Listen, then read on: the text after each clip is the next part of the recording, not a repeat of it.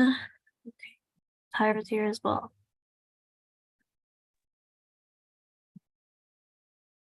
Okay, looks good. Are we live? Almost. Okay.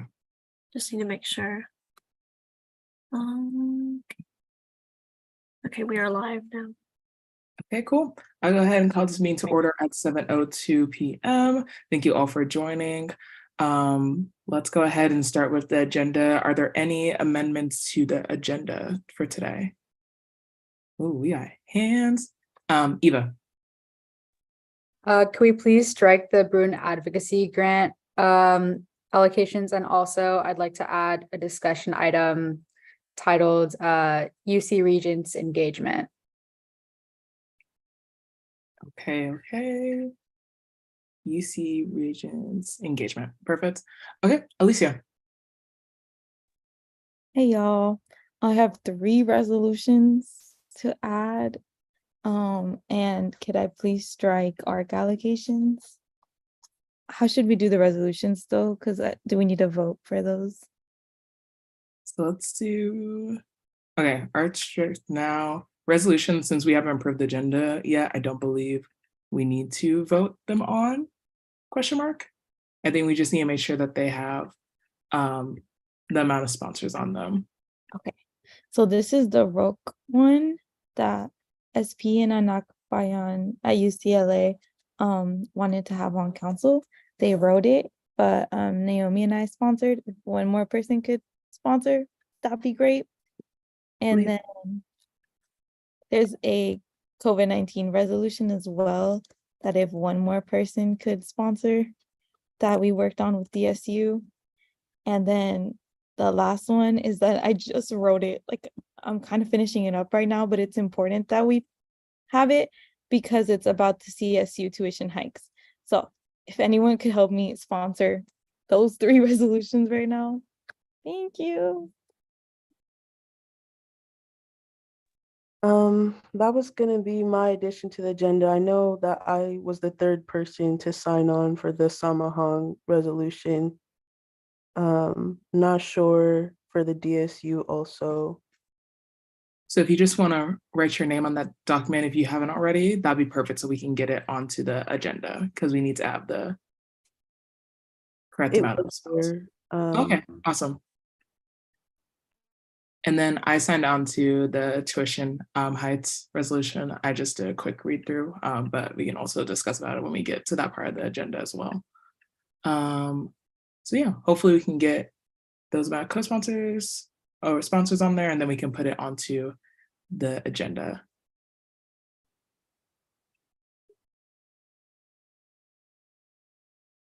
Okay. In the meantime, oh, wait, sorry. Let me let Megan finish up.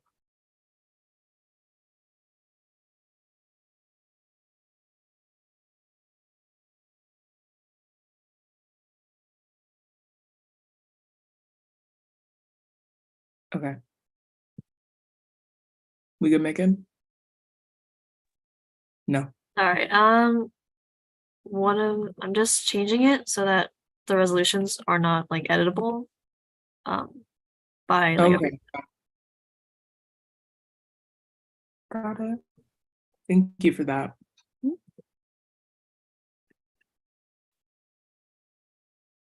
Sorry, it's taking me a little bit. All good.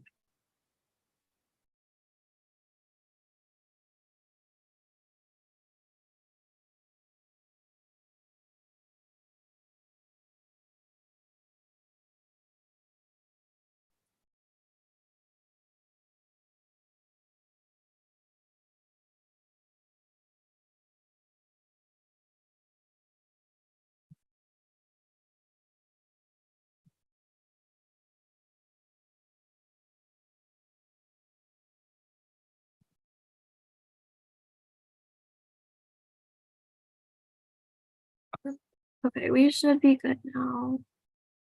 Okay, moving on to the next person. Jonathan? Yeah, before I give my amendment, I do just want to say I'd like to discourage you all from adding resolutions to the agenda right before meeting starts. It's not really good form because you don't give the public any notice.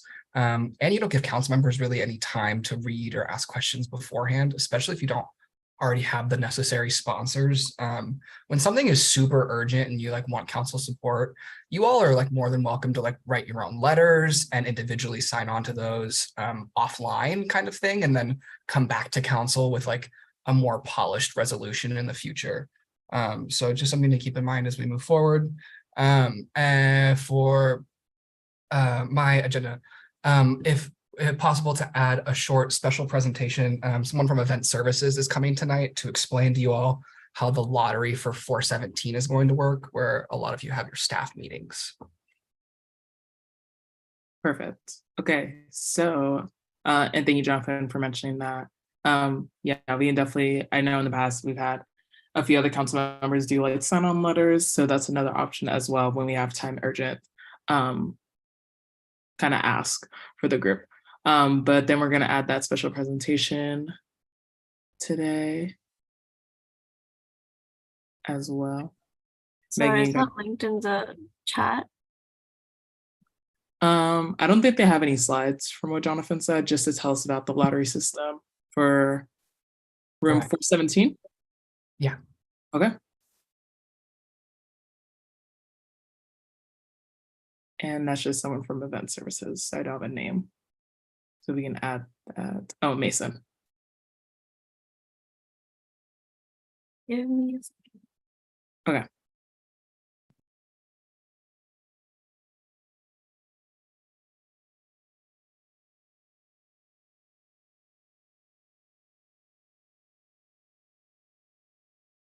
Wait, was Mason moved into panelist? Where he was? Okay, we're good. Okay. Moving on, Lucy. Hello, can we please strike capital contingency and contingency? Awesome, thank you. Okay. Evan. Hello, could we please strike TGIF?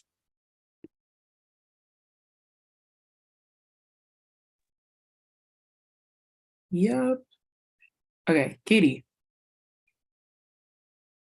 Oh, I just had a question, but Jonathan answered it, so never mind. Thanks though. Okay, awesome. Sujana. Hi, can I please strike ASRF and TGMF, please? Yep. And then is it Ariel? Sorry. Yeah. Can you hear me? Yep. Can I strike SFS allocation?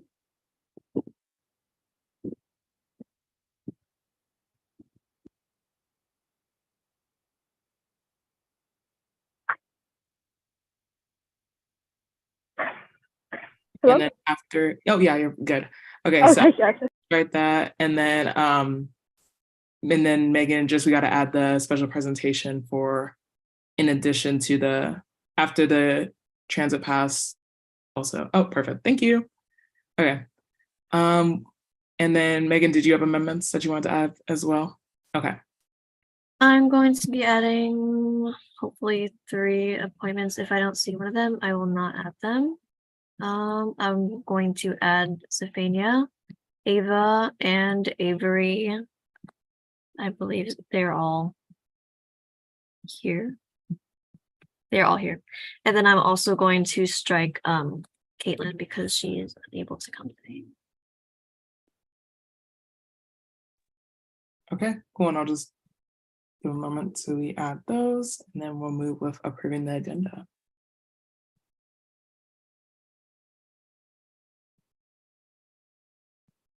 That should be all. Okay, cool. So we need a motion to approve the agenda. Can I have one, please?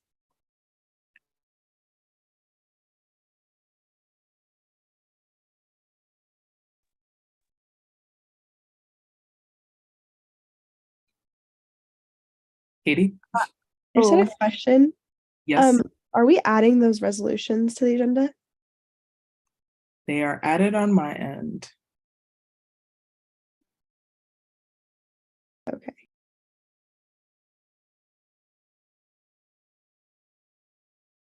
Okay. So Sorry, I Katie? just have something to say. Just like in terms of the resolution, especially the COVID one that's 17 pages long, I just like would like to request that we don't add that to the agenda today and that we put it for next meeting. Just so that we all have enough time to read it, because I know I like read through all the resolutions on Friday, and since I didn't see this one, I didn't have time. So I don't know, I'd appreciate it if we kept at least that long one off the agenda for today and maybe moved it for next meeting. So I guess the way I kind of seen this as going is, I guess when we get to the resolution, I don't know if folks planned on reading it out, but then we can have like a vote to table it for next time for a discussion if folks do you feel comfortable doing that, or however we want to go about this. But I'm just trying to get the agenda approved so that we can actually go through it for today. Okay, then I motion to approve the agenda.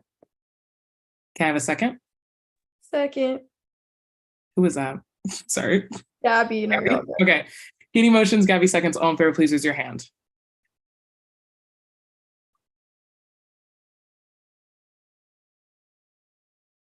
Okay, please lower your hands.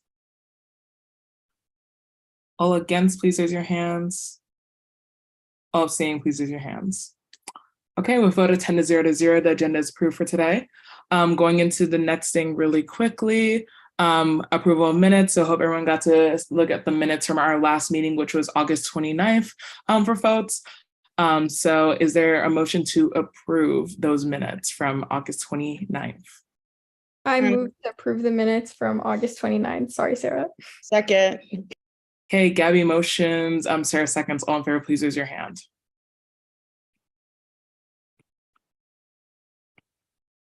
Okay, please lower your hands. Okay, all against, please raise your hands. All abstaining, please raise your hands. With a vote of 10 to 0, the minutes are approved from our last meeting on August 29th. Thank you all for that. Okay, so now we will be going into public comment. So basically public comments is time for any current undergraduate student to talk about any questions, comments, concerns that they have. And yeah, we'll be opening up the floor. So basically anybody in the attendees that is here for public comment, please go ahead and raise your hand and I'll call on them in the order that I see.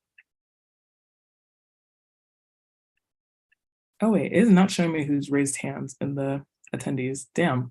Let me make you a co-host so you'll be able to see it. Okay, cool.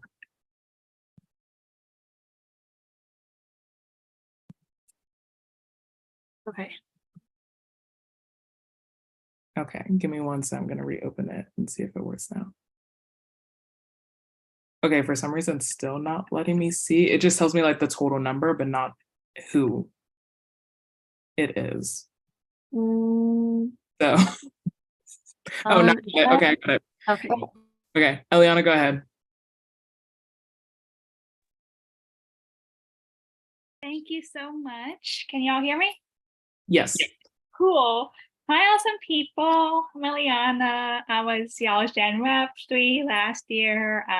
Still, I'm a senior right now and member of the Disabled Students Union. And I'm here to speak in favor of the COVID resolution. I mean, you look at some of the issues we're facing, whether it's the lack of faculty don't have adequate ventilation everywhere, even though everyone, even the CDC, is saying you need that, or fact that a lot of student workers and TAs still do not get sick time off, and they're like penalizing people for being responsible and not going to work sick and causing people to go to work when they're sick and spread diseases, and just or the total failure to address long COVID. Like no one in the administration or anything seems to be addressing that, even though I know it's a thing that's affecting students. Like I know people and I've heard from people who've been affected by that. So I just think it's really important for this to be something that USAC is pushing for changes and for the protection of health.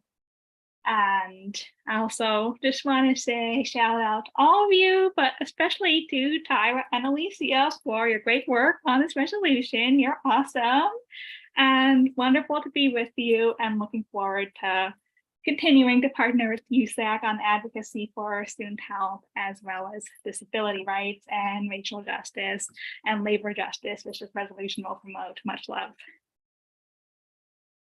Okay, thank you. And then Taisha, sorry if I mispronounced that. Can you guys hear me? Yep. And you pronounced my name right. Thank you so much.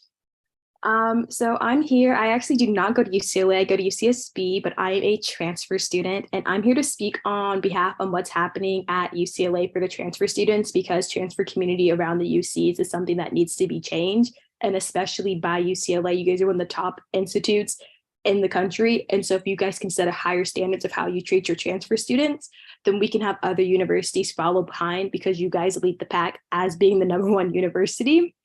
And so when it comes to the issue of financial transparency, I think it's a little bit ironic that you guys are falling back on things that negatively affect the Black community, especially with demanding financial transparency from an office run by a Black woman and not demanding the same from other offices, especially since knowing America's history of having Black people have a higher standard having a higher standard of showing what's happening in their finances in order to get things done is a little bit putting a foul smell in my mouth. So I would like to have some equality going on at your school, that if you're going to demand financial transparency from an office run by a Black woman, that you demand financial transparency from every single office instead of just singling one office out.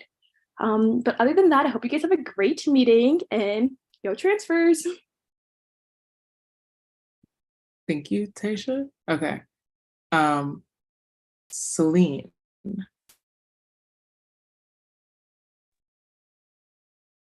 Good evening, everyone. My name is Celine Aridine, and I'm a student at UC Davis, where I serve as the External Affairs Vice President in our AS, working alongside Eva as her counterpart. And I also hold another position as I am the UC Student Association President for this year. So it's good to see those who I know already. So tonight I am here not only to introduce myself, but to address the council on how we seek to uplift and serve diverse student bodies. In my position, I have the opportunity to meet students from all across the 9 undergraduate campuses and have learned about the diverse sets of needs when it comes to different communities. As student leaders, it is our job to ensure that we are closing the equity gaps that exist within higher education and go and constantly question the decisions made on our behalf, especially when not all communities are represented in these spaces, and when they are, when they come to us, it is important that we not only take the time to listen to their needs, but to ensure that the action items provided to us are followed through with. This applies to different marginalized communities, but the ones I would like to highlight today are transfer students. For a long time, transfer students have been left out of these spaces. They face more barriers and restrictions than a traditional, if you could see me, quote, traditional 4-year student, and there is often stigma against the community college system and why students may attend community colleges before transferring into a CSU or a UC. Once they are on our campuses, it is our collective responsibility to ensure that we close the equity gap for our peers and students that we serve, and to uplift them by removing the red tape that has been placed on our ASs by our predecessors, especially when they make up 34% of our student population. I ask that we as a collective continue to make strides to uplift transfer populations and find ways to support them, whether it is by providing them with adequate resources and positions or funding, and giving them the space where they can use those resources as they please, especially when you have representation on your table. And when it is minimal and marginal, it is important that you allow them the space and let them speak on their own behalf. If you are looking for a place where you can support students, come check out our UCSA campaigns. One of our goals this year is to eliminate the 4-year cap on Cal Grant in order to alleviate the burden different student populations face, such as student parents, re-entry students, disabled students, transfer students, who may need an extra year to adjust to our campuses. If you are interested in partaking and supporting this campaign or other campaigns, please reach out to Eva or Tyra, both of whom are doing amazing work in the UC System Network. Thank you for giving me the space and the time to speak, and have a great rest of your evening. Thanks, guys. Thank you, Celine. Okay, Roger. Hi, can everybody hear me? Wonderful. My name is Roger. My pronouns are he, him, his. I am a 3rd-year undergraduate at UCLA and a member of the Disabled Student Union. I am here to express my support for the COVID-19 resolution. Needs to lower my hand. I'm here to express my support for the COVID-19 resolution that is, I understand might want to be tabled, but I assure you it's only 12 pages. Because I think that the lack of protections for students, staff, faculty, and the rest of our UCLA community at large is appalling. I think that it is in line with a larger, additionally appalling pattern across the United States of attempting to ignore COVID-19 out of existence, when I can say personally that though I had an incredibly mild case of COVID-19, and relative to other long COVID cases, mine was very mild, and it has permanently changed my health for the worse. COVID-19 is not only a disease that has caused mass death, but is a mass disabling event. And while I know that there will be backlash to increasing our safety and precautions for COVID-19 on campus, there will also be backlash for not doing so, and only one of those comes with actual danger to students, staff, and faculty. I think that it is incredibly important that we make sure that everyone on campus has the ability to focus on their safety and has access to masking, or has access to vaccines, to tests, to isolation as needed. And especially when it comes to things like masking and other community protocols, it is not enough to insist that students take these matters into their own hands, as it is a matter of community care, community health, and public safety. And I hope that you all will support that. Thank you very much, and have a wonderful meeting. Thank you so much, Roger. I'm sorry to hear that. Okay. Sorry, I'm seeing Celine's hand again. I'm trying to go down the list. Layla? Hi, good evening, y'all. Sorry, I'm about to eat. My mom's looking at me. So my name is Layla, and I'm here to express my support for the COVID-19 resolution. I'm a student worker at ASUCLA and interact with a large population of the student and faculty population. The lack of COVID-19 safety has made my job significantly harder, as every week we have at least 3 to 5 people calling out because they are constantly ill. This leads to pressure from our employers, ASUCLA, to return to work while visibly ill, either with COVID or other illnesses, students and faculty complaining about long lines and us being understaffed, all while coughing without a mask because there's no actual rule that says that they have to protect their health, my health, or my employees. I feel there's been lack of better words to say, an abandonment from the student government and UCLA. I was infected with COVID-19 for a second time during week 10 of spring quarter. And my boss was trying to get me to come back to work 5 days after while I was still infected. I did not get sick pay, as the ACLA student employers do not get sick pay. I also had to deal with begging professors to get extensions or not give me incompletes. Even though I was able to attend classes all quarter, participated. Luckily, one of my professors, the TAs, did advocate for me to not have it incomplete, but I cannot say the same for other students that are very much dealing with this. After my second COVID infection, I have chest lining inflammation, and now with UCLA not advocating or not making vaccines mandatory or boosters, and advertising that for the student population and the faculty, I can say that I'm pretty scared. So I just want to restate that I very much express my support for this resolution. Thank you. Thank you. Okay. Ryan.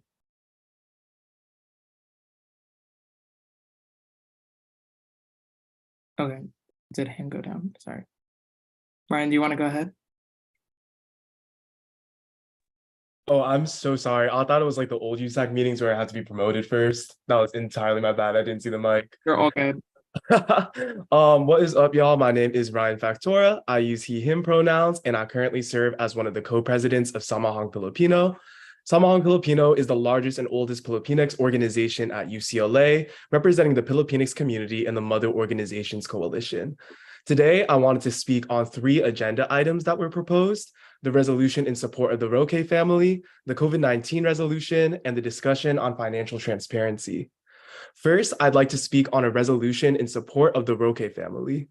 On May 13th, 2022, the Roque family was attacked by Nicholas Weber, who yelled racist insults and threats of violence to Narissa and Gabriel Roque before choking Narissa and fracturing one of Gabriel's ribs.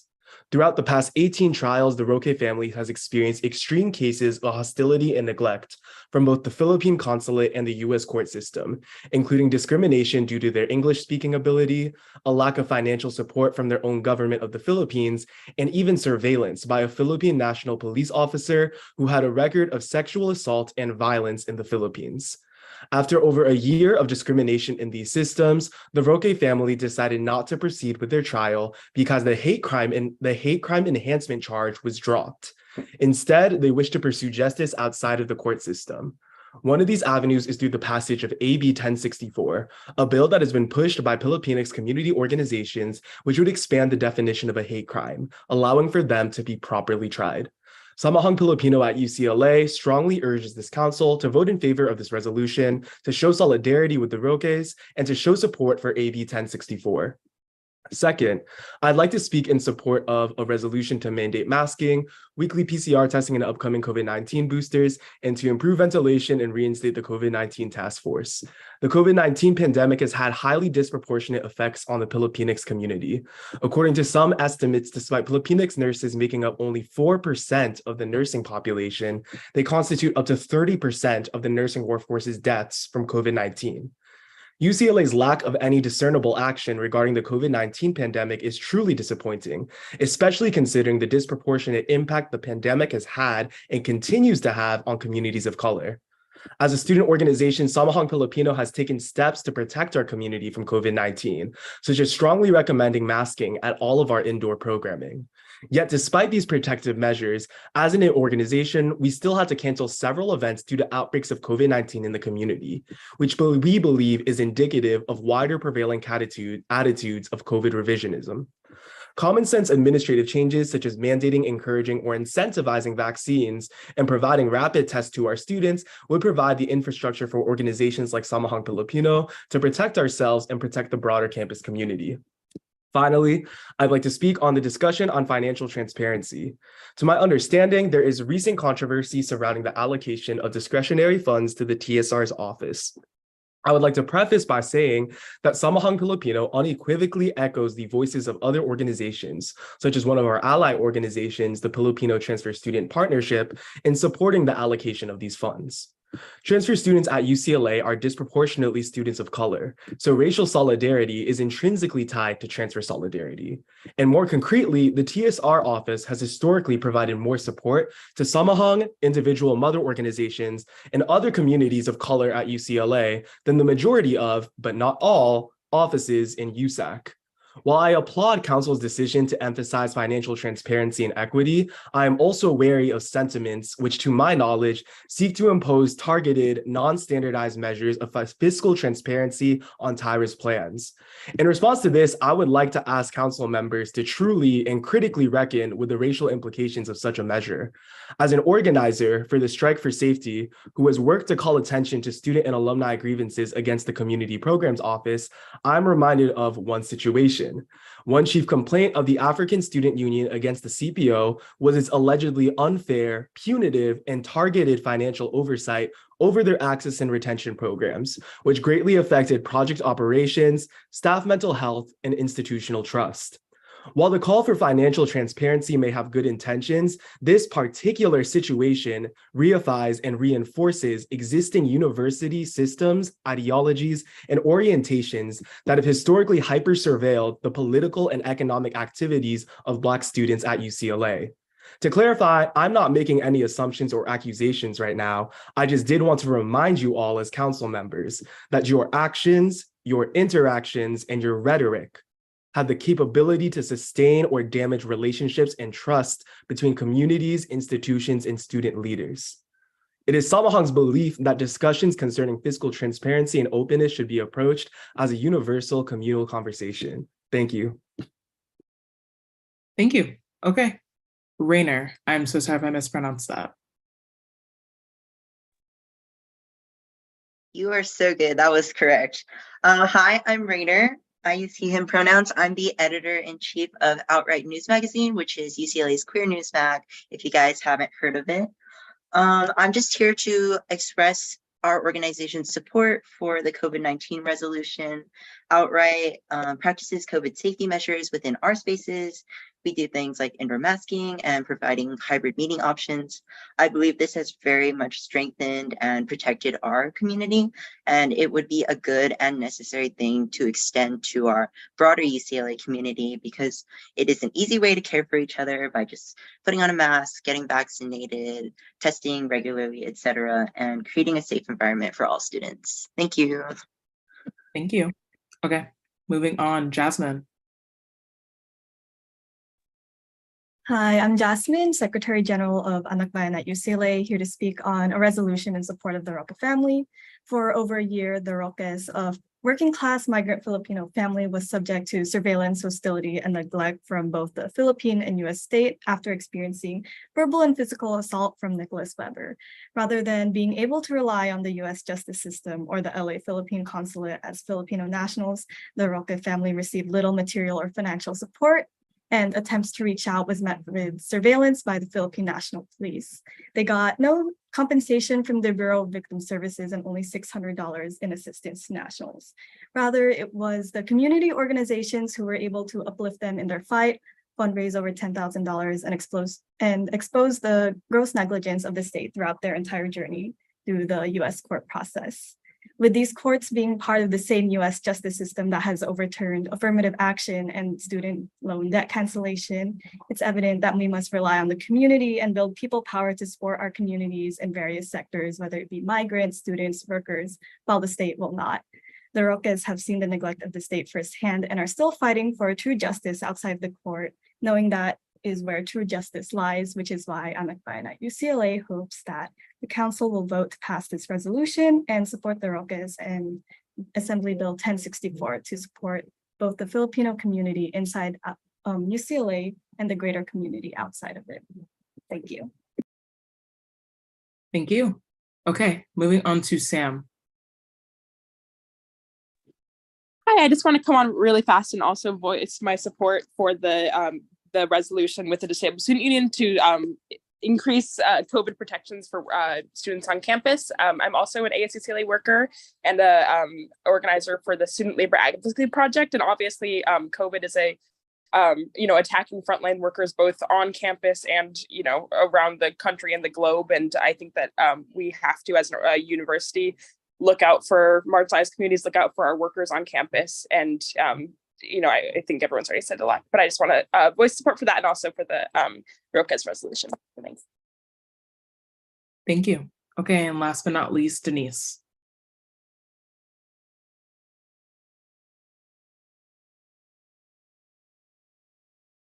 Gosh, my name is Denise. My pronouns are she, her. I am this year's external assistant director for the Asian Pacific Coalition. I just want to come on here and formally state that as a coalition, we also wanted to speak in support of DSU's resolution to approve COVID-19 protections for students. Like everyone has said very eloquently, these protections are necessary to make sure that marginalized students on campus are safe and well. And that as a community, we do have to have a responsibility to take care of one another. And these resolutions, these action items will help do so. So thank you so much. Thank you. Okay. Just quick note that I definitely appreciate you all coming out for public comment, for voicing your concerns and your additional comments for the resolutions tonight. Definitely hope if you are able to stick around that you can. But I also do want to mention for council members, please make sure before inviting folks for public comment and for those in public comment right now that we look over our bylaws and guiding documents. Specifically, Article 6, Section A does state that public comment section is for members of the association, which are undergraduates at UCLA who wish to address the council on non-agenda items generally considered to be within the subject matter jurisdiction of the council. The council will limit comments to 2 minutes per speaker and 30 minutes per entire section. Time shall be kept by the chair or a member of the council designated by the chair. No speaker may yield their time to another public comment speaker. Just a reminder going forward. Thank you so much. Okay, so now we will go into funding. So we did cross out a lot of funding. I see the first one on here is going to be SCBC Programming Fund allocations. Was there any? Genesis isn't. They have a proxy today, but I think I promoted the proxy a little too late. Okay, got it. So there will be no allocation. Okay, going forward, there's no other funding. All the other ones are crossed off of. So we will go ahead into our special presentations. Okay, so we have first up, we have the Universal Transit Pass distribution presentation, and that's going to be by Evan. Oh, okay. Could I get screen sharing permissions, please? Yes, let me do that right now. Okay, it should work. Thank you, Megan. I promise to go quick on this one. This shouldn't be too long of a presentation, but I just want to give everybody a quick overview about what the Universal Transit Pass is and just some knowledge that we can have, just because I know that we'll probably be getting some questions, all of our offices, the next couple of weeks. So just making sure that we're all, informed on what's going on. So starting off, the pass is called UPass. It's the official branding from UCLA Transportation. And we just want to go and quickly run over like some of these like basic information items. Starting off with what is UPass. For anybody who didn't know, last year, a student-led initiative placed a transit referendum on the ballot. It's a small quarterly fee increase of $3.30, and all undergraduates now have an unlimited access to the public transit agencies that serve UCLA. This passed with 93% of students voting in support. So the referendum was very overwhelmingly approved, which was fantastic to see from last year. And then all undergraduate students, you're automatically eligible for this pass. You have no purchase necessary. So anybody can get it. Don't feel I know that some the language on, especially on the portal, can be a little bit confusing. It says buy and order now, but just know that this is completely free. It's already paid for in your student fees. So looking at some of the transit agencies that you do get access to, so the ones that are kind of the most immediately relevant for UCLA, we do have the 7 transit agencies that serve us.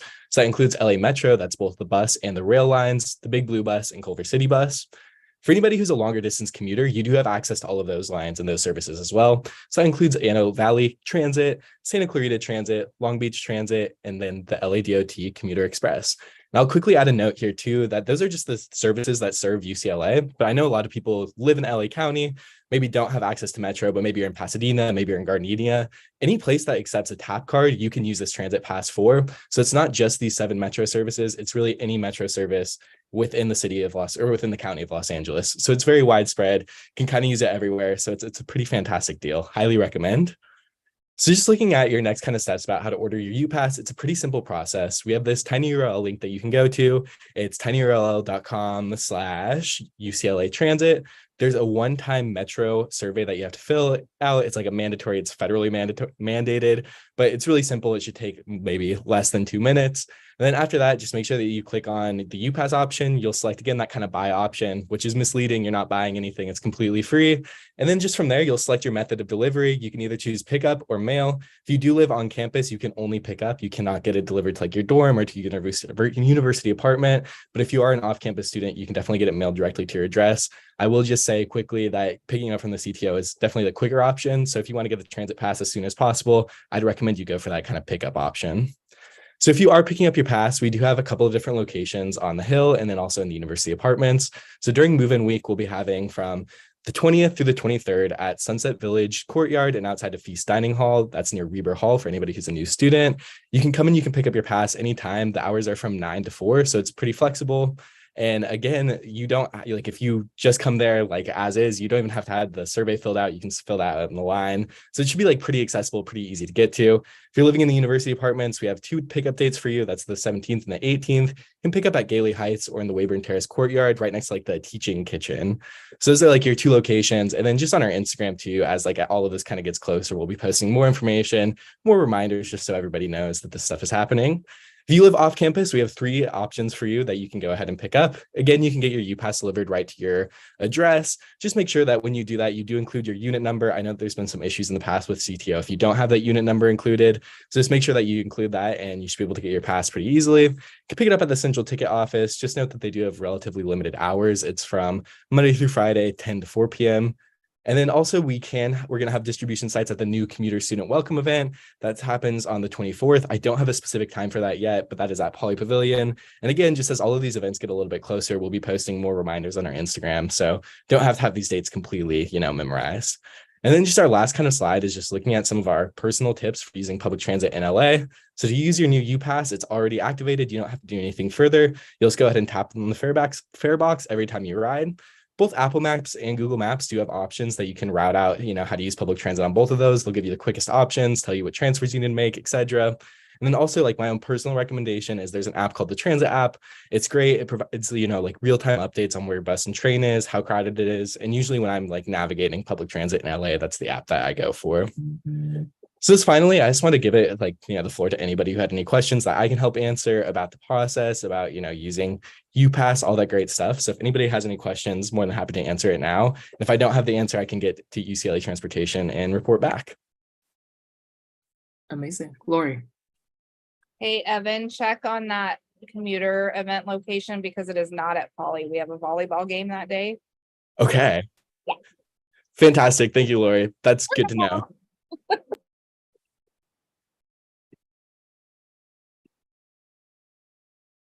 Okay. Any other questions?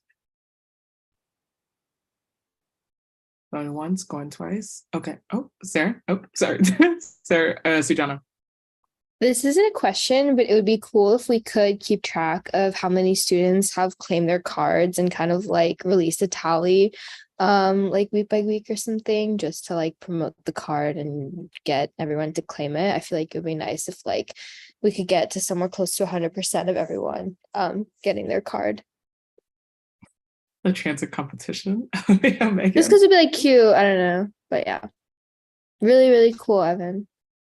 Thanks. Yeah, no, I love that idea, Sujana. I can tell you right now, so I know we have 22,500 tap cards currently in our possession. So it's about 2/3 of the student body. But if we have to order more, that's like my absolute goal. So hopefully we can get all those guys distributed out. Amazing. Cool. Okay. Thank you, Evan. I appreciate it so much. So now we're going to go ahead and move on to the next special presentation we have from UCLA Event Services about room 417. The lottery system. And I forgot who's presenting on that. Hi, everybody. My name is Marisa Osborne, and I am the Student Union Operations and Event Services Division Manager for ASUCLA. We host a lottery for the council offices in room 417 in Kirchhoff Hall. It is the council meeting room, and we do a special lottery for that, just for the council offices. And so with that, I'm going to transfer it over to Sahithi, who is our lead reservationist and who also manages the reservationist team for ASUCLA, as well as the lottery for 417, as well as our general meeting rooms. Sahithi, do you want to talk about 417 lottery? Yes, thank you so much. Hi, everybody. My name is Sahithi Kari. I use she, her pronouns, and I am, as Marisa said, the lead reservationist for ASUCLA Event Services. So thank you for having me tonight. And basically, like Marisa said, we are going to be conducting the lottery for Kirchhoff 417. And all that information is going to be sent out to the main email listed on the SOL website. For all the USAC organizations, specifically the USAC offices. So those will get the first priority in the first pass. And then after that, you are welcome to, USAC organizations are welcome to reserve if there's spaces available. Essentially what's going to happen is this email is going to be sent out. It'll contain information about when lottery will be conducted. That will be happening on September 18th and 19th. And there's also a form on that email that will need to be filled out by someone in the office to ensure that you're able to receive a lottery appointment, so that I can allot lottery appointments to offices that would like to use 417. The email is going to be sent out following this meeting. And then the Google form that's linked on that email that I mentioned will be opening tomorrow at 10 a.m. and it closes September 15th at 10 a.m. So please make sure to fill it out between tomorrow and September 15th to make sure that you're able to get an appointment. And then the results from that form are going to be sent out at 6 p.m. on September 15th. And that will contain information about the lottery appointments. So lottery appointments, like I said, will be conducted from September 18th through 19th. And each office that has signed up to participate in the lottery will get a lottery time slot. We prefer if that you are able to join that lottery session during the time slot that you're assigned. It is going to be over Zoom, so you don't need to be on campus in the student union by any means in order to attend that lottery appointment. However, if that time slot doesn't work for you, that's totally fine. You're welcome to join the lottery Zoom during that day to the end of lottery.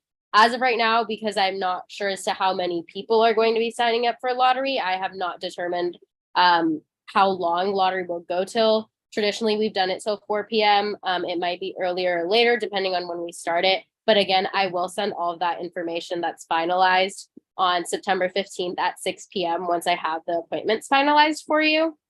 But other than that, that's all I have to say. If you have any questions, I'm happy to answer them right now and clarify any doubts. You're also welcome to email the reservationist email. I can get those emails to be saved for me so I can answer those questions for you as well. Thank you so much. Okay, any questions from council? I think the email will clarify. Eva. Yeah, I already I have an existing reservation for 417 like for a certain time. Is that like voided since I got the reservation before the lottery occurred? Was it made during like the lottery session that we held during spring? No, it was made like a week ago for fall quarter. Oh. Generally that shouldn't have been made. However, I also don't want to, I don't know if you've already planned around that, so I don't want to take away that reservation. Marisa, do you, because I don't want to overstep my bounds here. Yeah, no, I'm sorry for the misunderstanding on that. I don't want to take away from your reservation either if you've already planned around it. Traditionally, every quarter prior to regular lottery, we do a 417 lottery so that each of the council can know if they have a space during the time that they need or if they need to sign up for one of our other meeting rooms. So Eva, let me look into it a little bit and sounds like you need it. And it sounds like it's probably still within the parameters of also to keep in mind that we do lottery for correct me if I'm wrong, Sahithi, 2 hours a week. Is that correct? Yes, it's going to be for, as of right now, a maximum of 2 hours a week. Once lottery is over, all organizations are eligible to do up to 4 hours a week of meeting room space. So if there is space in the meeting room at that time for you to extend your reservation, we're more than happy to extend that reservation timing wise. However, at the beginning, you're only allowed to reserve up to 2 hours.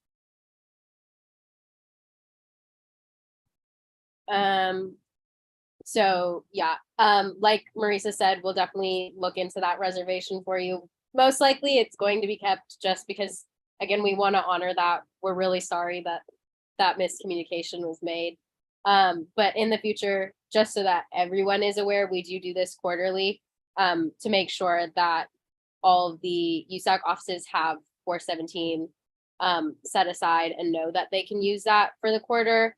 If not, they're welcome to reserve our other meeting rooms. I saw a question asking, is it free? Yes, the meeting room spaces are completely free for student organizations and student government to use. So USAC is included in that. So it is completely free for you to use. There should never be any fees assessed unless you are working an event in that space. And then if you're hosting an event, there will be fees assessed, but any meeting room spaces do not have any fees associated with them. However, if you would like to have any like projectors in your meeting room space, please let us know during the lottery period so we can also get that allotted at that time, just because those reservations also need to be made in advance. There's no fee to reserve the spaces. It's included with, that's part of the student union fee that is covered for that, so there is no cost there. Okay. Thank you both so much. I really appreciate it and looking forward to that email. Any last minute questions from council members before we move on? Okay. Thank you so much for your time. I really appreciate it. Thank you. Have a good one. Okay, cool. So now we'll be moving on to appointments. Lovely. So appointments, as we know, quick rundown. The candidate's going to give their 1-minute opening statement. We're going to move into a question and answer period with council members, get to ask anything that they want for the role, about the role as well. And then the candidate will move into their 1-minute closing statement. Next, we will hear arts recommendations. We'll have the time for basically after that to kind of list out any last minute concerns, deliberation between council members, and then we will go ahead and vote. So yeah, we're gonna go ahead and get started. We only have a few today. So we're gonna go ahead and start with our candidate for the Community Activities Committee.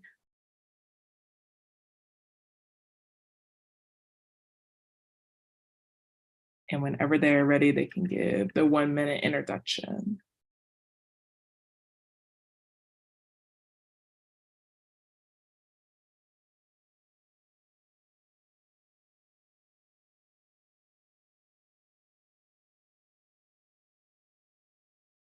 Have they been promoted? Sorry. They have been promoted. Zephania, are you there?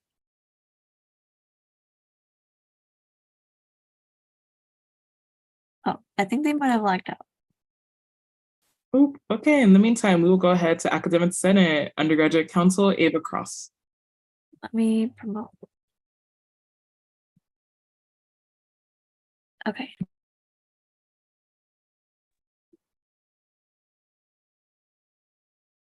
Hi, can you hear me okay?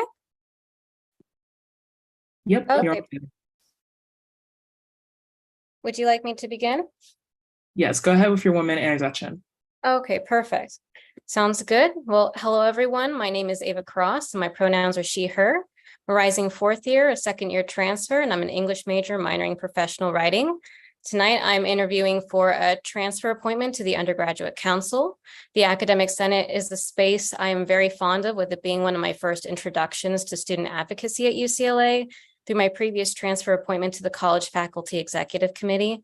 Having served as the Student Gov president at my community college, I appreciated the meaningful conversations about student academic security that were occurring in FEC meetings. That said, having become more familiarized with prominent topics within the Academic Senate and understanding UGC to be a very actionable space for uplifting student voices, I believe I'm a strong candidate to translate my experiences with UCLA faculty, staff, and admin, combined with my experiences with higher ed policy from community college, into meaningful proactive contributions as a transfer student within UGC. Okay, thank you. So now we'll go into question and answer period. Any questions from council members? Sujana. I know that you have extensive experience in the realm of student advocacy, and you also have experience as an academic senator. So I just want to ask, knowing that a student senator doesn't have voting power, and also, sits on the committee of faculty and admin, very established faculty and admin, how do you plan on kind of leveraging your role and your voice to really to really enact some tangible change? Oh, it's a great question. I'm a very much a big believer of networking, both within the student groups that I'm a part of, as well as with faculty, admin, staff. I think it's very important to create those good relations with the people on the committees that you're a part of, whether or not you agree or not on different topics. It's very important to establish that respect, and I would really want to have that with the members associated with UGC. I felt very lucky to have that with FEC, and I would hope to be able to establish that again. Same goes with the student aspect of it. There are 4 different appointees to UGC. I would find it really important for the 4 of us to have a really strong bond and to be able to, call each other on blunders, to uplift each other in front of, the rest of the committee, and to be able to get done what needs to be done for the sake of students. And again, I felt like I really had a great version of that in FEC, and I would hope to be able to emulate that as much as possible, and just continue to grow together. So I think just like that, having that relationship outside of the committee space would be very, very important. Thank you. Awesome. Sarah.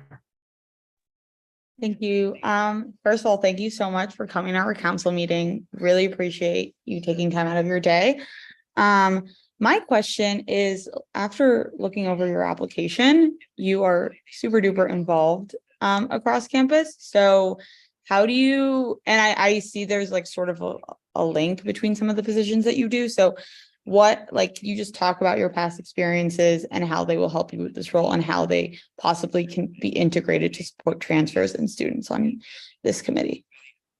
Absolutely. No, it's great. Thank you. Good question. Let's see. So as far as different things I'm a part of on campus, right? I feel like I'm preaching to the choir here. I'm in a room full of very proactive people on campus. What's like the best way to try to manage all of that? Like Sarah was indicating, to try to find a common link that can connect everything together. In my current position as Chief of Staff for the Academic Affairs Commissioner, one of the directorships that's, within my purview is the Growing Roots Director. And within that area, there's plans to have a lot of crossover with the mother orgs, and I would hope to be able to bring that information from the mother orgs with me to UGC, again, networking within the different spaces that I have access to within some of these positions.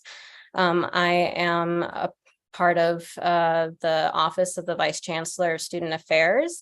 That again gives me a lot of access to different student spaces, in which case, like one of them being the South Bay Leadership Academy, again, takes a large bit of time, away from other commitments. But then again, that was a wonderful time to get to meet Naomi and to get to meet other wonderful student leaders from all around campus. So then again, I feel like as much as our paths can cross as frequently as possible, can only really benefit the student body in trying to get done what we need to get done.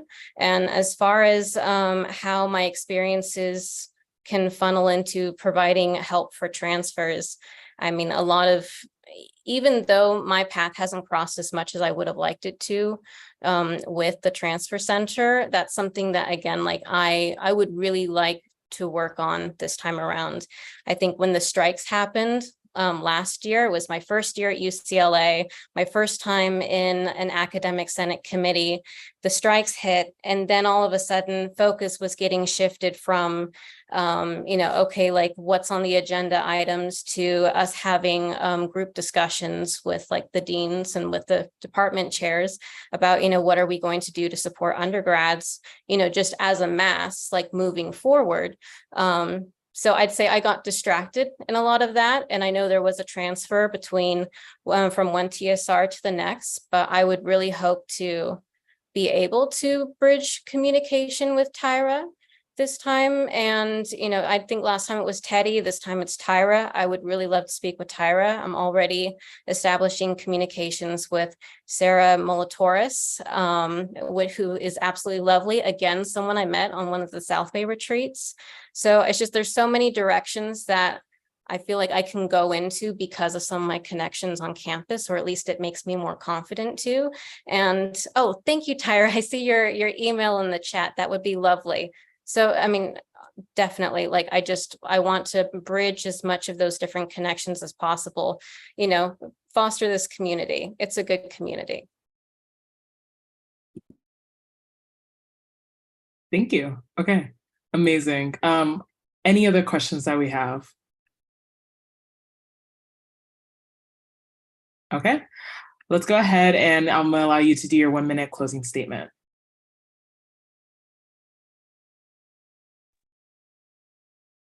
One moment. All right, losing everything. Okay, so I'll give the closing statement. Perfect. So I would just like to reiterate, I'm a very, very proud transfer student, and I've been immensely motivated to strive to encourage my fellow transfers to the best of my abilities, that we can be just as active and proactive within student spaces as those who are freshmen admits. I am more than happy to currently be on the exec board for 2 USAC commissioners, to have been aided in my professional growth through programs such as the Chancellor's Link Group, and to currently be working for the office of one of the vice chancellors. That said, I'm always brought back to what my community college experience in that community has provided me. And I try my best to integrate those experiences into my new UCLA projects, whether it is bridging conversations between freshman admits and transfers, undergraduate students and admin. I hold open conversation to the utmost high regard and aiming to work with others across differences for a greater goal. Thank you. Thank you. Okay, let's hear Art's recommendations. ARC voted Ava with a 2-1 to 0 vote, and I believe the one is from abstain because of like conflict of interest. And our statement reads, Ava has a lot of qualities that are perfect for the academic senate, her experience in her community college, and the multitude of extracurricular activities she's participated in at UCLA allowed her to learn about different entities on campus.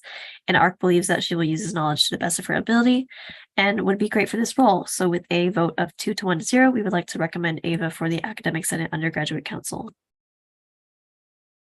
Thank you. Okay, so moving on to deliberations. So any last minute comments, concerns? Sujana? Yeah, no, I guess I would just want to say, because like I'm gonna sit on UGC this upcoming year, and I've worked closely with Ava, you know, in the past in Academic Senate, and we'll be working closely with Ava this year. I just feel that, you know, she's very, very bright and very capable, obviously knows a lot about not only like what students want on campus, but also how that can actually be, you know, achieved, because she really knows so much about, you know, admin and really how to get things done. Super reliable, and I just think really perfect for this role. So obviously, like I kind of have to abstain because I work really closely with her, but you guys don't. So hopefully you guys vote yes. Thank you. Amazing. Okay, Sarah. Hi, I'll make this really quick. I was the one abstention on ARC, so I just want to talk about that and also talk about Ava for a second. I've had the privilege, immense privilege to work alongside Ava in a couple of roles, and she is so on top of her work and such a powerhouse to represent transfers and UCLA students all together. I don't know how to add more to what's already been said, but I highly recommend that council votes her in. She like is honestly, I've never used the word trailblazer, but very much a trailblazer, and very much like dedicated to supporting UCLA students. So that's all I wanted to say. Oh, and I abstained because of obvious reasons, I feel like. Okay, got you. Okay. Honestly, I just kind of want to wrap us up, but there's also a few comments in the chat if you want to take a read at those. But I really appreciated getting to not only look at your resume, but this interview as well, and how you really brought in tangible things that you want to do in this role. I really value that, and like seeing like what appointments are going to bring from the table, especially previous appointments as well, in some of these roles. And I really appreciate some of the work that you have done in your other capacities as well. As a fellow person that wears many hats on this university, I really appreciate the work that you've done. So definitely thank you for coming out, and yeah, I hope let's see what council members vote, but highly encourage y'all to vote yes. So yeah, with that, we'll go ahead and put it to a vote. Can I have a motion? I motion to approve Ava for UGC. Amazing. Tara motion. Second. Tara motion, Sarah seconds. All in favor, please raise your hand.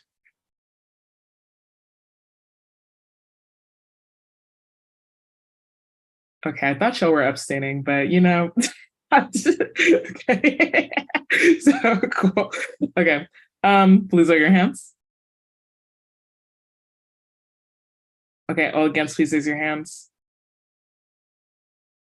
All abstaining, please raise your hands. All right, with a vote of, okay, I'm gonna like -2. So a vote of 9-0, well, 9-0 to 2, then we have 9-4, 0 against, and 2 abstaining. Okay, and you are now officially on the Academic Senate Undergraduate Council. Amazing, Ava. Thank you all. No problem. Okay, so now we are going to go back to Community Activities Committee for that appointment, and then we'll go back to TGIF. Okay, so let's go ahead and do that now.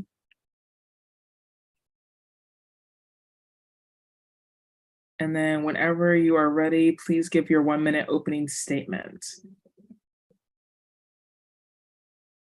All right. Hi, everyone. My apologies earlier for the lag. I am currently on transportation, so I do apologize if the lighting and the sounds are a little bit off. But just to introduce myself, my name is Stefania, pronouns she, her, hers. I am a 4th-year public affairs major, double minoring in global studies and community engagement and social change. Thank you for having me, and I'm really very excited to be applying for the Community Activities Committee. Entering my final year at UCLA, I'm looking for more opportunities to get involved in the student community and to give back to a school that really has given me so much. I especially want to get involved with CAC because I greatly appreciate the work they do in supporting student-led community service, especially to serve communities. From my work with the Community Service Commission, I know that many student organizations, and by extension, the community, benefit really greatly from both CAC annual and its quarterly funds. Without the generous funding sources that CAC provides, they simply wouldn't be able to make the impact that they currently do.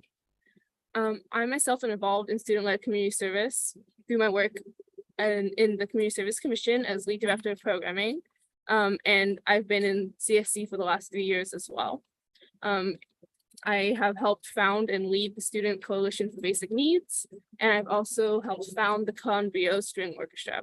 So student-led service is definitely very much something I'm passionate about, and something that I also am able to recognize how much is needed financially and also in the support by bigger organizations such as USAC. With these experiences and also my professional experiences in other internships and things, I have experience reviewing applications, working with their team, and meeting multiple deadlines and tasks. I think all of this helps make me a great fit for this position.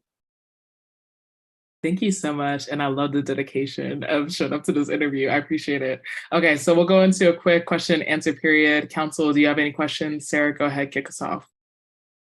Hi, thank you for coming to our council meeting. I appreciate you taking time out of your day. Or night, I guess. But so to my understanding, a part of this role is at least like serving on a funding body and distributing funds to students. As someone who has done that in the past, I have an understanding of how difficult that process could be, especially with limited funds and increasing number of student orgs asking for funds. So what in that decision process, what do you hope to prioritize, and how do you could you just walk us through like your decision-making process in that regard? Yeah, for sure. And that's definitely something that's very true. Is as necessary as funding is to do service work, it's very much a finite resource, and there's only so much to go around. I think especially for CSC annual, it's important to prioritize its mission, which is to provide service organizations who are focusing on underserved communities. So that's like socioeconomic and also communities of color. Making that a priority and making sure that anyone who receives CAC funds qualifies under that mission.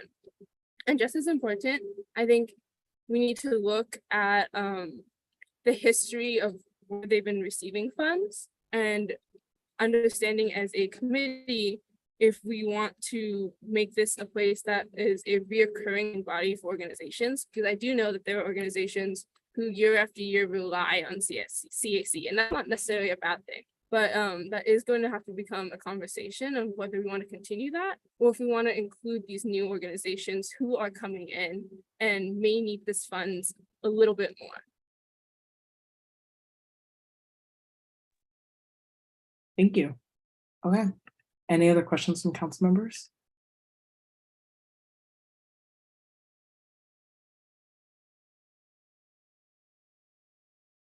Okay, I'll ask one real quick.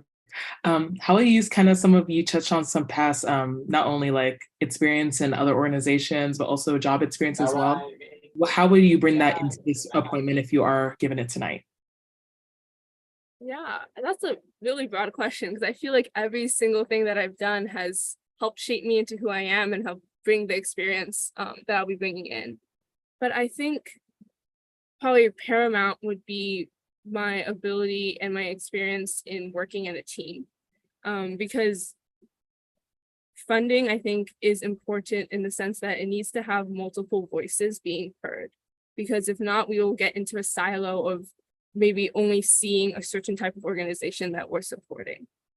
And I think CSE needs to have a very equitable and broad scope of who we're serving and who we're giving the money to serve. So I feel like my ability to be able to work well within a team and navigate the conflicts that will inevitably arise in a position that gives off money will really help in this position. Awesome, thank you so much. Okay, so I'll go ahead and let you do your 1 minute closing statement and then we'll be done. All right. Well, first off, I just want to thank everyone for your time today, and honestly for all you do in USAC. It was really enlightening to just come and even see this first bit of your meeting. I want to just reiterate the work that I've done in CSE, meaning that I have had direct contact and direct collaboration with many projects that have actually benefited from CSE and who have worked through this process. So I also have information and experience working through CSE annual and the timeline for that and the application process for that. I know that I am very passionate about supporting these communities and the organizations themselves, and I have full confidence in my abilities. And thank you all again. Thank you so much. Okay, let's hear ARC's recommendations. ARC voted Zafania with a 3-0 vote. And then Sarah will be reading her statement.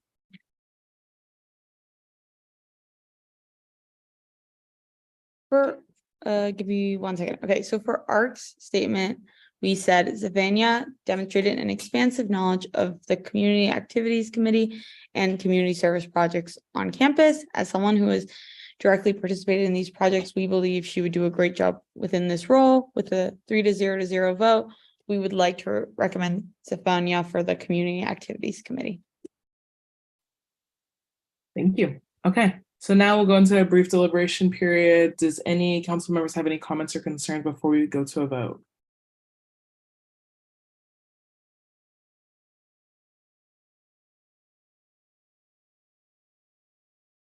Okay, amazing. So can I have a motion?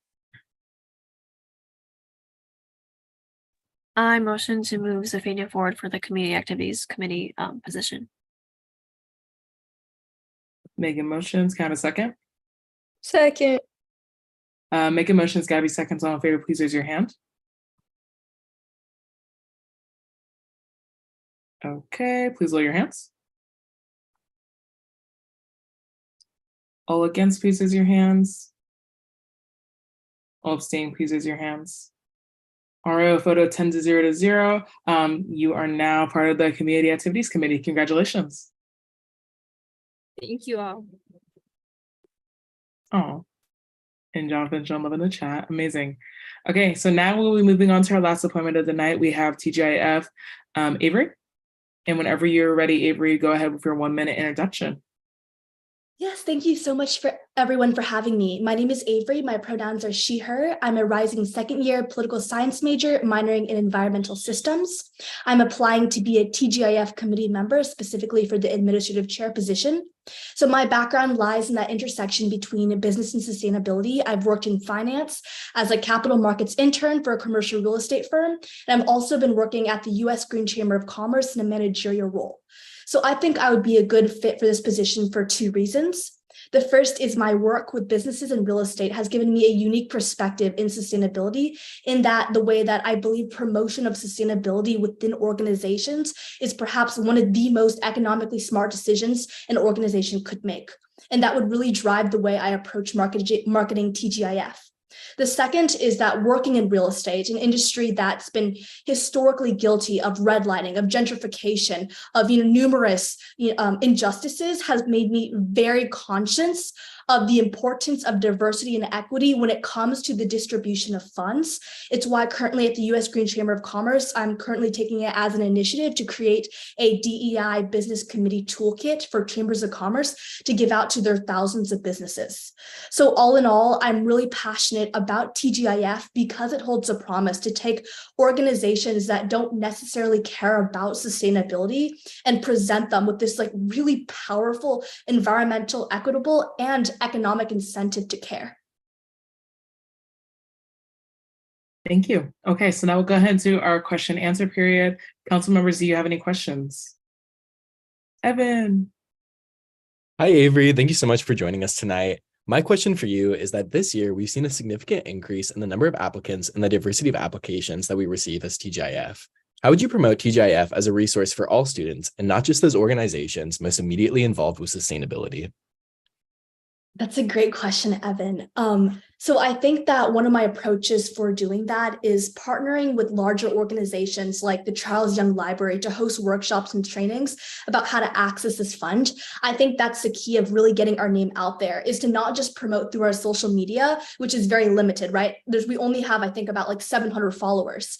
I really want to work with organizations that have thousands of followers and partner with them to get TGIF's name out there.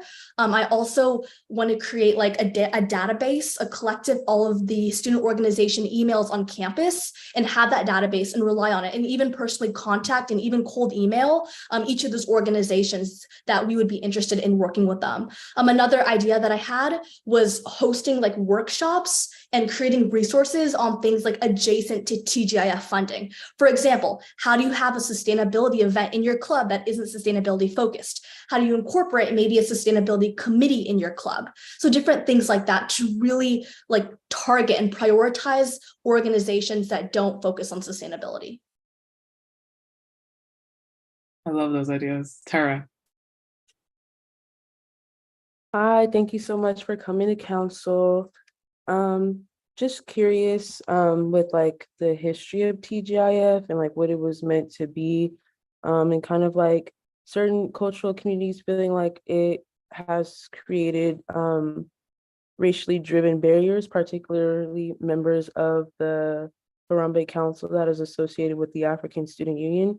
How do you hope to address the, I guess, alleged inequity of TGIF, but also to address students' concerns from a culturally relevant perspective? But also, what are your, sorry, this is a twofold questions. What are your ideas around changing sustainability in a way that is not white supremacist, but in a way that caters to different cultural orgs that see sustainability in a different way? I hope that made sense.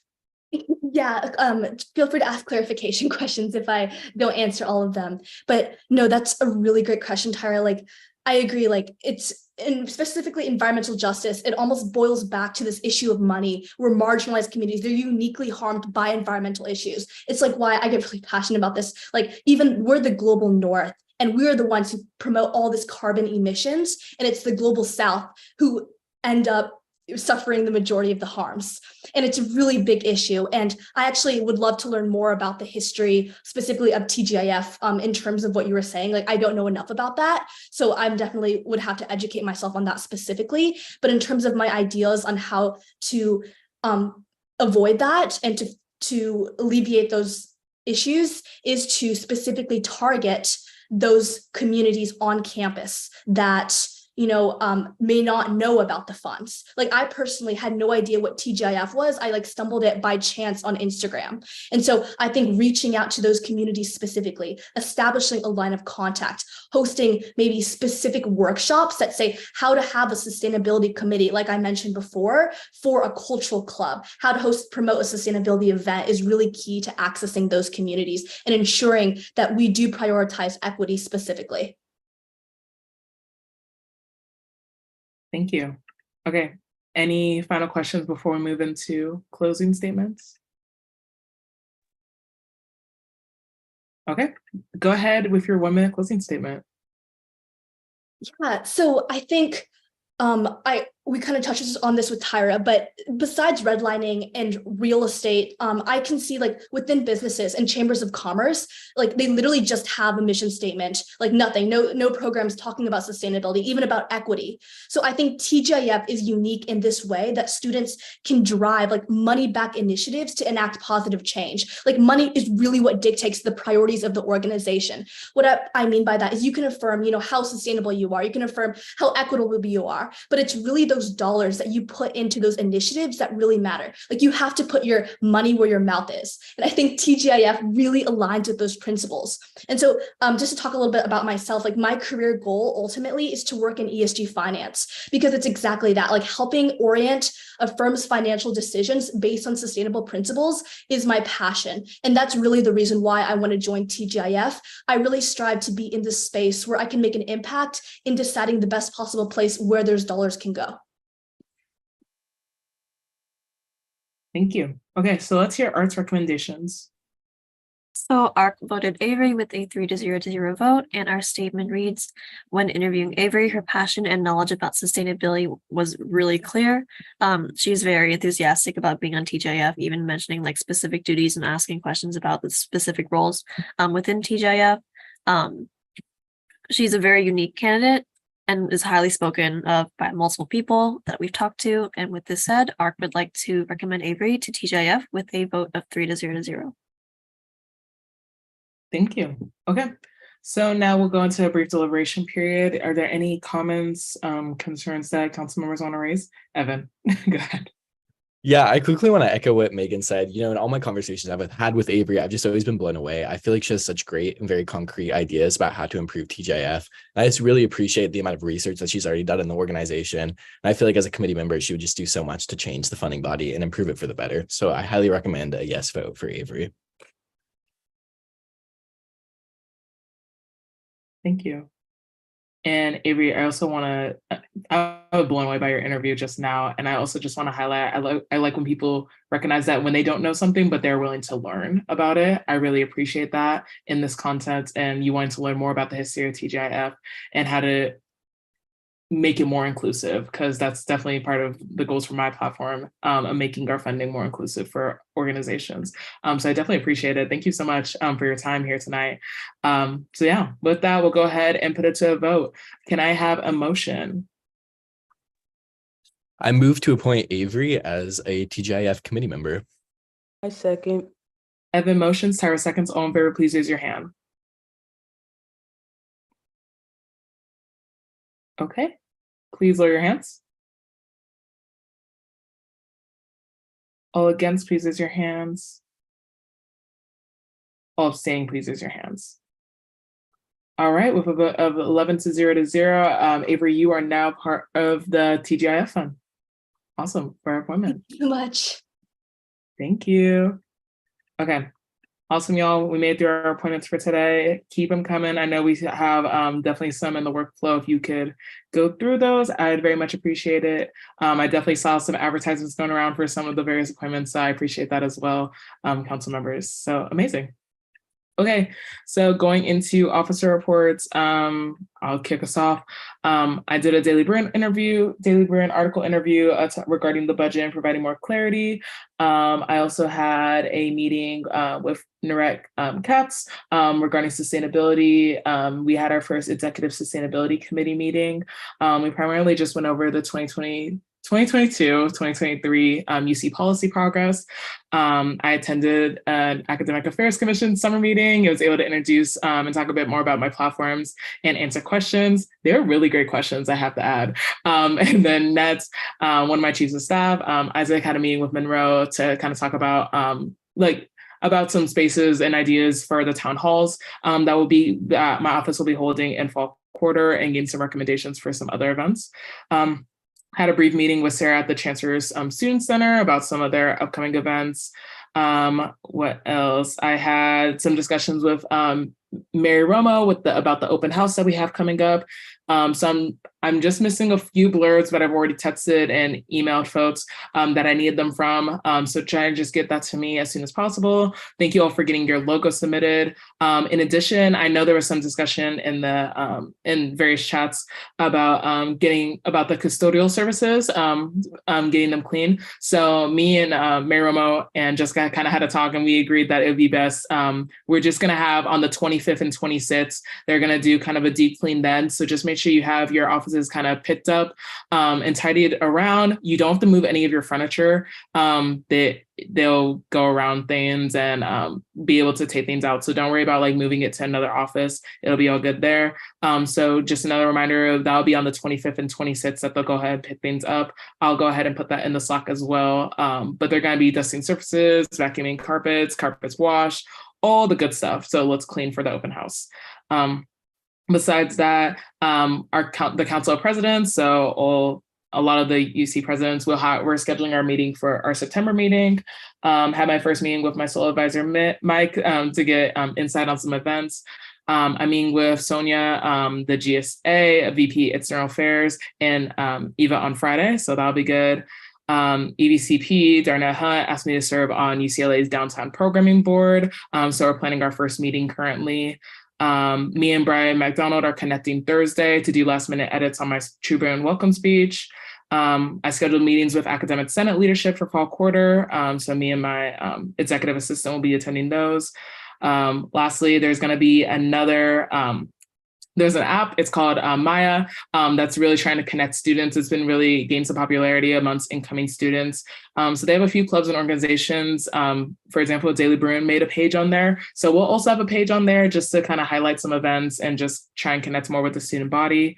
And then last but not least, UCLA Residential Life. Jenny, I'm gonna also send this information in the Slack. But if USAC student leaders or folks in their offices are interested in kind of supporting student arrivals, they have some volunteers that they're looking for volunteers to kind of like pass out fans and water since it's gonna be a hot day on that Sunday that we have the block party. So they're looking for kind of people to support, and they thought it'd be a good idea to kind of have, and I think it's a good idea too, to have kind of some student government leaders involved. So I'll go ahead and send the volunteer form in the chat. So if you want to send it to your office, I think that would be phenomenal. The fans are a picture of Chancellor Block. Good to know, Lori. Okay, cool. And that is it from me. Okay. Now, was there a question? Sorry, Alicia. Yeah, I just want to clarify. No one's going into our offices to clean unless we ask them to? So right now they are set to clean the whole floor on the 25th and 26th. But if you do not want them to enter your office, we can definitely make a note of that. Okay. Should I ask them or or how do I opt out of that? Got you. Let's see. It's just kind of attendance. No, Jessica's not here tonight. She's with her little one. Got you. But I'm not currently aware of this plan, so I don't particularly know. But Alicia, just shoot Jessica and myself an email, and we'll make note. Thank you. Perfect. Okay, awesome. So yeah, if you want to opt out of that, go ahead and let them know by sending an email. Okay, cool. Okay, let me go ahead and pass it off. Megan, is there anything you want to say out loud? Just that we're prepping for the school year, EAF and things like that. But there's more details in the written report. I'm not going to say because I'm a little sick. But yeah, everything's in the written report. Got you. Okay, Eva. Hi, everyone. Happy Tuesday. So the big thing on our agenda right now is the Regents meeting. That is a week from today through Thursday. The agenda just came out, so we've been reviewing that in my office.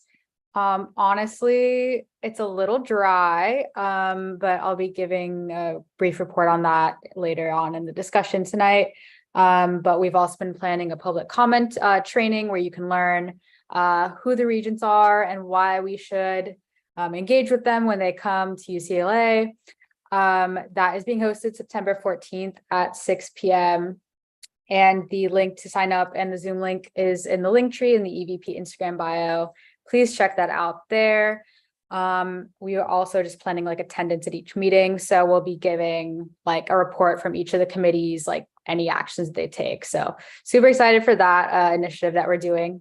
I also read like 200 pages of applications for system-wide leadership positions. So that was a little arduous, but we made it, and we selected, we being the EVPs, we selected student observers to the regents, the UCOP system-wide committee reps, collective bargaining program reps, and student advocates to the regents at this upcoming meeting. Super exciting. UCSA's board of directors September meeting was this past weekend.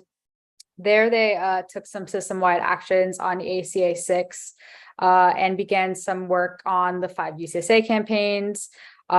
We also participated earlier or yesterday, calling into the Senate Committee on Elections and Constitution stuff. I forget the specific name, in support of ACA 6 as well. And that was the resolution that we passed last council.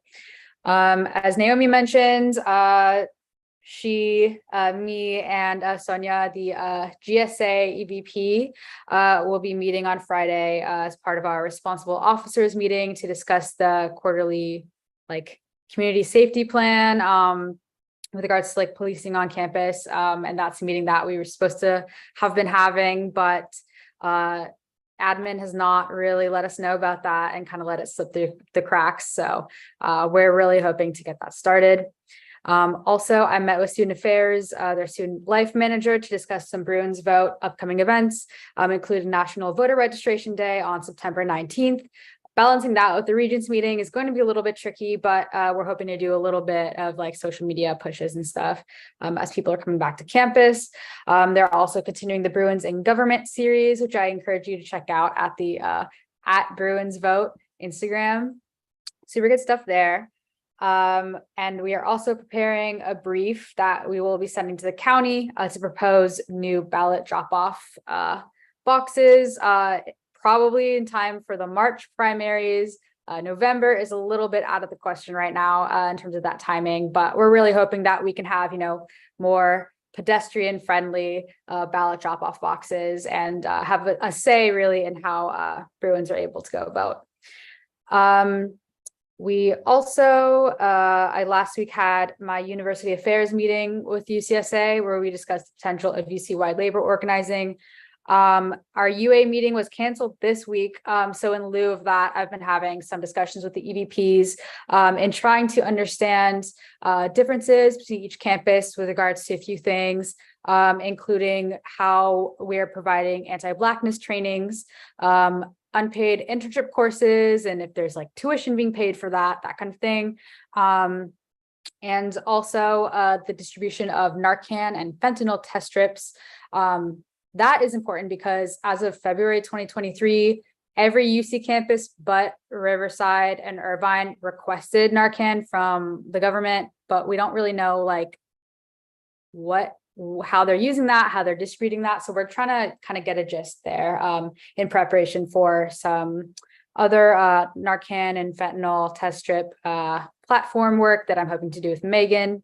So we've been kind of game planning that with my office. For now, we're trying to set up a meeting with Dr. Green to kind of continue that. Next, we've been rewriting the Bruin Advocacy Grant guidelines. I want to give a shout out to one of my staffers, Emma, on that front. The first cycle for the grant comes out September 29th, and that is aimed for any events that would want, funding for weeks like 1 through 5 of fall quarter.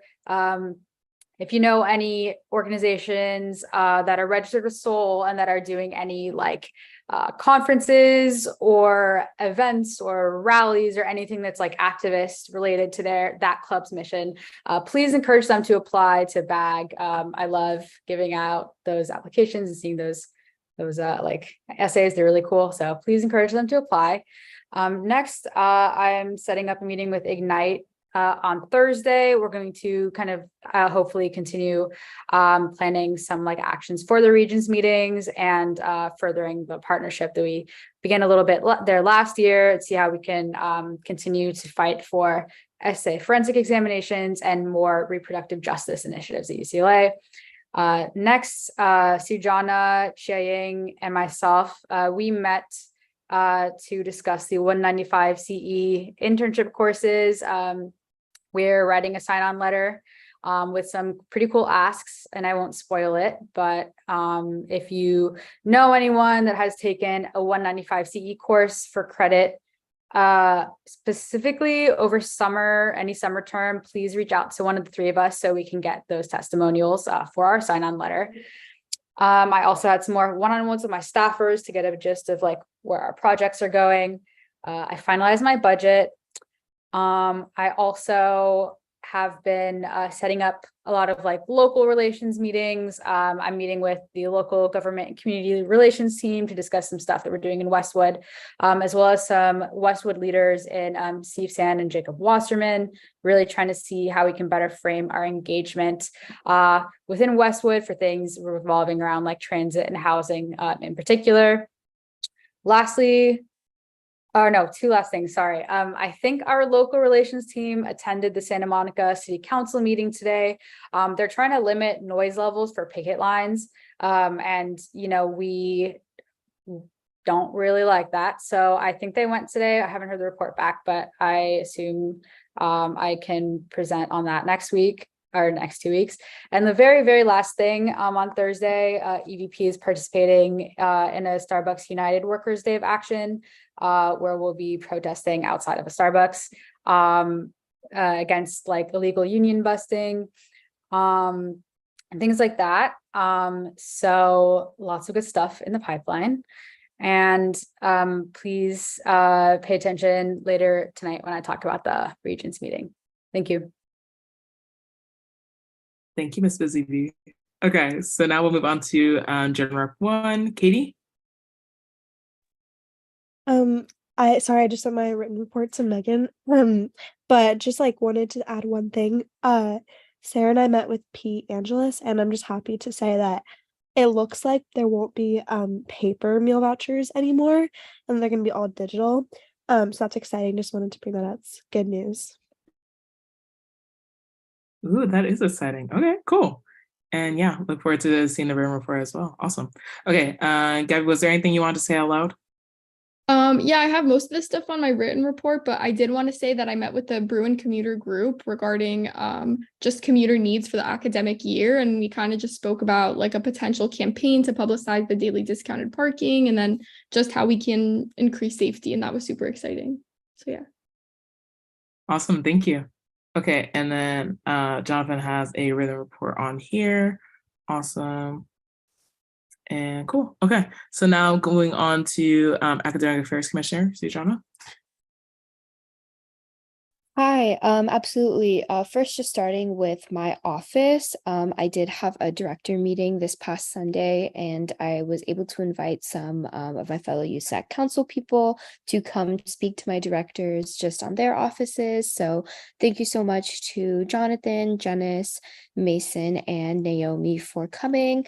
I extended an info to as many people as possible until I got 4 people who could come. So if I have not reached out to you yet, or if you were not able to come this past Sunday, I'm definitely gonna message you and invite you back. Oh my God, my table just collapsed in front of me. I'm definitely going to invite you back for the next one. I'd like everyone to come and speak to my directors for sure.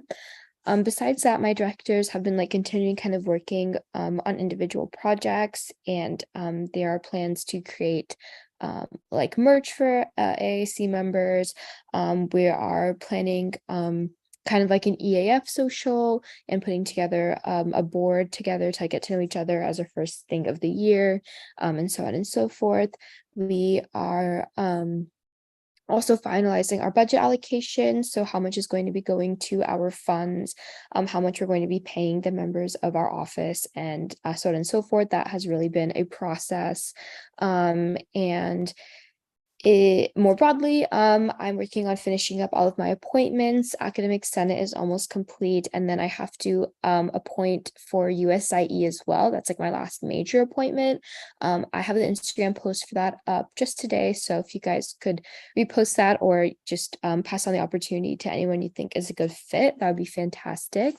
I myself am working with Emma Landry, who is the VP of Academic Affairs for GSA, to continue drafting a proposal on permanent incomplete notations to eventually bring to Academic Senate. Something else I've been working on a lot recently is with my assistant commissioner, Jonathan, actually, and not the student, the staff, and Roy, to try and advocate for private funding for this is what I kind of actually mentioned earlier, from private organizations and philanthropic organizations for funding to support the programming that AAC, but then eventually broadly USAC does. And so that was kind of exciting because we were able to form like kind of a work group, and it was really productive and made me feel like really motivated. Those are the highlights. I know we have a lot to get through otherwise, so I think I'm going to start with written updates now. So I'll be, yeah, those are the highlights. Anyways, thanks. Thank you. Okay, so now we'll be moving with Campus Events Commissioner. Mason, was there anything you wanted to say out loud? Just one quick thing. I have everything like typed up so you guys can check it out on there if you want to read it. But the main thing that I just want to put out there is like the EAF signups.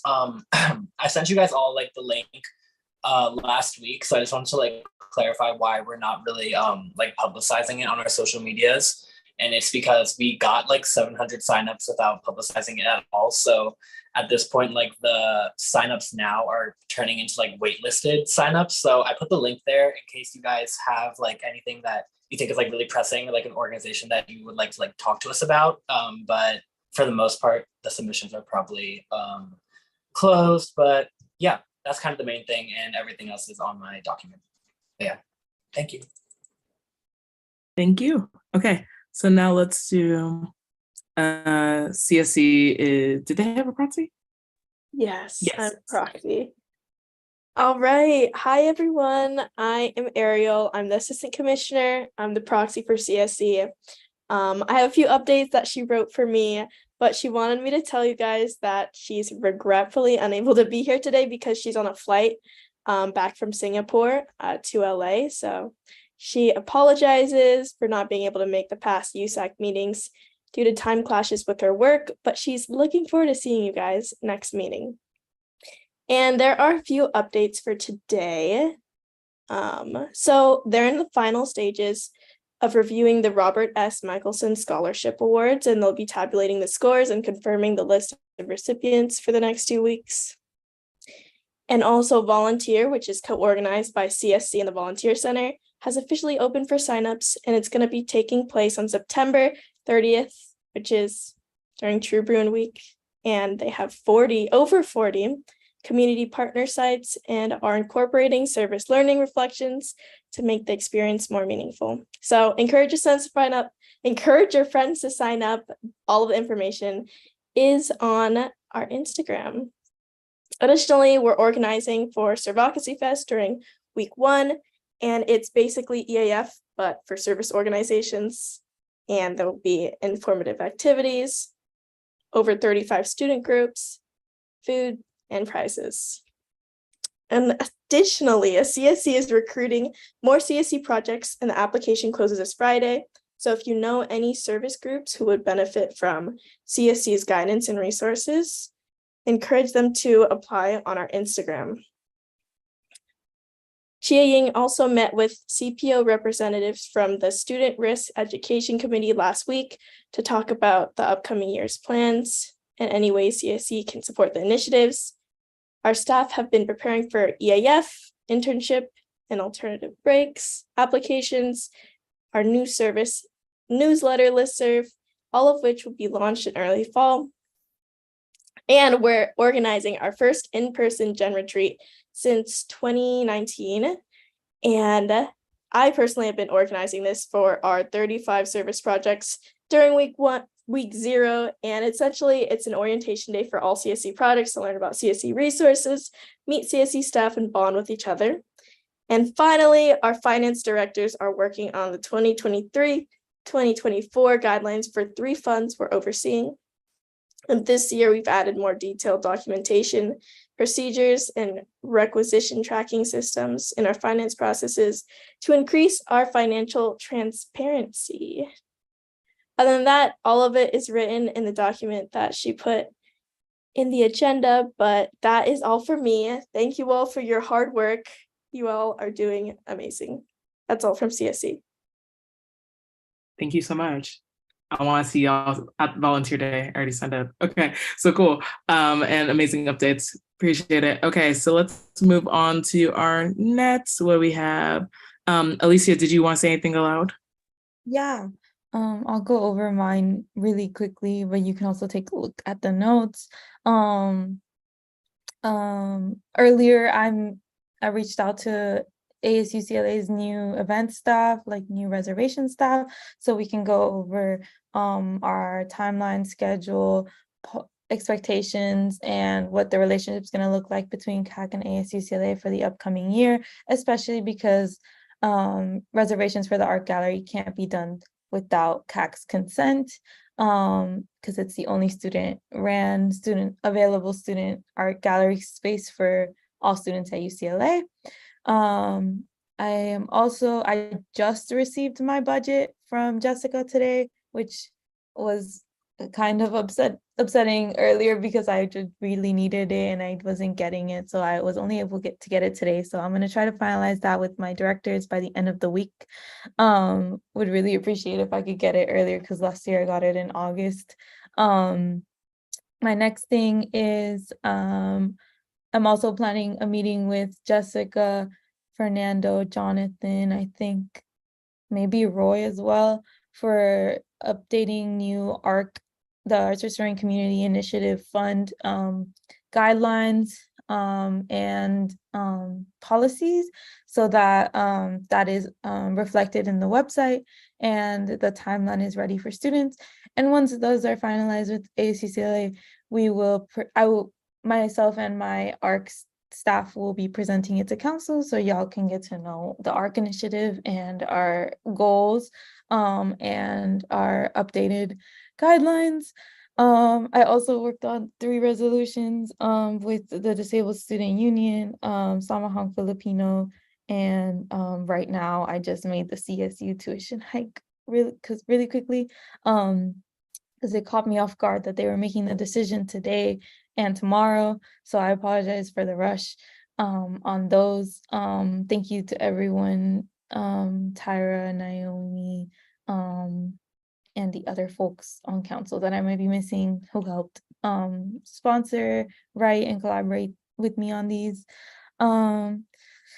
Brew and Bash, all of our honorarium, everything will be confirmed for the concert, set lists, and all that stuff, hopefully by the end of this week, but for sure by next week. We're just waiting on some of our artists. Wreckfest, we just finalized the vendors and the performers, so we're really excited for that. Wreckfest performers are students and so are the vendors, so we're really excited about that. We also collaborated with Brew and Print. They sponsored our staff shirts, so we're just working with them to get our designs. And let me see, we also had a successful all-staff meeting. We're finishing our graphics, so our promo will be up very soon, especially because next week is when tickets go out. I will also be meeting with Roy on Thursday to discuss CAC things, especially like finances. I'm also doing some outreach to Unica and ALC to collaborate on a Latina gallery for Hispanic Heritage Month, which is this month and October. And and Samahang Filipino, because Filipino Heritage Month is next month as well. I also wanted to also bring up on council on record that what ASUCLA posted earlier this week, I'm not sure if y'all got the chance to see that, that stated that CEC was the only organization that planned Brew and Bash. CAC's response to that. I made it public because it has been an ongoing trend that ASUCLA and other entities often erase the work that CAC does and the collaborative like process that it is for CAC and CEC to work on EAF, Bruin Bash, and Breakfast.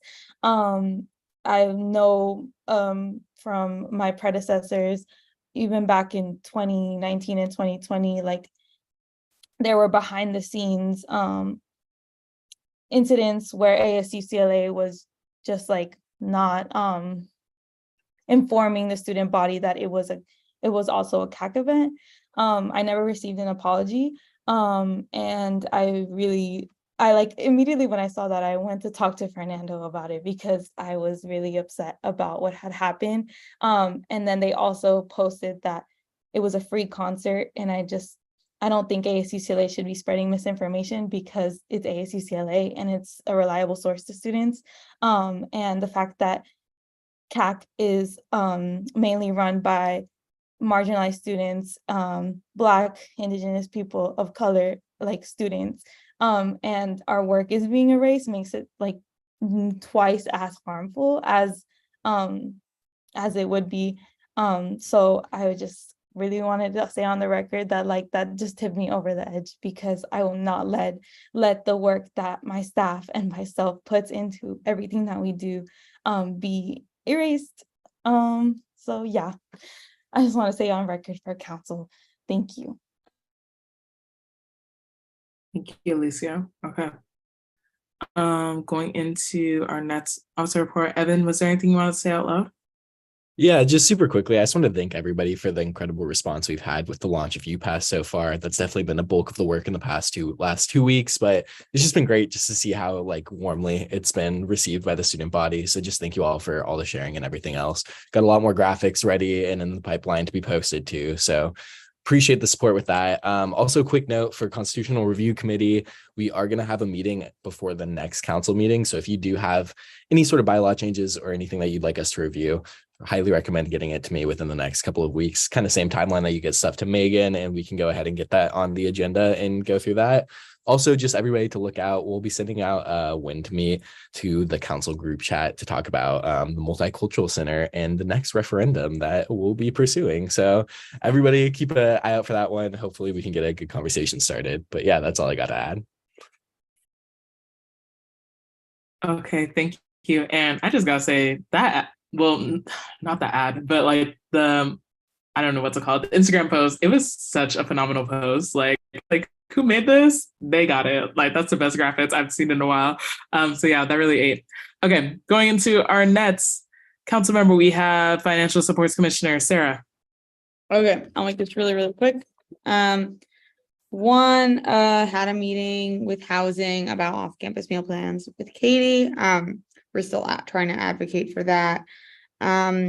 Worked on a presentation for financial transparency that I'll be presenting at this meeting. I did that with my executive board. Worked on a couple of graphics, one being to advertise opening positions within the dining halls for students.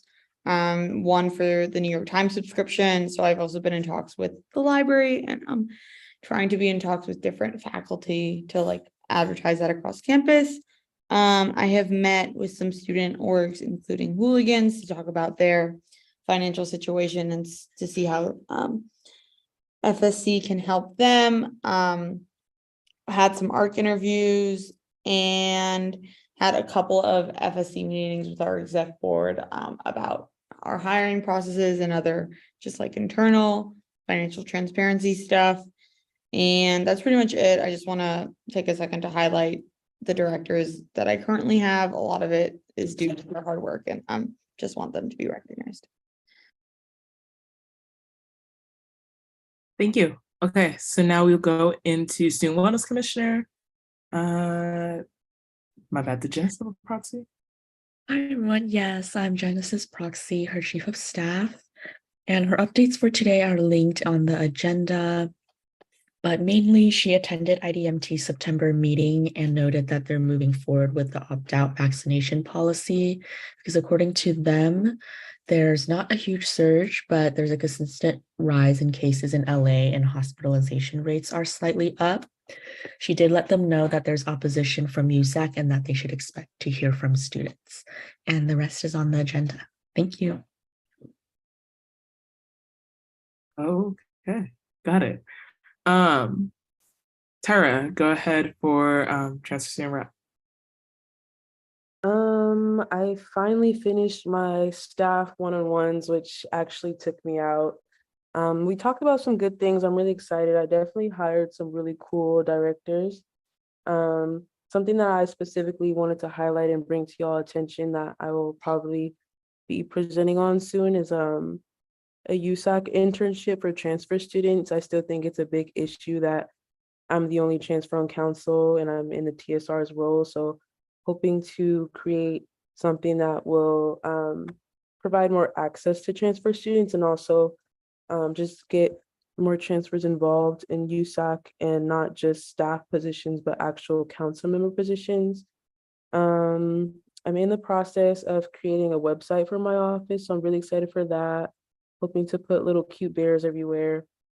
I was meeting with some of the Latina orgs. I'm hoping to do another Dia de los Muertos celebration this year. I didn't do it with my office last year, but hoping to do that as like one of TSR's initiatives to show support for the HSI initiatives and just to celebrate the Latinx community in general. They do compromise the most out of the transfer population.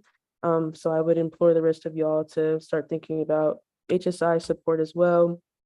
I also attended the board meeting, the UCSA board meeting at Berkeley this weekend, which if you follow me on Instagram, it was really fun. I really love UCSA. It's a surprisingly safe space for student council. I'm hoping that it stays that way.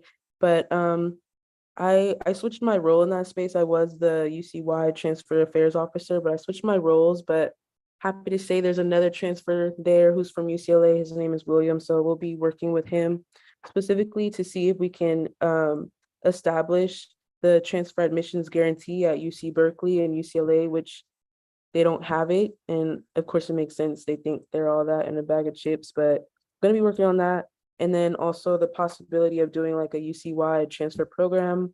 Something else that I'm planning on doing is like a TSR collaboration with Black student orgs, primarily ASU, to have an event on the Black Panther Party, which is something that I thought about in tandem with going to the UCSA board meeting, because the Black Panther Party was started by community college students, but I also think it's a way to shed light on the assassination of Bunchy Carter and John Huggins and revitalize that spirit of asking for the renaming of Campbell, but also proper memorial statues for these two ASU alumni and like actual students at UCLA, especially with like this persistence of like putting funding towards PALCAT, which going on the record to show that I'm not like in opposition to showing support for PALCAT, but I do think it's crazy to prioritize a CAT over two Black students.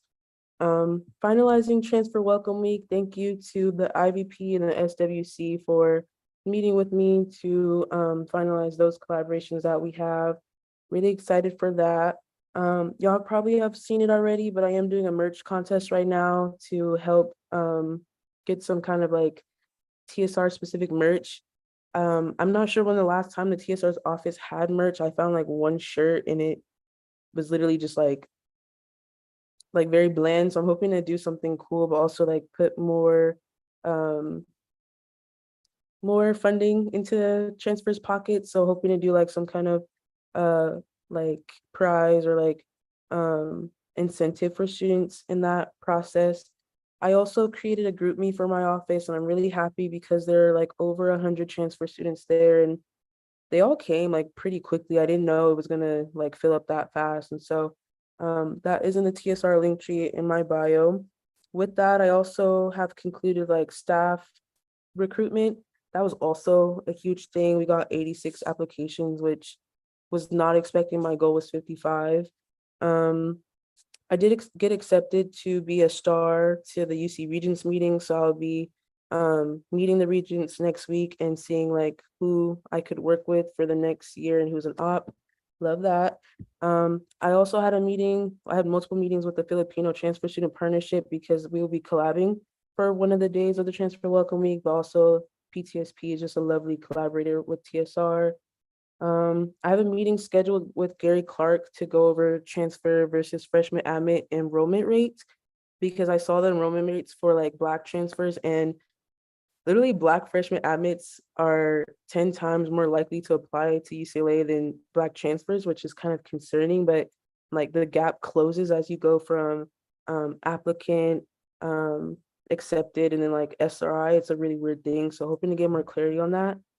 I had a meeting with the UC Santa Barbara TSR.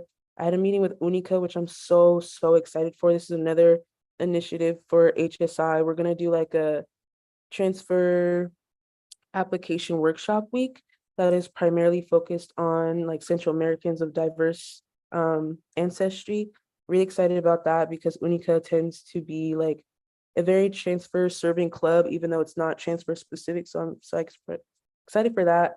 And then lastly, I had a conversation with Mary Romo to see if like we could do some meal ticket distribution for transfers just to address the food insecurity from one end of like CalFresh being kind of floppy sometimes, also just like no off-campus meal plans, and a lot of us who are transfers are in the apartment. So good stuff, I hope. But yes, that's it for me.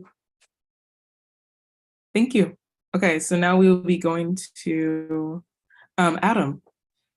Hey everyone, so I am back in LA and the team and I have been working on a couple of programs. As I mentioned last week, we're working on our program with UCLA Dining. It's currently in the works. I don't want to give too much information because a lot of it is tentative, but we are planning to launch week 3/week 4 of fall quarter. We relaunched our social media on Instagram, as you guys probably saw. And we're planning an infographic program that will give international students a very digestible way to get new information about LA and UCLA.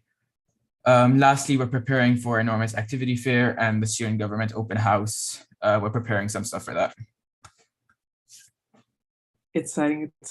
Okay, let's move on to administrative representatives. Orlando, kick us off. Hello, everyone. Hope you're all doing well. Just my standard updates. We're in the process of re-registering groups right now, so please don't forget to re-register your office or any other organization you may be a part of. That will be going through Friday of the second week. Also, new org registration will begin week 0, so be prepared for that. If you're going to be starting a new organization, or if you're thinking about it, reach out to Sol and we can give you more information on that. And then also, before I realized that we were adding a PAB CAC appointment today, I was asked to tell you all that we were the Community Activities Commission Fund had lost a committee member and couldn't meet quorum. But now that we've appointed someone, we now meet quorum, but we barely make it. There are some other appointments, and I know there's other appointments that need to be handled. But the reason I'm bringing this up is because of the CAC annual fund that just went out and closed about 2 weeks ago. And before they can be reviewed, we needed to make quorum. So we made quorum today. So thank you for that, but just to let you know that we are cutting it close as far as if one student does drop again, if they're sick, if they can't make a meeting, they just won't meet quorum. It'll just delay the whole process of CAC funds being dispersed, which means then some groups may not be able to start off right at the beginning of the school year. So there is a slight concern here. So please promote the position. We are promoting it as well. But yeah, those are the updates I have. That's all I have. Thank you. Okay, and Lori. I forgot what I was going to say. Would love to have as many as you volunteer at New Student Welcome. Just get with Naomi. You can get your collector's item of a Gene Block fan since his last year, and it's his last New Student Welcome. And then Just as far as EAF, make sure you guys know what appointments are still left open, because that is your huge recruiting day to smash it all out and let's be done with appointments. Okay, that's all I have. Appreciate it. That's the goal. Okay, Jonathan.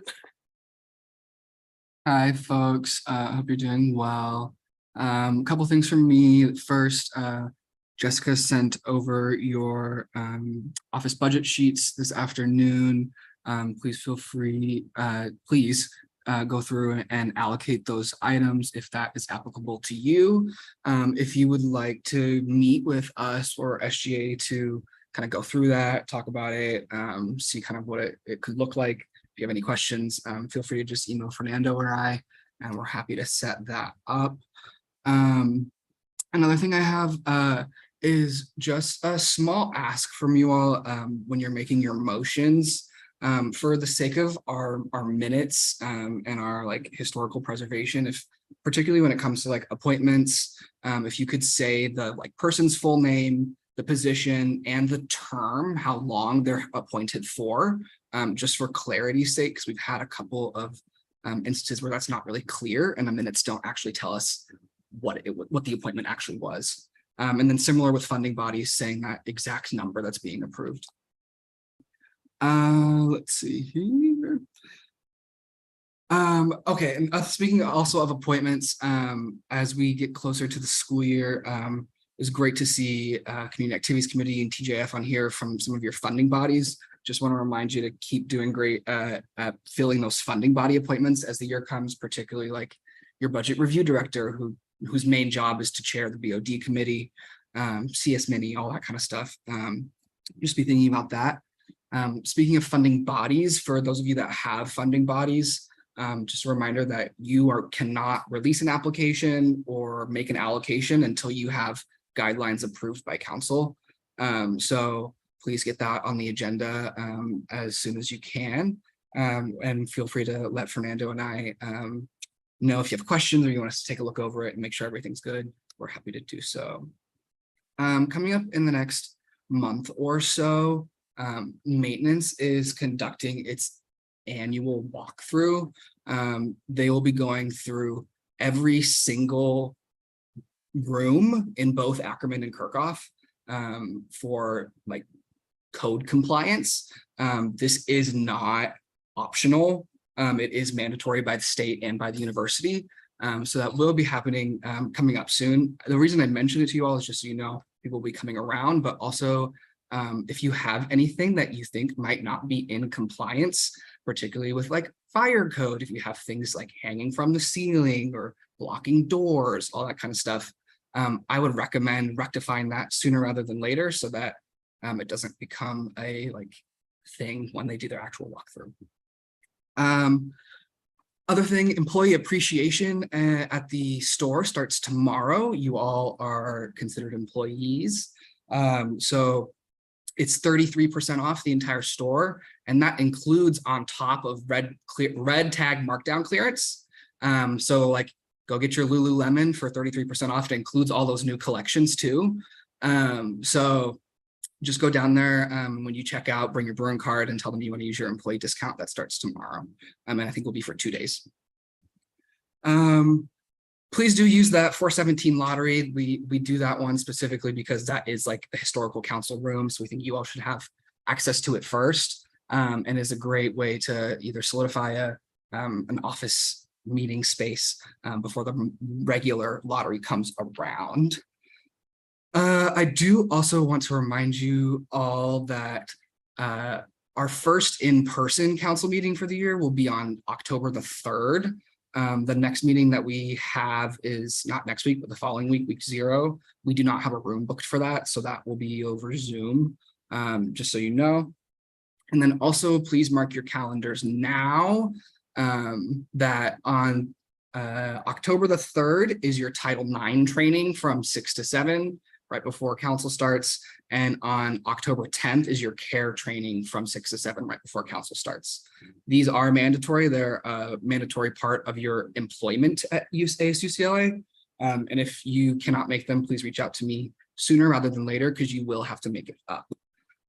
And I think that's it. If you need anything from me, as always, feel free to reach out and have a great week.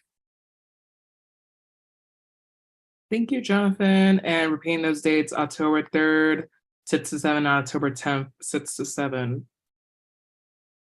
And I believe those are in-person trainings, Jonathan. Please correct me if I'm wrong. Correct. There are no Zoom options. Alrighty. Okay, and now, okay, that's everybody for reports. Thank you all. So now we're moving into new business. There was no old business on here. So we have a vote to approve capital contingency guidelines. Lucy. Yeah, hello everyone. So my name is Lucy and I am the USAC head chair for finance committee this year. And I'm just here to kind of go over the capital contingency and the contingency programming guidelines. So we can get the fund open tomorrow, hopefully, and be able to allocate for those week 1 events. And so I'm just going to present the guidelines. And so feel free to like interrupt me and let me know if there's anything that I should change before they get approved or before they're put onto the USAC website. So I'll start by sharing my screen, but definitely feel free to stop me like whenever you have a question or a concern. Would there be any way I could get access to screen sharing? Let's see. Okay. Amazing. Thank you so much. So I'll start with capital contingency. So capital contingency, these guidelines are the exact same thing as last year. I'll still just go over them, but just to kind of note there aren't any changes from last year. So essentially capital contingency funds like furniture or monitors, etc., basically for offices that are in Kirkhoff, for like USAC groups or committees, student organizations that hold that office. So some examples of our line items are desktop computers, monitors, etc. And if you guys buy like printers or copy machines, those shouldn't exceed $250. And overall, for computers and peripherals, it should not exceed $2,250 per group per year. And for furniture, our committee will kind of decide on these items on a case-by-case basis, and just kind of see how it'll like improve the office. And so we'll just decide on that. There are no like specific guidelines. As far as submitting a proposal, so you have to submit a proposal at least 21 days in advance of when you want to make those purchases. And you also have to provide like invoices / estimates of the items that you want to purchase. And those will all be submitted through our application.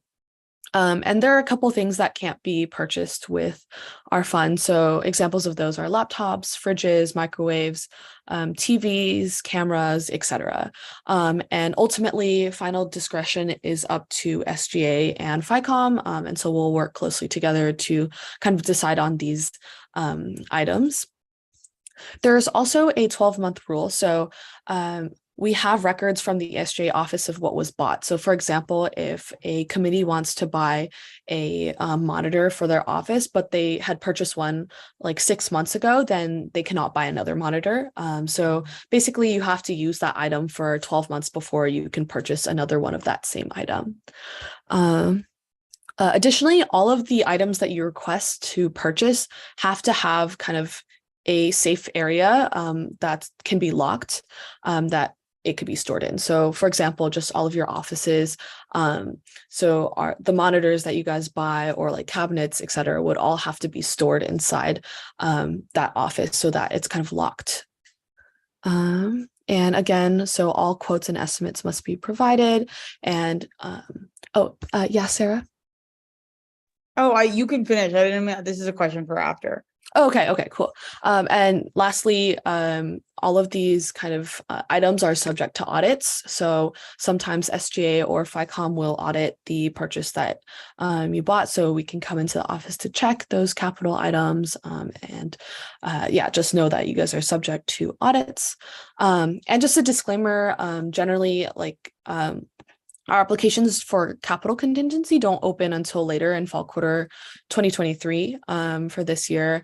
And that's because they come from a subset of our surplus, and we won't know that until later this quarter. So yeah, Sarah, feel free to ask the question now. I'm done going through the guidelines for capital contingency. Okay, thank you. Just, is there, I don't know if this was said or not, is there a limit on how much capital contingency each office gets, or? I don't believe so. SGA, feel free to correct me. I think it's just on certain line items, but ultimately the discretion is just kind of up to FICOM and SGA together. So we'll kind of work together if there is something that we think could be like out of budget, for example. And so we'll talk about it, but I don't think there's like a set rule for like how much each office can receive. Okay, cool. Thank you. Yeah. Anything else?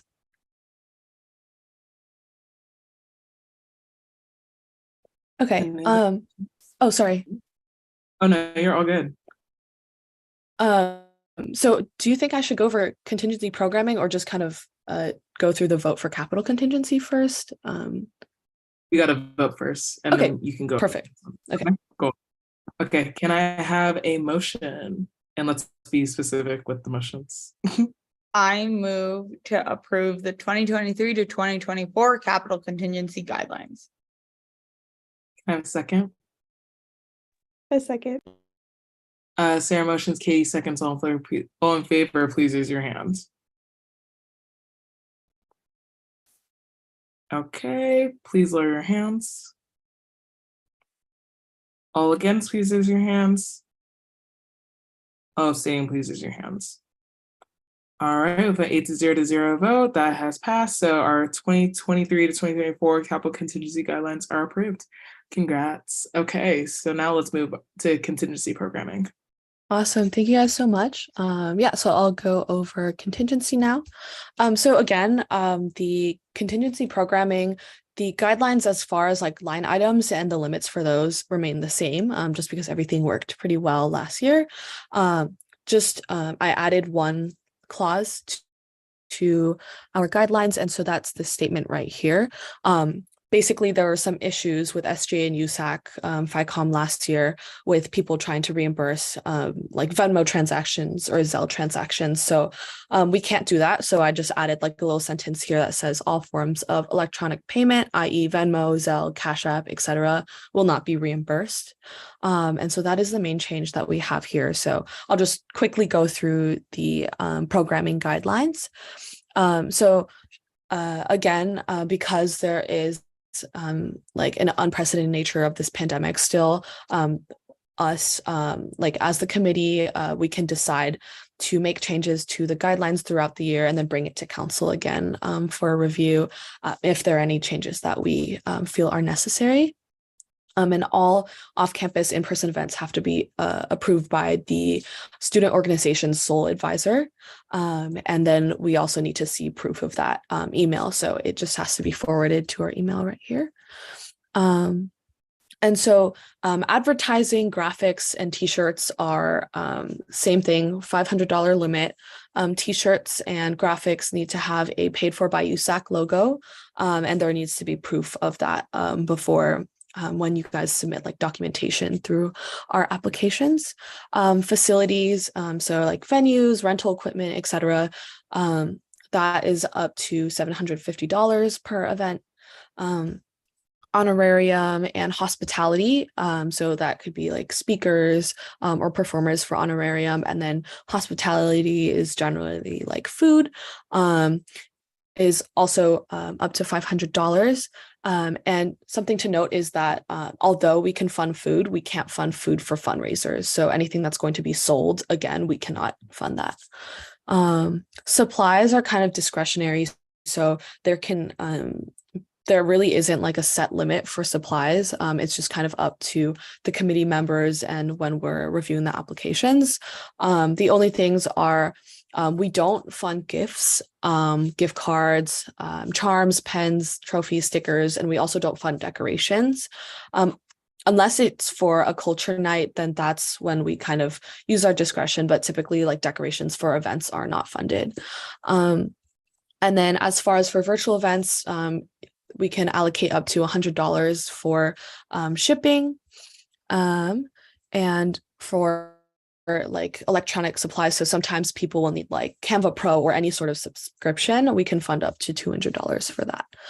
And then parking, we can only fund up to 5 spots per group per event. And then retreats are based on the number of attendees. So $500 for less than 15 students, $650 for 15 to 25, and then $750 for a retreat with 25 plus students that attend. And as far as travel, there is kind of like a gas mileage calculation that you would have to follow. And for like registration fees for conferences or conventions and such, that would be $800 of a limit. And for like hotel rooms or accommodations that cannot exceed $150 per night, up or per room for up to 4 rooms. So that's a maximum allocation of $600. And we also have a discretionary kind of power for the FICOM chairperson that can be up to $800. Usually this doesn't really happen, but essentially a paragraph explanation has to be sent to, I believe, the president and the IVP. And for summer contingency funds, there's a limit of $1,000 per event. And for exceptions for line items and event date changes, those have to be approved by the FICOM head chair. And also similar to capital contingency, just know that all of the events can be audited, so we can ask for pictures from the event. And so we'll ask for that prior to the event and just make sure that there's someone there like taking pictures and showing the items that they bought using the contingency funds. Yeah, that's it. So again, there really are no changes to these guidelines from the past year, just the kind of electronic payment clause that was added to the top. So are there any questions or comments?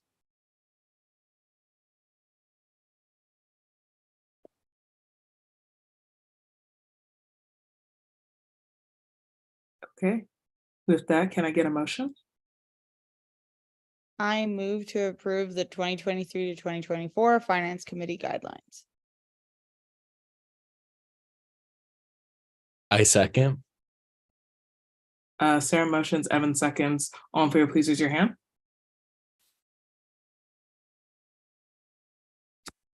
Is someone in the attendees raising their hand? Oh, Adam. Okay, got it. Okay, please lower your hands. All right, all against, please raise your hands. All abstain, please raise your hands. Is that for an abstain, Alicia? Yes. Okay. All right, with a 9-0 vote, that is passed. Our 2023-2024 contingency programming guidelines are approved. Thank you so much. Okay. Yeah, thank you guys so much. Thanks, Lucy. Have a good one. Okay, you guys cool. So now we'll be moving on to discussion on financial transparency. We have Sarah.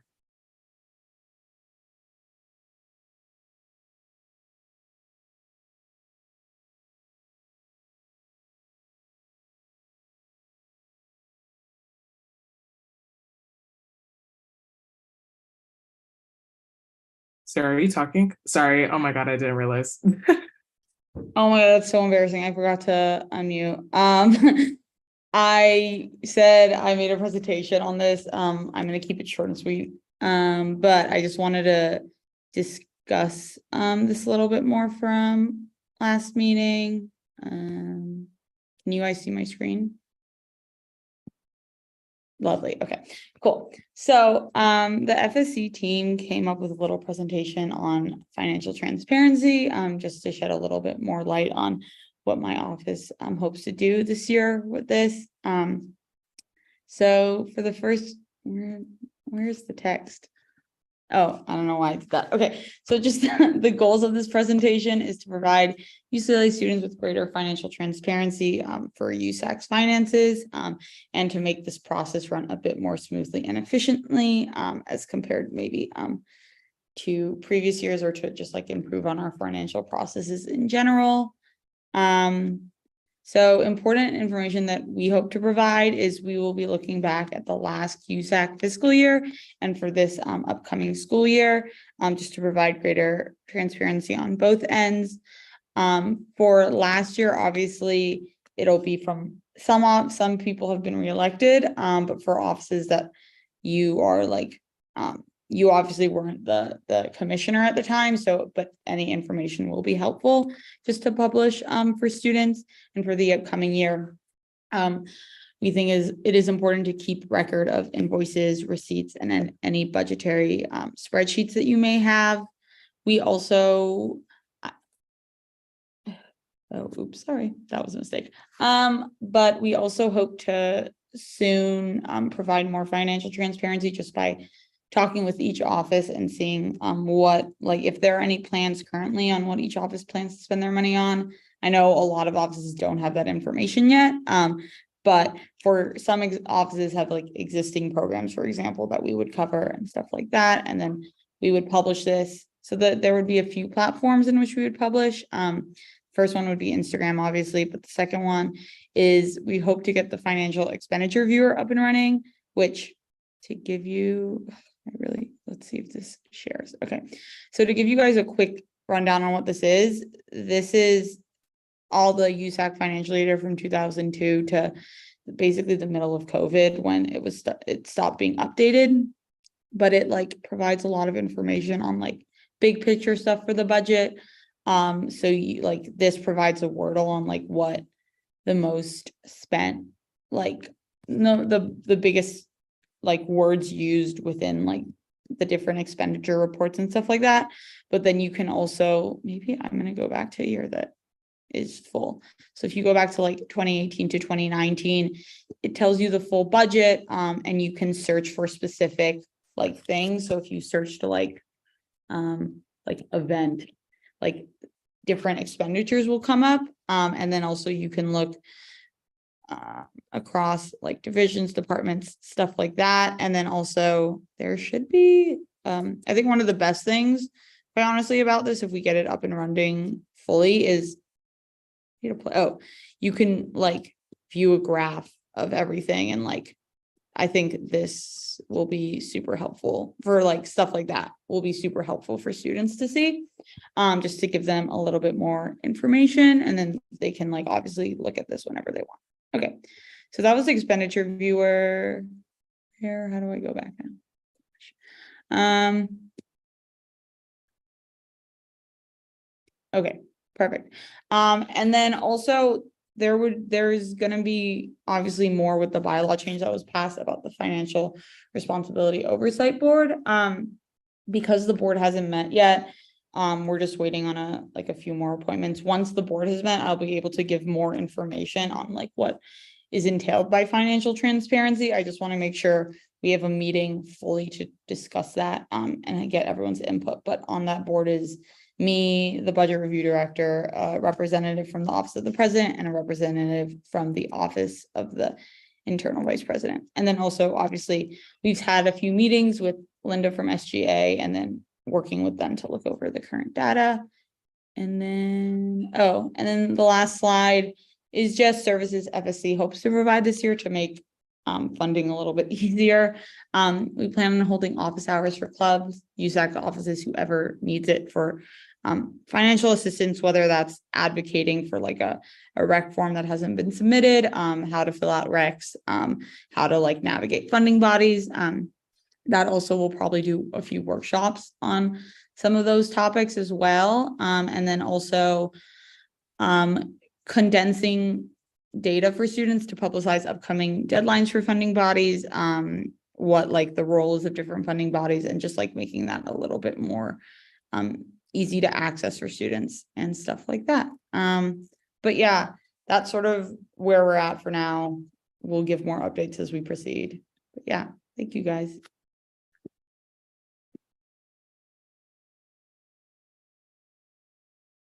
Okay.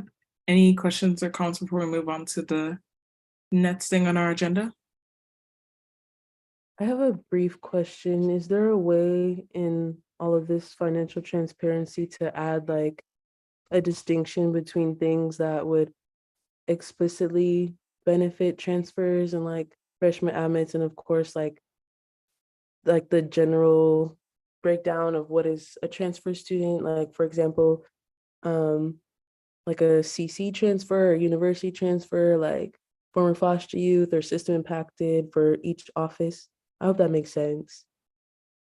Let me see if I understand. Do you mean like to see like what funds are being dedicated to for the transfer community and stuff like that? Or like providing more resources to those students?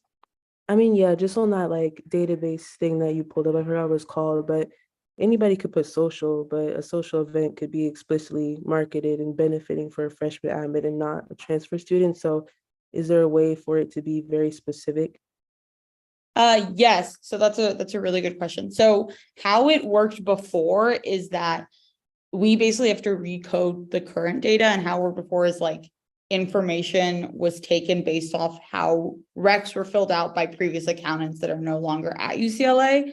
So really what we have to do is is go through first how like accountants are currently labeling stuff at UCLA, and then hopefully give a little bit more information than before, because before it was very vague in that, yeah, it was just like event, which doesn't really like tell us a lot. But we can definitely, I don't know if we can go to the extent of how much money is allocated to different groups within the transfer community, unless I talk to like the coding person that I'm working with to see if that is possible. However, I think it is definitely possible to provide specific tabs for like the trans community in general, and then I can see how more into depth we can go into that. I think that's a great idea. And then also for resources, I think we were also thinking of like targeting it for specific communities. So we would love to do one like for transfers or for previous foster youth or any other commuters. Probably is going to be a big one. Stuff like that. I hope that answered your question, but if you have like, I can clarify more, or if you have another question, I can definitely answer. Yeah, that makes sense. Thank you.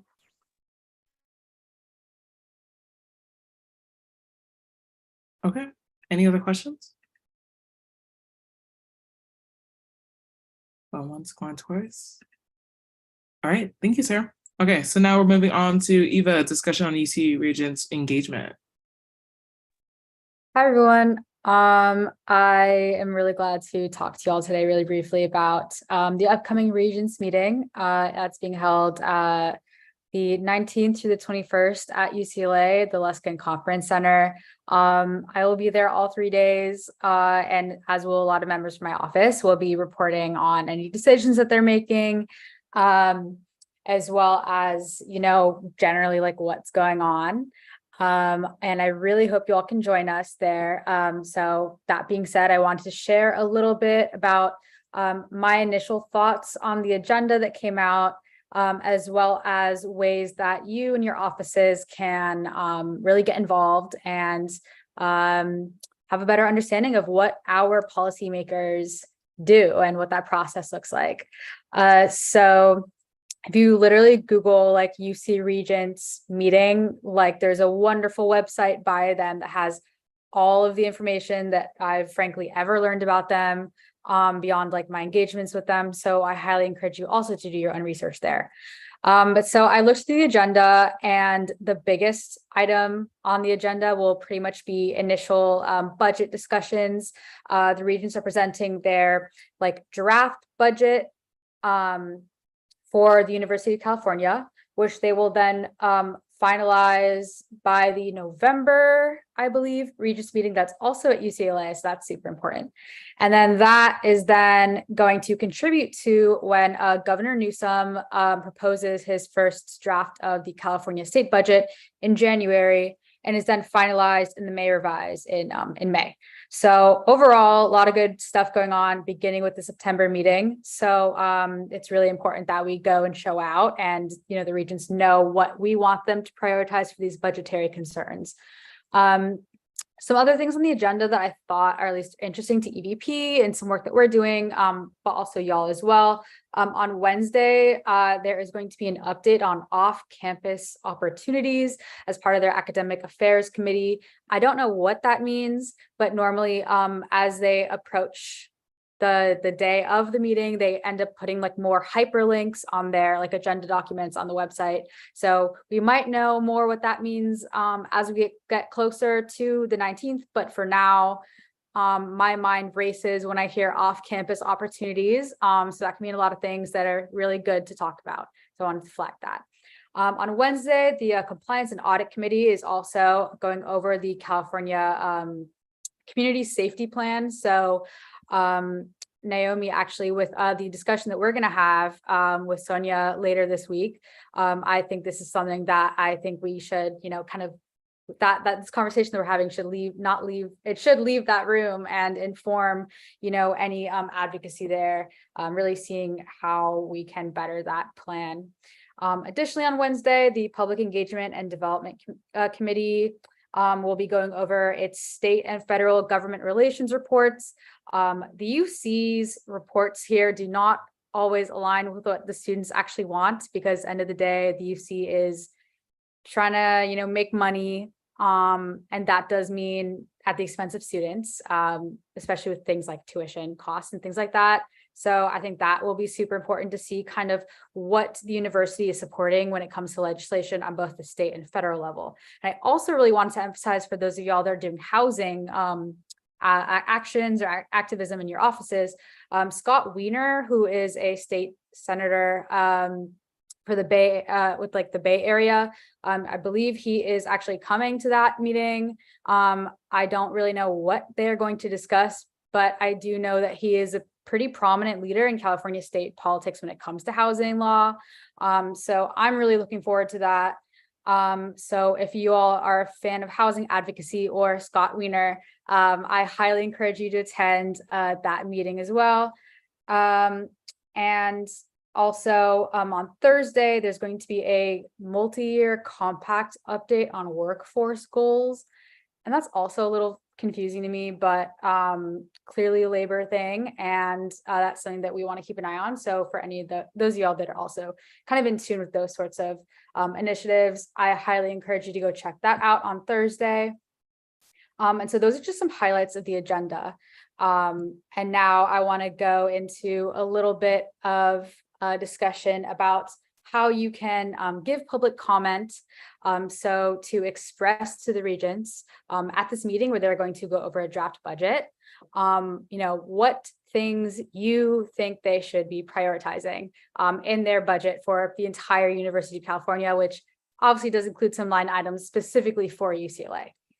So public comment can be done in person, or you can call in over the phone. You can also do a written public comment that then is like passed around to them on like paper beforehand.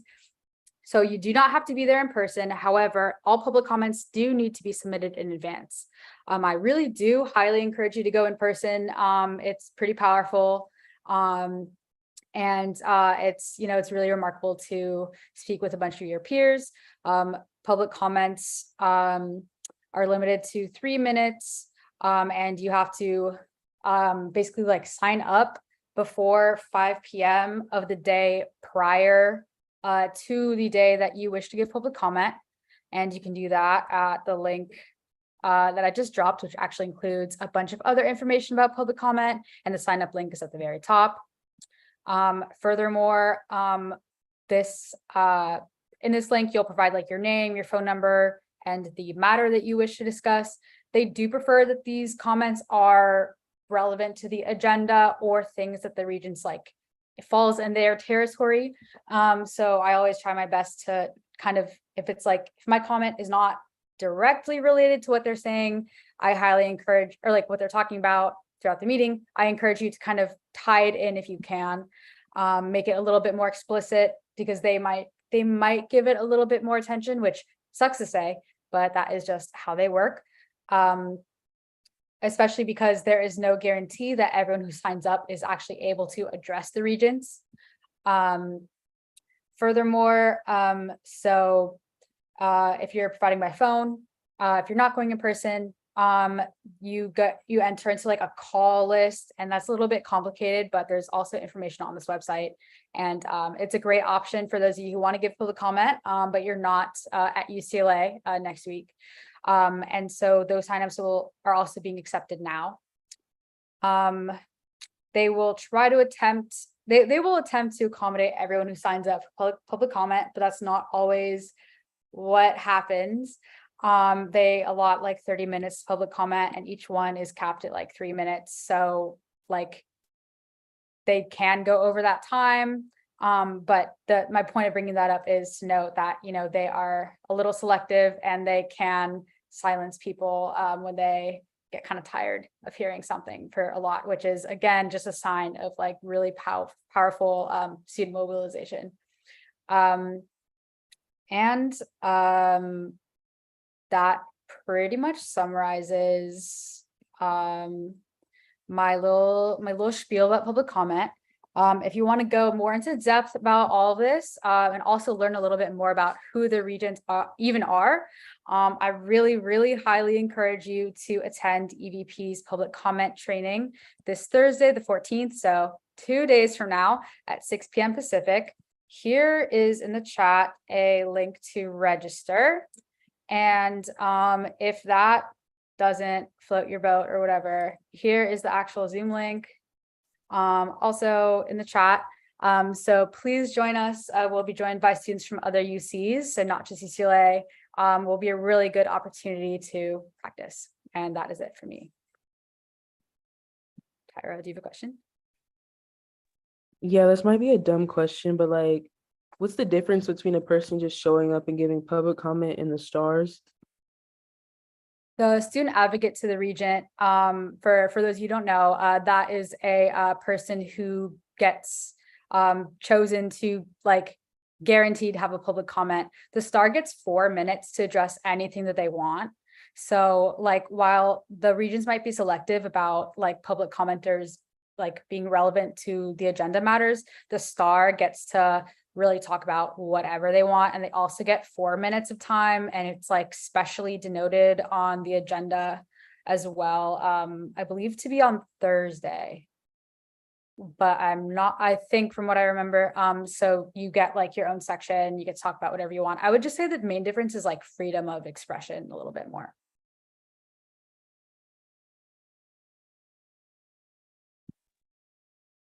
Amazing, thank you. Okay. Any other questions, comments, concerns? Really want to see y'all join us. It's really important. So please mobilize your people. Would love to see you there. For sure. Thank you so much. I appreciated this, and definitely look forward to a little bit of training. Okay. Awesome. So now we will go into one of our first resolutions of the night. Alicia, go ahead and kick us off. Well, I think there's also representatives as well.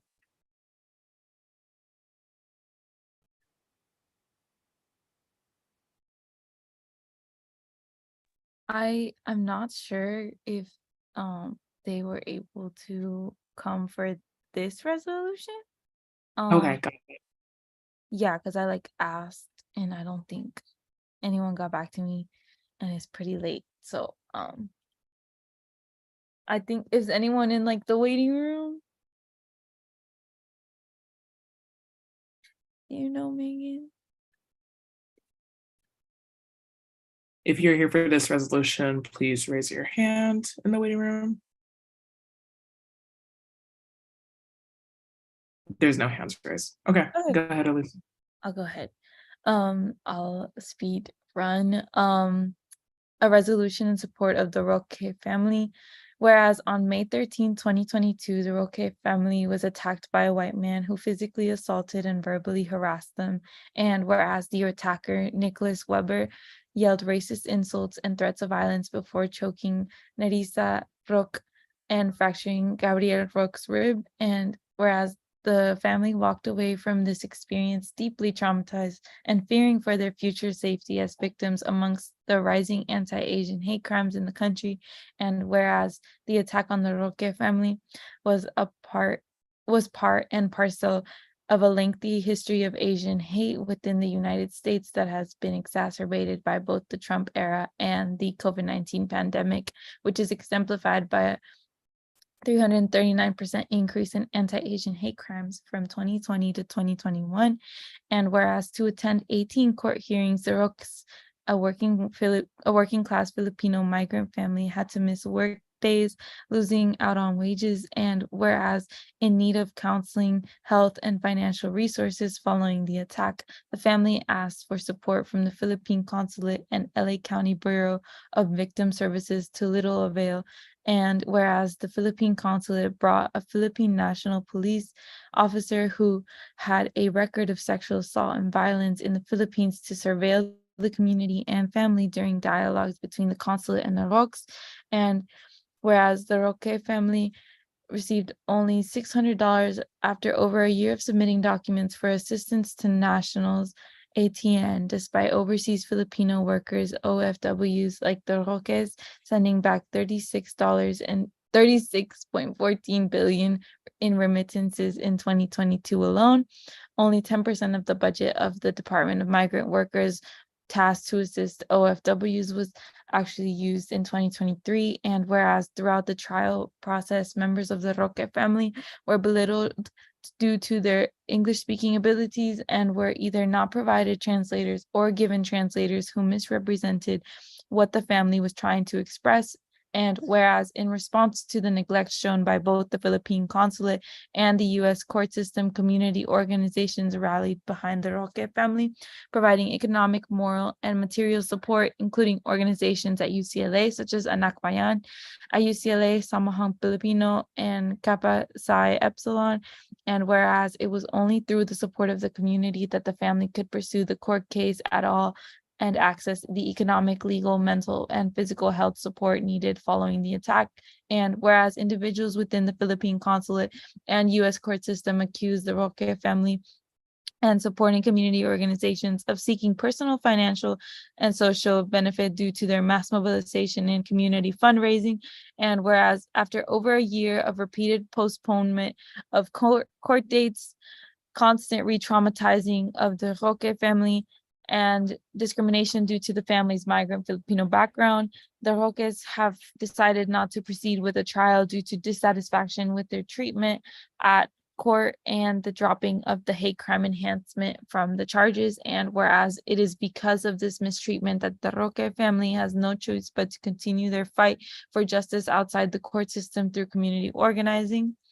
Therefore, let it be resolved that the Undergraduate Student Association Council stands in solidarity with the Roque family and their supporting community organizations as they pursue justice for themselves and other victims of hate crimes. And let it further be resolved that the Undergraduate Student Associated Council supports the advocacy of organizations such as NAFCON in advocating for the AB 1064 bill to ensure that hate crimes are properly charged. And let it further be resolved that the Undergraduate Student Associated Council urges community members to donate to the Roque family and other victims of hate crimes through organizations such as Samahang Pilipino, Anak Bayan at UCLA, and NAFCON. And finally, let it be resolved that the Undergraduate Student Association Council urges students, community members, and the university to fight back against systemic Asian hate, anti-Blackness, and all forms of racism through interracial solidarity, grassroots advocacy, and mutual care in order to protect our communities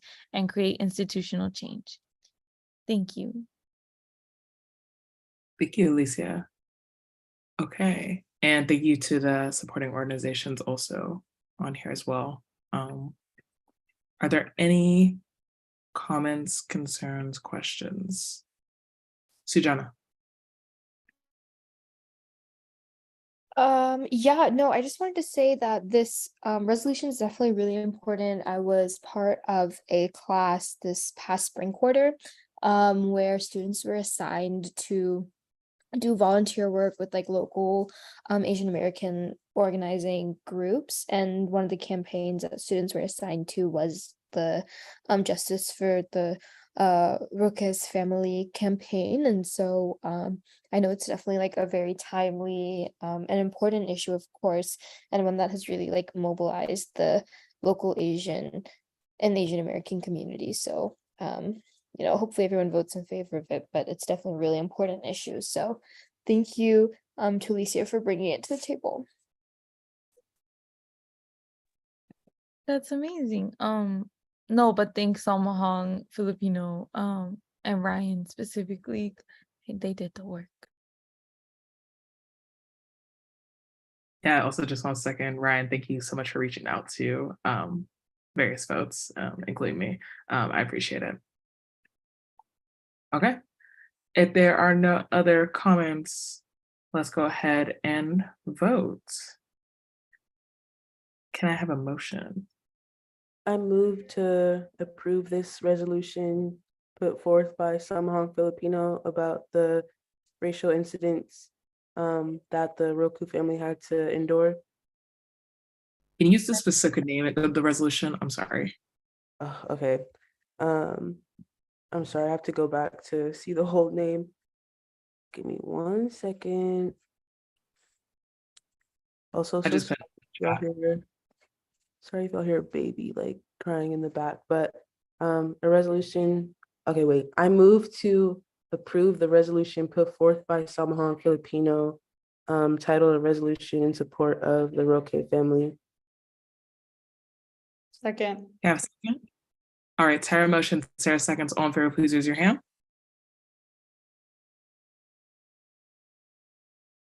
Okay, please lower your hands. All against, please raise your hands. All abstaining, please raise your hands. All right, we'll vote 10 to 0 to 0. The resolution has passed. Amazing, congrats. Okay, so now we'll be moving on. Okay, Jonathan, noting in the chat, before moving forward with the COVID resolution, you will need that third sponsor.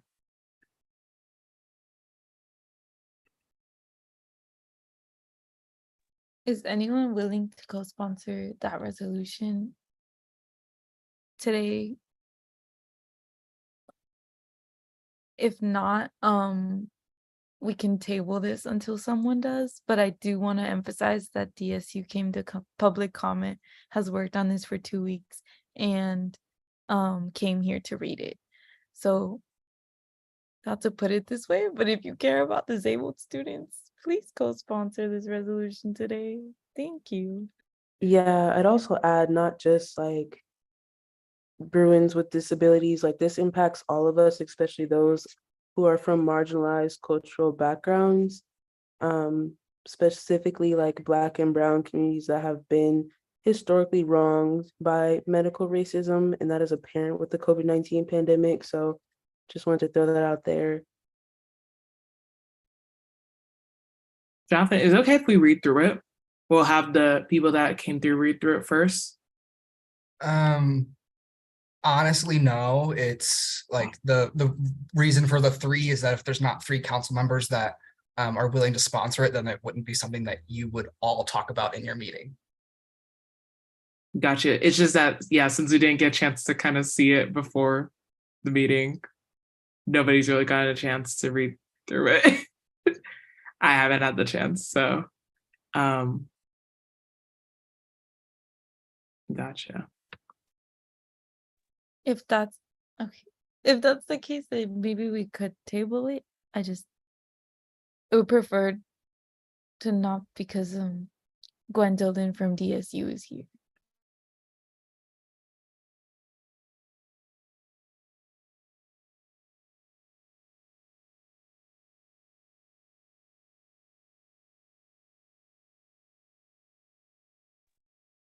Oh, I've already mentioned to Tara that I would be willing to sponsor the resolution so that it can be brought to the meeting.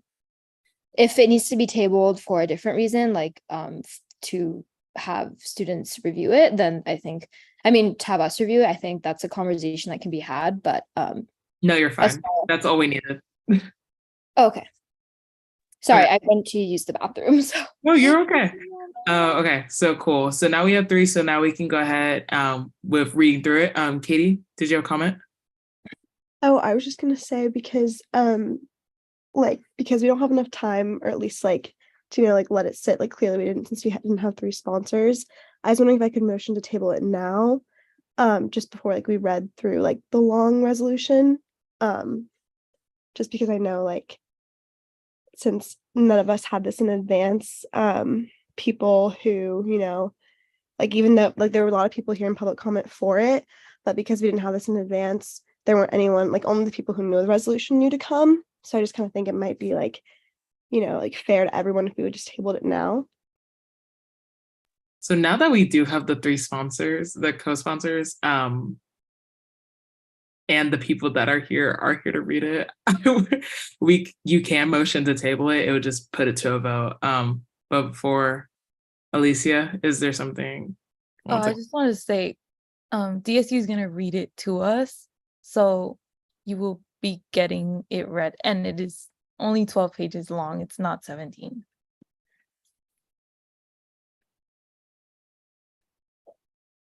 I think we can put it to a vote. So if someone needs to move. Okay. Got it. Gabby. I feel like I personally feel that we should have the resolution done because everything is in place for it to happen and it'll be read to us. So meaning that we wouldn't necessarily need to have it read beforehand, but I think if there are 2 groups, then we should put it to a vote. You see, Jana. Gabby, go ahead. I think just because DSU is here, and they have waited this whole time, I think it is important to let them, read the resolution to us. And then I think after we have it read, we can sort of decide if maybe we need more time to deliberate and think about it. Maybe then we can decide if we want to table it or just put it to a vote there and then. But that's just my 2 cents. Thank you, Gabby. Other comments? Katie. Okay, yeah, now that I know that DSU is here, I think it would be like that, like I'd like to hear presented from them, and then we can figure out if we like want to table it for later. Okay. So with that, any other comments before we have the representatives speak? Amazing. Gwen, are you speaking? Yeah, go ahead. Oh, do they need to be promoted? Hi. Okay, can you hear me? Yeah, I got you. Okay, great. Oh, my video is gonna work. Okay. Hi, my name is Gwen. My pronouns are she, her. I'm here formally as a representative of the DSU. I really appreciate everybody giving me a chance to speak on this. I understand that it hadn't been added. Earlier we were trying to get it added, but then that time frame to add it to the agenda like officially kind of passed. But yeah, we managed to get a whole bunch of supporting organizations for this. So I'll just read through this pretty quickly for y'all. It's very straightforward. It's thorough because we just wanted to make sure that we covered all of the bases that we wanted to cover, but it is pretty straightforward. So this is a resolution to mandate masking, weekly PCR testing, and upcoming COVID-19 boosters, and to improve ventilation and reinstate the COVID-19 task force. This is also kind of like echoing one of the previous resolutions that had been proposed to USAC in the past, but like kind of building upon that for what the current reality is as well, and making some additions as well. And so the sponsors listed are Alicia, Tyra, and Sujana, and then some of the supporting organizations are the DSU, the African Student Union, Outright Newsmag, Disability Peer Mentoring Project, Students Stop Tech Addiction Together, Samahang Filipino, Student Labor Advocacy Project, or SLAP, Students for Justice in Palestine, or SUP, Asian Pacific Coalition, or APC, which as a coalition encompasses, many other orgs that I'm sure that you know by name, like ACA and VSU, etc. And then MECA to UCLA and Ideas at UCLA. So I'll just go ahead and read through it. So whereas the Undergraduate Student Association Council's highest priority is to protect the health, safety, and welfare of the students, faculty, and staff. And whereas lack of universal masking mandates for indoor spaces and crowded outdoor spaces at school leads to thousands of students, staff, and faculty absences due to illness, having a significant negative impact on learning, livelihoods, and health. And whereas state, local, federal, and global levels of COVID are severely undercounted and underreported due to the dismantling of COVID tracking, testing, and reporting, with wastewater data being the most accurate representation of current COVID population levels. And whereas the UC system and the state, local, and federal levels of government are denying the severity of the pandemic, while students, faculty, and staff are forced to go to school and work without layered protective mitigation measures in place. And whereas UCLA has a strong recommendation for masks indoors, but has ordered almost all departments to remove that masking signage that states that recommendation, as well as forbidding individual departments and groups from requiring masks in their spaces for the sake of quote unquote equity and the political optics of quote unquote normal. UCLA cannot claim it is prioritizing the health and safety of its constituents when it prevents departments and groups from requiring masks on their own, and certainly not when UCLA is not consistent in its own messaging.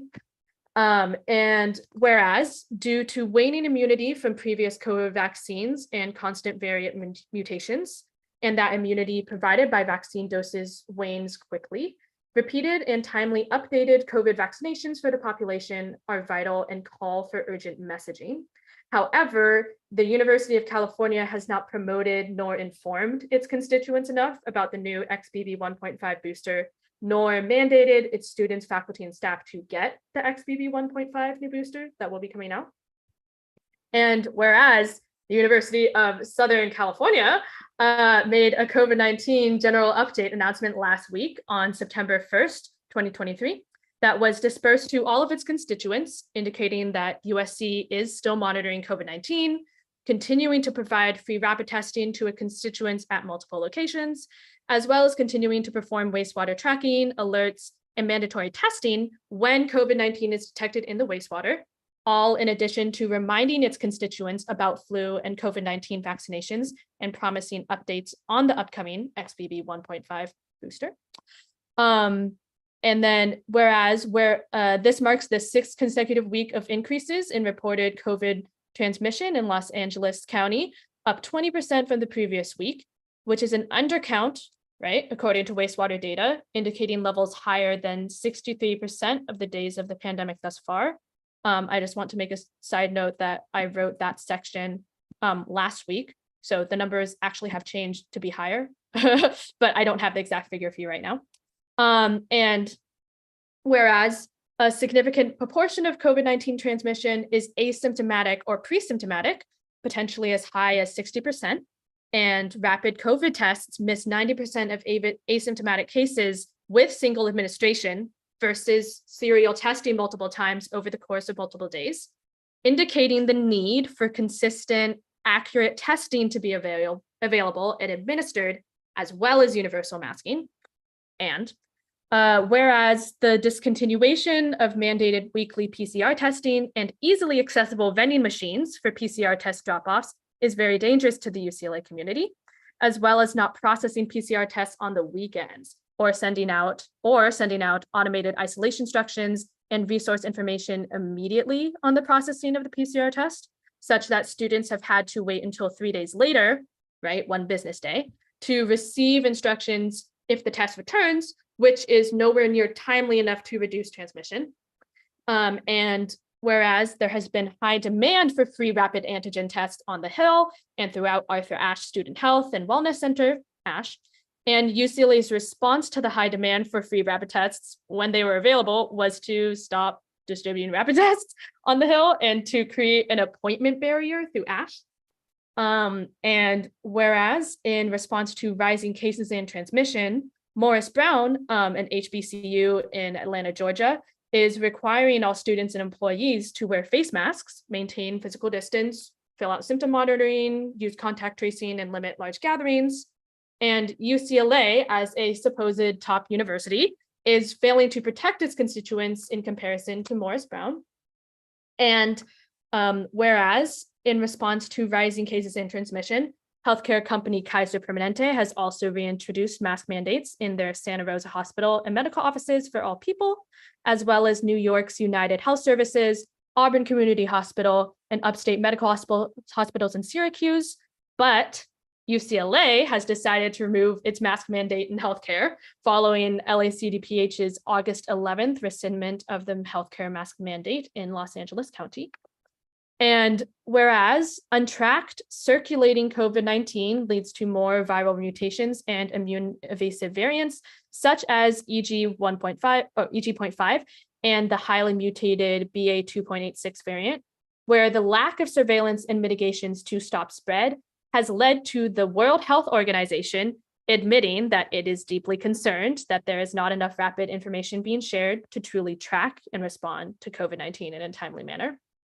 And whereas the long-term risks of reinfection are common, and data shows a consistent pattern of increased likelihood of hospitalization, cardiovascular effects, clotting and other blood disorders, diabetes, fatigue, GI issues, kidney damage, mental health effects such as depression, musculoskeletal damage, neurological deficits, and pulmonary damage with each episode.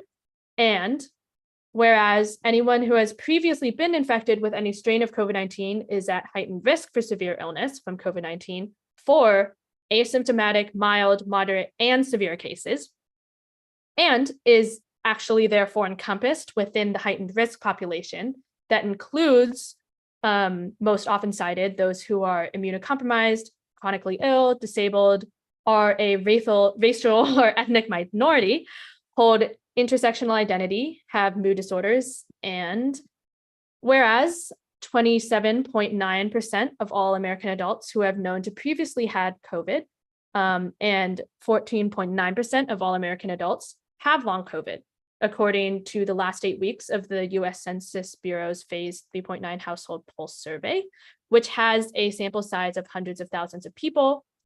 And whereas the Biden administration has amassed over 1.1 million deaths from COVID-19 during its term, those are confirmed deaths, which by its own and all reasonable standards is a horrific failure to fulfill the most basic responsibilities of government. The federal government continues to pretend the pandemic is not a threat anymore to the public at large, while continuing to take their own internal precautions.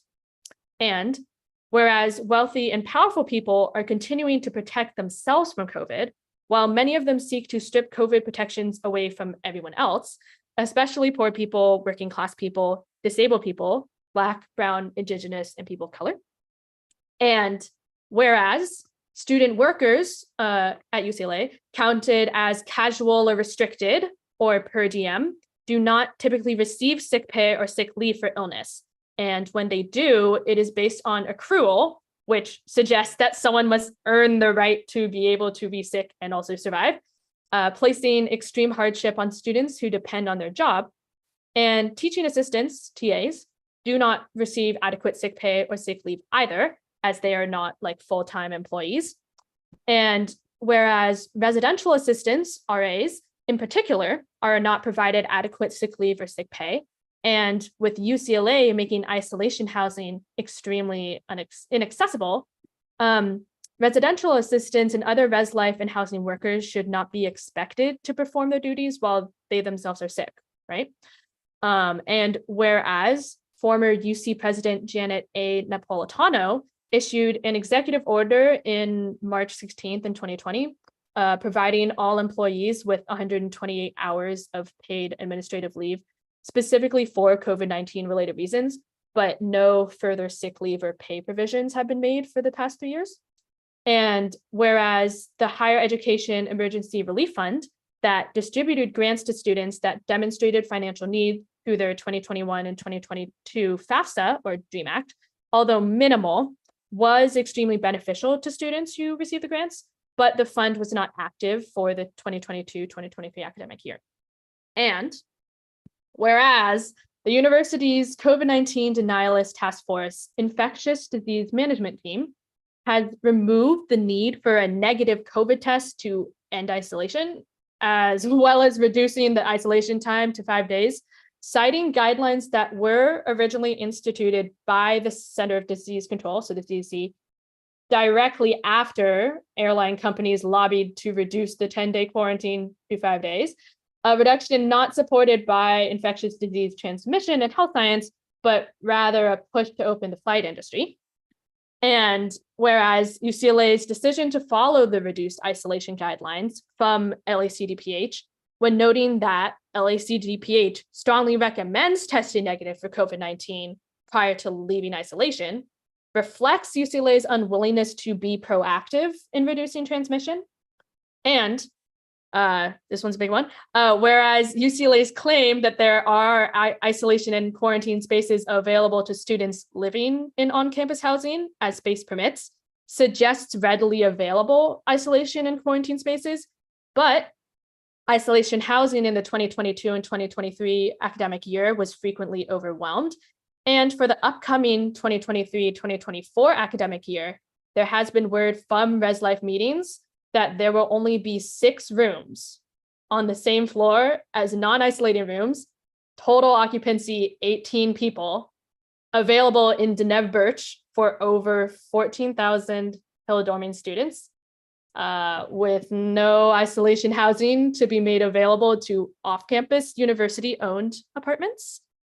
And whereas ASH does not provide Paxlovid, Veklury, Lagevrio, or any other antivirals or medications widely used to help treat initial COVID-19 severity, even though it is recommended by the CDC for those who are at risk. And since at risk includes racial and ethnic minorities, LGBTQIA+ identity, individuals with mood disorders, individuals who've previously had COVID, including asymptomatic cases, which they may not be aware of, and individuals with ADHD, at risk encompasses a significant portion of the population. And whereas the California Department of Health, following CDC guidelines, recommends a minimum of 6 air changes per hour in a space. And in California, Title 24/2019 energy efficiency standards now require a MERV 13 or higher filter for schools with mechanical ventilation systems. And as mentioned by the US EPA, transmission of COVID-19 from inhalation of a virus in the air can occur at distances greater than 6 feet. So particles from an infected person can move throughout an entire room or indoor space. And the particles can also linger in the air after a person has left the room. They can remain airborne for hours in some cases, but UCLA still has very poor ventilation in many of the older buildings on our 103-year-old campus, on the Hill, and in university-owned off-campus housing. And whereas UCLA claims it provides portable air purifiers for multi-occupancy rooms, but dorm rooms count as multi-occupancy rooms, and UCLA does not provide air purification to dorm rooms on our off-campus. And whereas classic hall dorms do not have individual HVAC systems or private bathrooms, both of which reduce transmission risk, but are attainable only at a high economical expense. So that's another example of wealth and health inequity. And whereas UCLA has not made clear to students, staff, and faculty the proper usage and placement of the air purifiers they do provide. And when individuals have contacted UCLA multiple times to identify air purifiers that need those new filters, UCLA has failed to respond to or address the problem. And whereas UCLA's ventilation system page does not state that it is evaluating, upgrading, or has upgraded any of the off-campus university-owned apartments, which student transfers occupy the majority of. And for a population that is majority BIPOC and both frequently overlooked and underrepresented, this displays direct neglect of a significant portion of UCLA's population. And whereas UCLA is very quietly discontinuing its mass distribution to departments as of July 1st this year, and will be liquidating the remaining inventory through December 15th of this year, when they should be continuing operations and even expanding distributions by making masks such as KN95s and KF94s available, in addition to the N95s they offer. This is due to how NIOSH testing, so like N stands for NIOSH, right? NIOSH testing is made for white male faces. And KN95 and KF94 masks offer much better fit for many non-white male individuals. And protection is maximized when respirators are high quality and well-fitting for the wearer, since surgical masks offer some protection, but not nearly as much as respirators. And whereas the Disabled Student Union the Undergraduate Students Association Council and mother organizations have been advocating for hybrid learning for more than 2 years and have demonstrated that hybrid learning is popular with UCLA students by getting more than 30,000 signatures on petitions for hybrid learning and building a coalition of organizations representing most UCLA students for the Strike for Our Safety, which had hybrid learning as a central demand.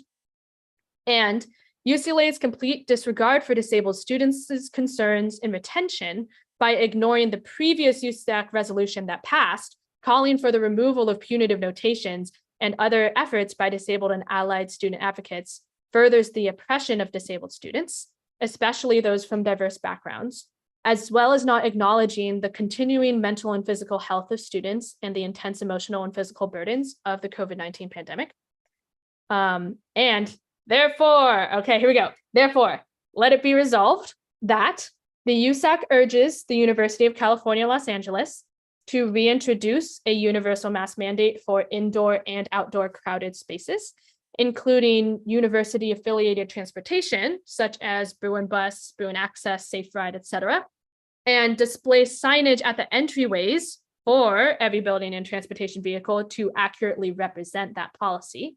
And let it be resolved that the USAC urges UCLA to resume its mass distribution operations for departments and provide N95, KN95, and KF94 respirator masks, as well as make those masks available for free in high foot traffic areas, such as on the Hill, on off-campus university-owned housing, transportation vehicles, etc., including in locations already named by UCLA, such as Ackerman Union, John Wooden Center, etc., since it is the university's duty to ensure that protective respirators are accessible to all its constituents.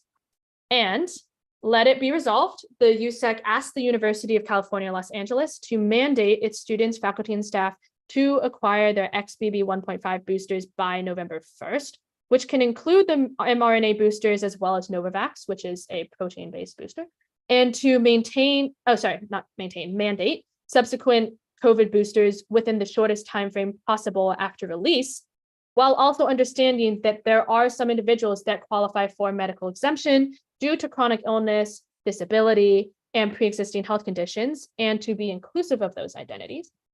And let it be resolved, the USAC asks UCLA will bring back the COVID-19 task force team and recognize that the mother orgs are advocating for representation of all of us to advocate for our respective communities, and also to ensure that UCLA is being held accountable for all actions that it takes that contradict epidemiology. And let it be resolved that the USAC urges UCLA to reinstate the discontinued PCR vending machines and drop-off sites, especially the ones on the Hill and in high foot traffic areas on campus, expanding PCR vending machines and drop-off sites to be easily accessible to off-campus university-owned housing. And let it be resolved that the USAC urges UCLA to process PCR tests on the weekends and to send out automated isolation instructions and resource information immediately on the receipt of positive tests, as well as multiple different avenues for automated messaging based on the answers to the survey that UCLA sends out, such that students do not have to wait that full business day for their individual case to be reviewed to receive timely assistance. And let it be resolved that USAC urges UCLA to provide easily accessible rapid antigen tests on site for all university-owned housing and through ASH with no appointment barrier. And let it be resolved, the USAC urges that UCLA should place N95, KN95, and KF94 respirators and PCR and rapid testing kits in identity-based resource centers, including but not limited to the UCLA LGBTQ Campus Resource Center, Black Bruins Resource Center, Bruins Resource Center, Veterans Resource Center, Latinx Resource Center, Transfer Student Center, American Indian Student Studies Center, Hillel, the soon-to-be Disability Cultural Center, and Pacific Islands Community Center, as well as SAC and Kirchhoff, as both SAC and Kirchhoff, both house diverse student groups and organizations within the building. And let it be resolved that the USAC will urge UCLA to reinstate wastewater tracking and public reporting as well as building alerts for viral presence in sewage that they had in the past, right? That require residents to get tested within 2 days as before, as well as publicly reinstating, providing, and regularly updating the UCLA COVID-19 tracking data and graph. And let it be resolved, the USAC will urge UCLA to provide the UCLA COVID-19 on-site case notification with the COVID-19 case location dashboard to all of its constituents, not just the bare minimum mandatory notification to only employees. And let it be resolved that the USAC urges UCLA to reinforce the isolation guidelines for those who test positive for COVID by reinstituting the requirement of a minimum of 1 to 2 rapid antigen tests to end isolation, which is what is actually recommended. And let it be resolved, the USAC will urge UCLA to recognize that providing only 6 isolation rooms in Deneb Birch on the same floor as non-isolation rooms for all of the Hill is unacceptable, especially considering that COVID-19 is not the only transmissible virus that would call for isolation. So the university must provide enough isolation and quarantine housing for all university-owned housing constituents. So that includes off campus, with at least the minimum amount of housing that the previous isolation buildings, Deneb Evergreen, Gailey Heights, et cetera, provided. And ideally expanding past those capacities since isolation housing was frequently overflowing the past 2 years. And let it be resolved that the USAC will urge UCLA to establish and maintain the California Department of Public Health ventilation recommendations in all UCLA-owned buildings, including all university-owned housing, to get to the recommended 6 minimum air changes per hour in non-healthcare environments. 12 is recommended for healthcare environments. And let it be resolved, the USAC will urge UCLA to stay true to their claims of providing and maintaining air filters to supplement clean air delivery rate to multi-occupancy rooms, providing air filters to all university-owned housing where there is no HVAC available, and where UCLA has not yet upgraded their ventilation system to MERV 13 yet, and to educate the students, staff, and faculty on the proper usage and placement of those provided air purifiers. And let it be resolved, the USAC will urge UCLA to reinstate takeout dining options for main food halls, such as Deneb, Epicuria at Covell, B-Plate on the Hill, in recognition of the high risk of indoor dining, as COVID-19 and other respiratory illnesses are aerosolized, as mentioned by the US EPA. And let it be resolved, the USAC will urge UCLA to provide a variety of antiviral medications through UCLA ASH, including but not limited to Paxlovid, Veklury, Lagevrio, and more, as recommended by the CDC for those who are at risk. And since at risk includes, as mentioned before, racial and ethnic minorities, queer identity, individuals with mood disorders, and individuals with ADHD, they all are in the at-risk population. This encompasses a significant portion of the population. And let it be resolved, the USAC will urge UCLA to provide sick pay, paid time off, and sick leave for illness to student workers, RAs, TAs, and all other university workers who do not currently have those policies in place in their job contract. And let it be resolved, the USAC will pressure UCLA to work with students, academic workers, lecturers, and the academic senate to instate universal access for all students in their education and for all academic workers, lecturers, and professors in their work. And that includes hybrid access to lectures, discussions, seminars, labs, every other form of teaching. And that also includes video recordings, right? Through accessible through Bruincast and Zoom recordings, etc. And let it be resolved, the USAC will pressure UCLA to implement the changes called for in the previous unanimously passed USAC resolution, calling for the changes to the usage and removal process of the punitive notation, so like the incompletes and stuff. And let it be resolved, the USAC asks UCLA to recognize that many members of the UCLA community are enduring long COVID, and will work with UCLA students, workers, and faculty to develop policies and programs upholding the rights and advancing the well-being of people at UCLA and beyond who are suffering from long COVID, including but not limited to providing good quality patient-centered care and all necessary accommodations and supports for all UCLA students, workers, faculty with long COVID, as well as engaging in community-based research on long COVID. And let it be resolved, the USAC will urge UCLA to follow Volume 2 of the United States Department of Education's COVID-19 handbook to plan ahead to avoid disruptions in learning and make the student learning experience as seamless as possible, using the preparation measures and strategies outlined, as all of UCLA's mitigation and response strategies should have never been decreased and require additional measures. And the USAC, let it be resolved. The USAC will urge UCLA to follow the US Department of Education's insistence that, consistent with CDC guidance, schools must prioritize offering in-person learning to all students by implementing layered prevention strategies from the very start of the school year. This includes helping everybody eligible get vaccinated, universal and correct indoor masking, improving ventilation, physical distancing to the maximum extent possible, implementing screening testing programs, contact tracing in combination with isolation and quarantine, and more.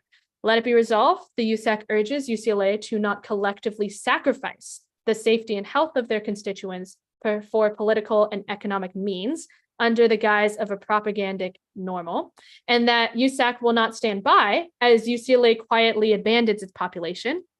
And finally, let it be resolved, the USAC, in collaboration with the DSU, Disability Justice Committee, and other advocacy groups, will advocate for COVID protections and accessible learning through measures including, but not limited to, policy and legal advocacy, campus organizing, and making all of our events as COVID safe and accessible as possible.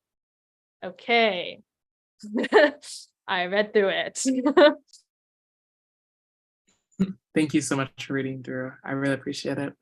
Okay.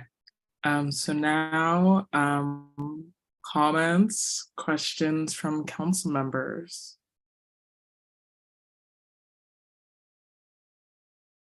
Janice.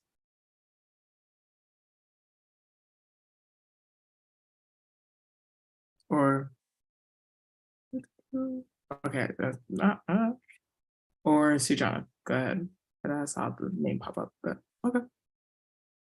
Yeah, absolutely.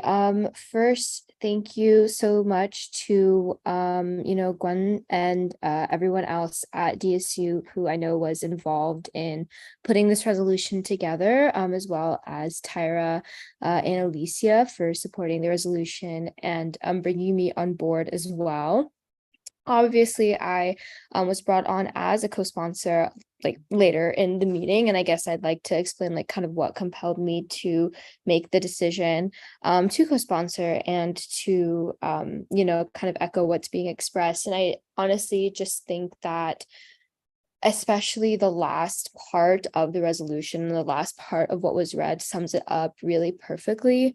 It may sound a little doomsday-esque and it may sound a little scary, but in a way I think that just perfectly encapsulates the fact that we've all become so, I think, numb and indifferent to what's going on, and especially the fact that it targets a group of people who can't always speak for themselves. And I think something that really concerned me, and I expressed this to Tyra as well, was the fact that without a third co-sponsor, like they couldn't even bring this resolution to the meeting. And the fact that to be especially in this position and to be able to elevate these voices is really important. And it would just be such a shame if they weren't even able to bring that to the table. And even that is the perfect symbol of the larger situation that's going on, and how easy it is to just pretend that this doesn't even exist. I mean, obviously, it's a very scary and uncomfortable conversation to be had. I know that. I feel the same way. But the fact that we can put the conversation to the side is a massive privilege. I have peers. I see it on social media. People are really, really suffering, not only permanently physically, but they just can't do the things that they want to do. They can't attend classes. They can't hang out with friends. And your peers who may be immunocompromised or disabled can feel really alone and really abandoned. And I think that's such a shame. So that's really why I want to show support for this. Obviously, you know, there's so many considerations to be had, but I just think that needs to be put to the side for, the reality of the situation. And so I hope people, that's just something to consider and to, reflect on, and thinking about this. Yeah, that's how I feel. Thank you. Alicia? You're gonna make me cry. You said that so beautifully. It really felt like from the bottom of your heart. Want to give big props to Gwen for reading that.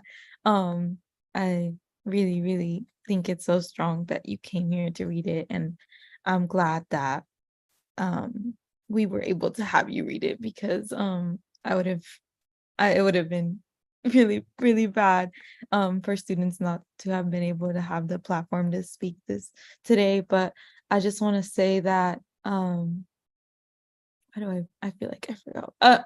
I know there's like a lot of demands on this, and it's extremely thorough and extremely detailed, and it would be a dream to have all of these met. But like, if we could have at least one thing, I think it does help. So like, even if you're hesitant to vote because you feel like this is too much for you, you should, like, I think it's pretty common to know that like UCLA's administration is probably not going to care.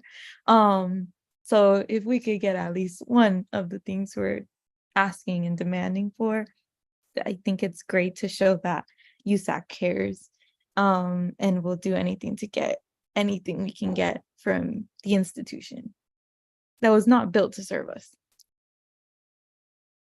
Thank you, Alicia. Gabby? Hi, yeah. Firstly, I just want to say thank you so much for reading that and for bringing this resolution to us. I seriously appreciate you taking your time to read it to us today. For me, I would personally, and I know that this is really annoying and it could be frustrating, but I would like to table the resolution, just because there are things that I don't know enough about, that I would like to look a little into more. And yeah, I don't know if anyone agrees with me on that, but there's just like a few things that I would like to read over more and look into before signing on to it. Okay. Katie? Yeah, thank you so much for taking the time to read this resolution to us. And like I agree with Gabby. I think that first of all, like there's so much information here that is like really shocking to me, and it's honestly really disappointing. And I'm glad that you guys brought it to our attention, because like especially like the lack of isolation rooms, like that is just really disappointing that UCLA is only providing 6. I think we really need to encourage for more. But I just think in terms of passing this resolution today, I think it'd be a good idea to table it, mostly because like, we want this resolution to be passed with as much like honesty and like publicity that we can, with like a lot of integrity, I think is maybe the word I'm thinking of. And if we pass it when most people on council didn't have the opportunity to see it, and like most people, except for the people that, spoke for it, no one else really knew about this resolution, I'm saying. And so it's going to come off to the student body as like that it was, kind of like hastily, and we don't want that. Like we want them to know that like people are in agreement of this and like the importance of this resolution and what it entails. So I just think that tabling it might be a good idea. That way, like we can all come back and we can just really all be in agreement as like one student body. Okay, Evan? Yeah, I just wanted to start off and kind of echo the sentiment that a lot of other people have had, that just really acknowledging the tremendous amount of work and effort that members of our council, Alicia and Tyra, and the Disabled Students Union have really put into crafting this resolution. I think it really reflects in its final product. It's so cohesive and comprehensive, really gives a great understanding of the current state of COVID and really the effects on the communities that are, often neglected during crises. I think that throughout my own experience with USAC, I've seen a lot of really different types of resolutions pass council with varying degrees of success at their implementation. Oftentimes, our USAC resolutions get passed as powerful statements that validate the concerns of the student body, and other times they can become really great roadmaps to tackle particular issues that unite the student body. I'm kind of concerned that this resolution might be written and turn into more of the former, a statement of incredibly valuable needs of a community with very little ability to really be implemented. I have a couple of suggestions that could hopefully turn the resolution away from a statement of values and towards a more concrete and actionable plan that we could pursue together, with the UCLA administration and with the Mother Organization Coalition. So I think my first suggestion is that resolutions are just most effective when they are short and they're concise. I think that we really need to think about what audience we're writing this resolution for, whether it's administration or the student body. It's very unlikely that they're going to be reading this entire document. So just making sure that we have the most important things there. Kind of on a similar note is that there's really a lot of things that we're asking for in the therefore be it resolved section. And I think it can be a little bit overwhelming just to a casual reader. I'd highly recommend that DSU and the co-authors kind of work together to see what priorities they can demand from UCLA. Kind of the way that I had thought about it and discussed it with my team is that, you could really create maybe two separate lists, one for the most realistic demands that you're making and one for the priority demands for, the disabled community. And then you can combine these two lists and really work to find an actionable solution that is both, important and can actually be changed through student advocacy. My final thought is just about the inclusion of the mask mandate. I think as an able-bodied individual, I really want to understand that my perspective is not the same as somebody who is at an elevated risk of COVID-19 and its long-term effects. Just trying to think of it a little bit more of a strategy minded, and I think that my recommendation for us is just to reflect on the reality that, local officials, whether or not it's, the removal of the mask mandate at LA County hospitals, all the way up to the CDC and federal officials are really operating as if, COVID doesn't exist. Something that I don't personally agree with, but I think it's a reality that we definitely have to confront. And I think when it comes to a mask mandate, what we're going to say in this resolution does very little to actually affect what those policies are. UCLA is going to be looking towards, these organizations and these government organizations. But I think the one thing that we do know from a mask mandate is it could be really unpopular with the student body. So just a question that I would really want DSU and kind of the supporting council members to think about is, do we really risk alienating the student body against all of the demands that are in this resolution for something that isn't currently realistic just at our current point in time? I also think that's something that for me, I'd really like to come back to, as the school year progresses and as we get more information and more data, if the situation gets worse, I think that, as a USAC, we can absolutely be in support of that mask mandate. But I just think right now it might become, at a little bit of a harm of some of the other demands that are there. And the student body and the UCLA administration might be a little bit more dismissive of all of our demands. So that's just kind of my recommendations for what we could potentially move forward with. I also think I agree with the points that Katie and Gabby had made up, that just because of, the last minute addition to the agenda, I think that we should probably table this just, to be transparent to the student body. I think it's probably not a great look if we do, move forward with a vote. Those are just my ideas. Again, I'm just a single individual, but at least in my reading of it, I really want to make sure that we have something that is an actionable plan that comes out of this, something that we can really take concrete steps forward with. And that was kind of just some of the ideas that I had. Thank you all for your time. Thank you, Evan. Alicia? I don't think that we should table this, because our next council meeting is on the 26th, I believe, which means week 0 would have started, which means Bruin Bash and EAF would have happened. Welcome week is going to be a really dangerous week for COVID infections, and other illnesses like the flu. So I don't think we should table it. From my I guess experience in council before, if you guys think you want to table it, I feel like you might want to say no to the resolution. And the fact that students came, a student read this to us. It just and all the data is there with all the resources. You need to check that data is there. If you want an extra 5 minutes, I think we could do that, for you to look, data check, whatever you need. I don't think tabling would be the best option because the school year will start in 2 weeks by our next meeting. And so if we want to get any of these demands met and not prioritize some more than others, because at the end of the day, they all contribute towards our health and well-being. I think that doing this while we can is important.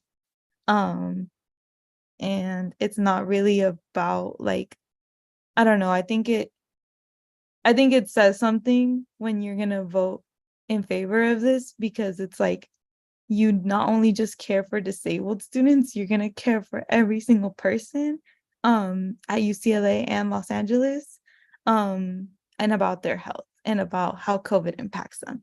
So that's my 2 cents. Thank you. Elise, oh, sorry, Tara. Yeah, similarly to Alicia, and I'm guessing Gwen, like I would also just implore y'all to not table this vote. Obviously, people are gonna put forth motions however they see fit. I can't really remember everything that has been mentioned by Evan. I believe it was Gabby and Katie, but we did include the student body in this. There were over 5 student organizations that showed support for this resolution, including 3 of the biggest student organizations that are on the Mother Org Coalition, specifically orgs like MECHA that represent a large portion of UCLA's community. In addition to that, there were other student orgs that showed support for this that aren't on the ML Coalition, but just generally represent some of the most marginalized communities on campus. In addition to that support on the resolution, there were also specific students from DSU that came to speak about their experiences with COVID. And as a transfer student who got COVID, before I transferred into UCLA, I do think that it's so important for us to recognize that COVID is literally like, it's a pandemic, like it's a health crisis. And for us to be the student council of UCLA not supporting the disabled student union in a resolution that talks about all those different health hazards in a holistic way.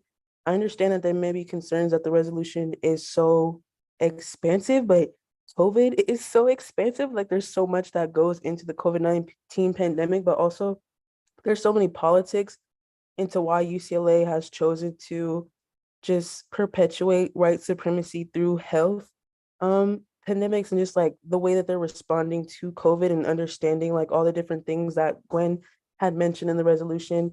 And I also think it's important for us as a student council to recognize our privilege as able-bodied council members, but also a lot of council members here today are not a part of those communities that are directly or severely impacted by COVID-19. So it's just a matter of positionality, I think.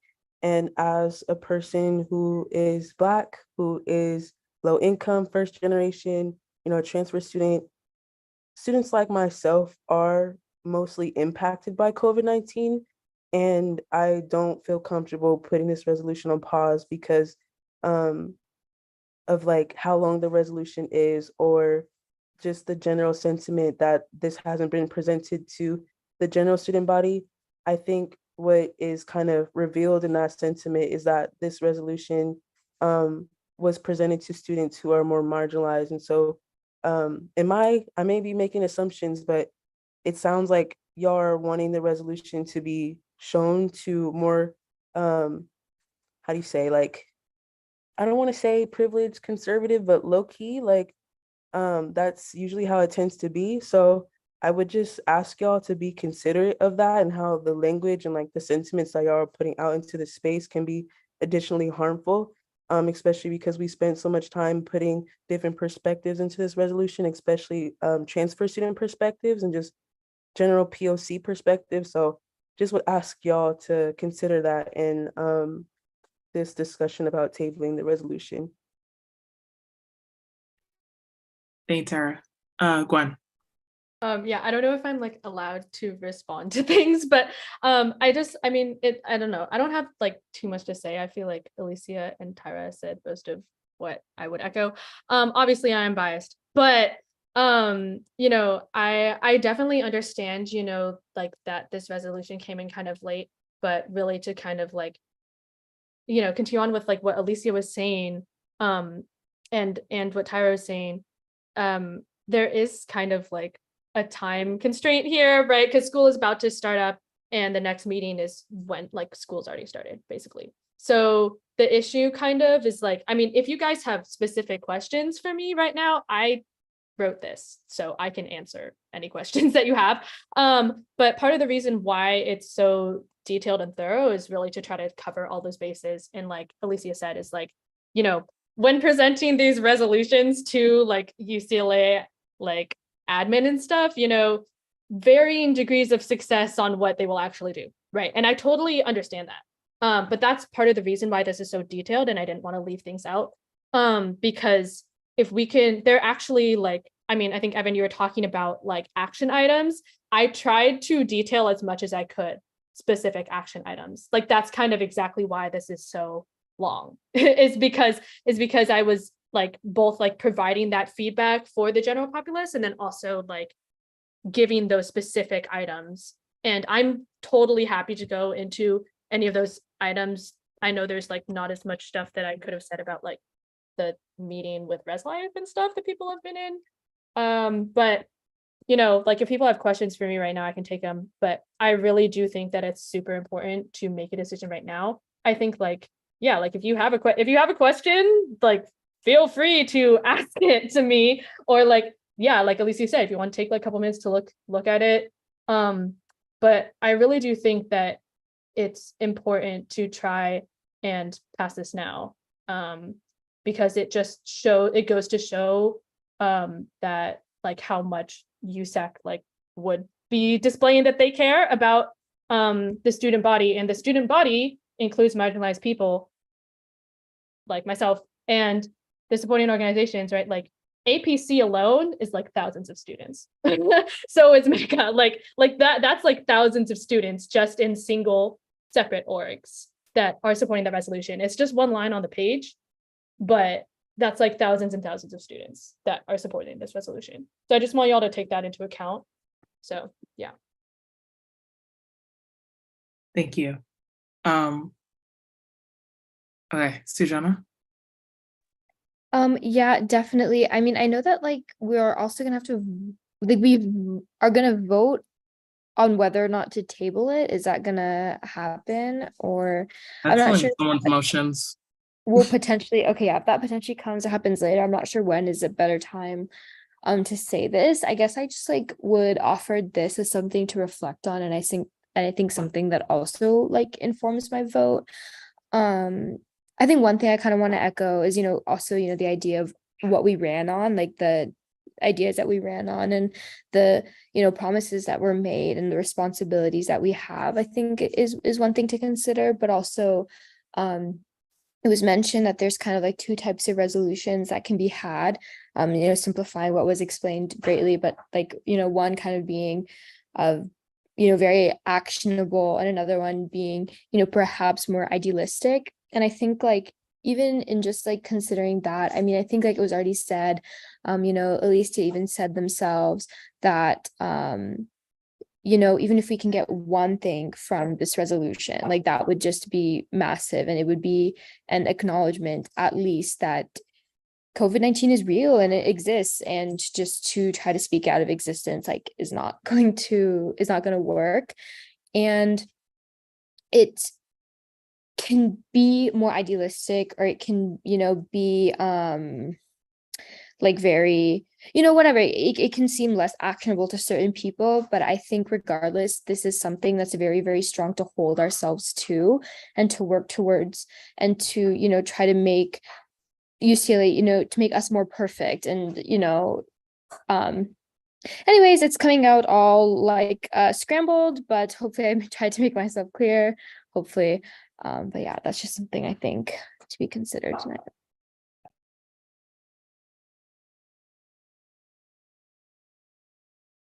Okay. Oh, Tara. I'm so sorry. One more comment, but just really quickly, I also want to acknowledge that on the supporting orgs, we have representation from Black orgs, Latinx orgs, and Asian orgs. So like that is a lot of cultural diversity that I personally haven't seen from a USAC resolution. I've been on council for a while, or not as much as like Alicia, Naomi, or Sarah, but that's a lot of like different people from different communities coming together. Like this is literally a resolution that presents cross-cultural solidarity. So just gonna throw that out there too.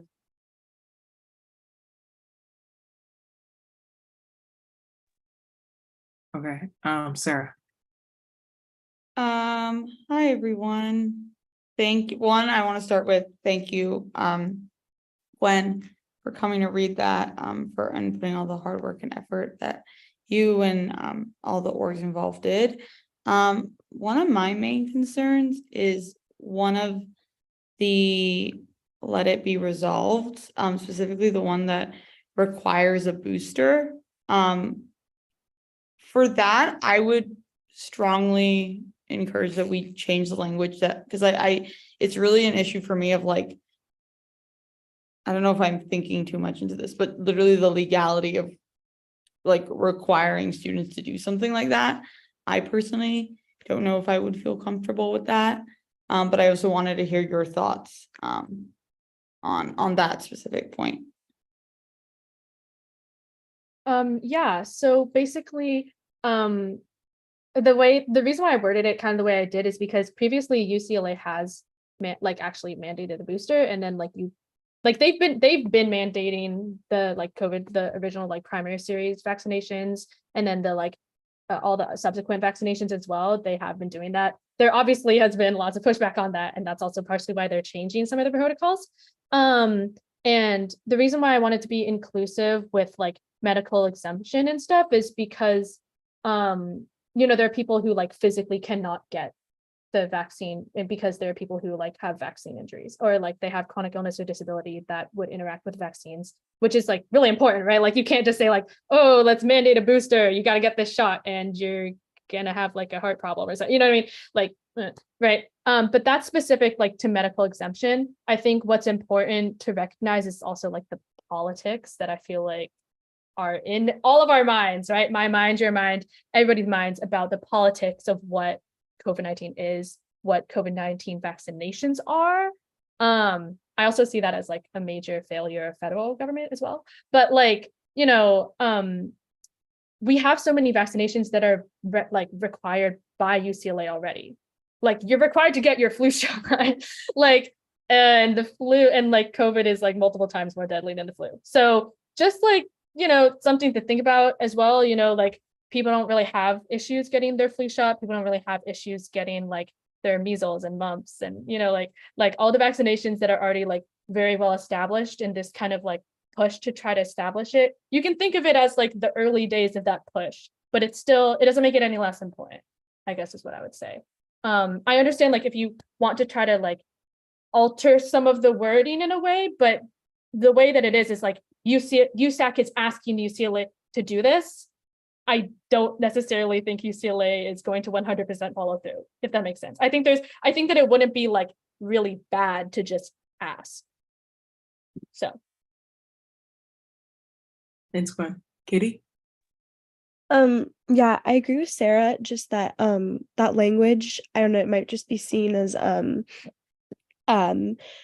pretty strict, I guess, I don't know, among the student body. And I just think, kind of circling back to what Evan said, and just about what Gabby said, I think that in terms of this resolution, we really want to make sure when we pass it that the student body knows that this is truly a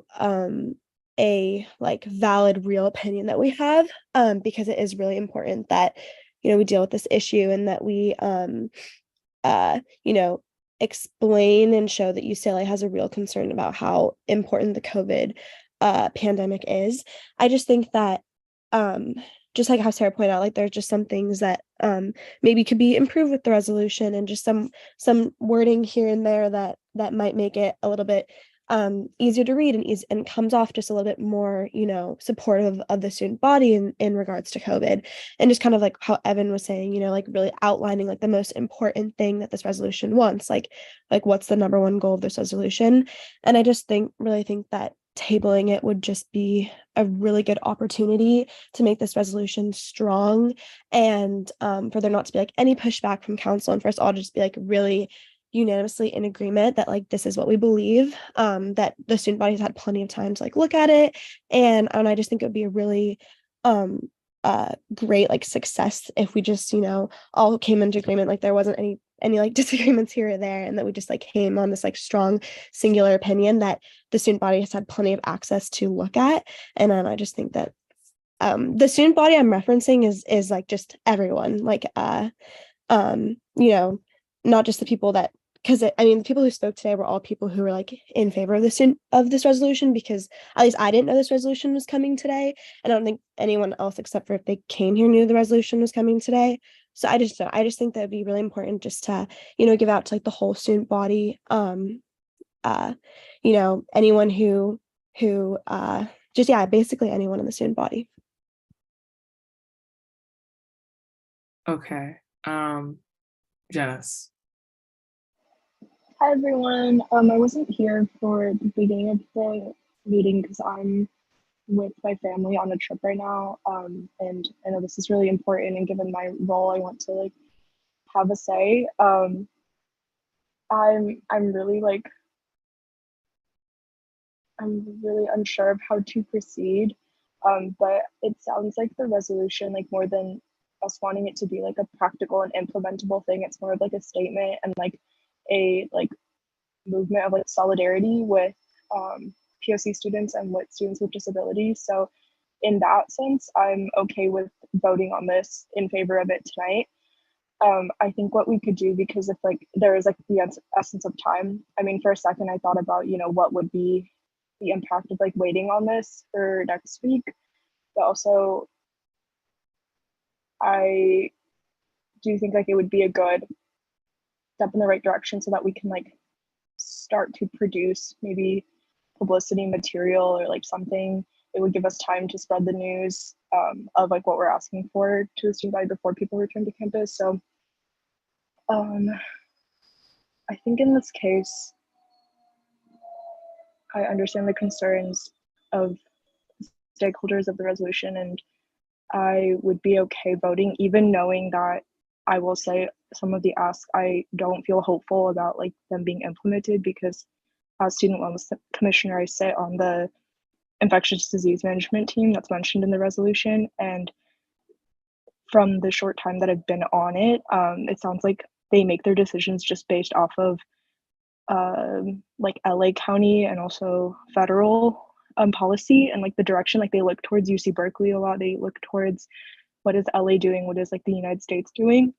And so those are things that like are not going to drastically change from a USAC resolution. But I think the point of the resolution is like, the statement and the sentiment and the solidarity. So I think in that sense, we could vote on this. And maybe what we could do is have a meeting with all of the stakeholders, with all the student leaders, and figure out like a practical plan of implementation. Maybe we could schedule a meeting with the chairs of the IDMT and like bring the resolution to them. And we could always decide the priorities afterwards, I think, after we approve the resolution. I think that's like an option. And it doesn't have to be perfect before we approve it, I think, because I get that the essence of the resolution is, not for it to be perfectly received, but like, it's the rush is there, and so I feel that. Okay, and I just wanted to clarify with deciding on kind of, what's the word I'm looking for? Like what you want to commit to afterwards. That's definitely fine, of like what votes that want to be involved do after the resolution. But just to clarify that the resolution as it is, if we vote and it goes through approved, this would be what would be posted and on the website and everything else. So yeah, Tara. Yeah, I just wanted to like come back like a full circle moment of just, come on, please. Really? I'm sorry, y'all. Just want to come back to what Evan was saying. Like, it's a resolution. A lot of the things that are mentioned here aren't set in stone. It's really up to us as council members to show our support and to make a lot of these things happen.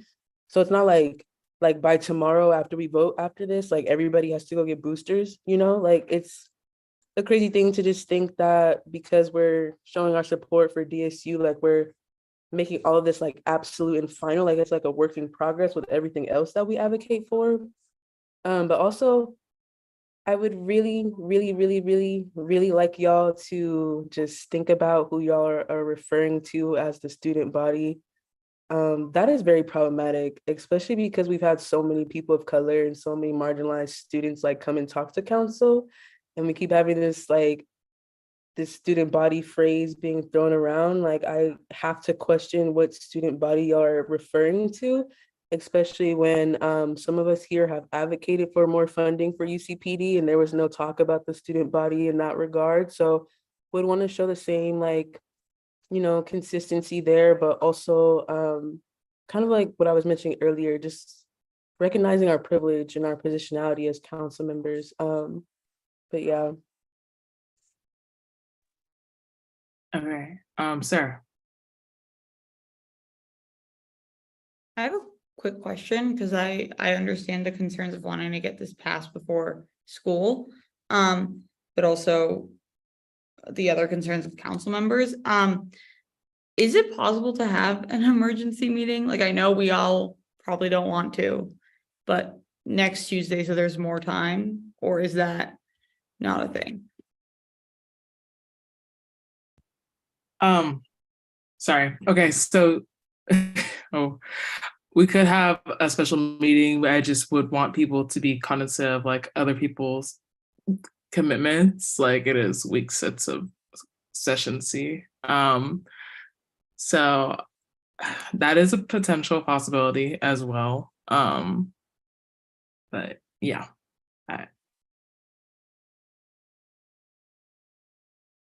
Okay, Gwen, sorry. Oh, yeah, just real quickly. Yeah, like people, like technically next week, like that's when the UC Regents is meeting. So a lot of people will be at UC Regents.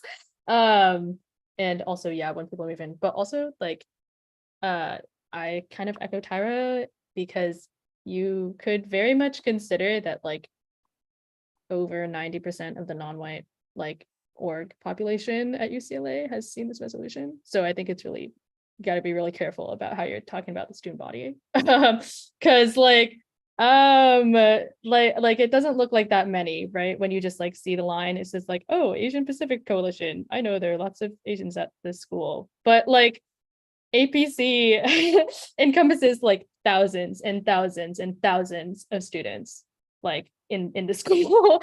Like we have like, I think 35% of our student body is Asian. So I just think it's like I think that you could consider that making this statement is really important.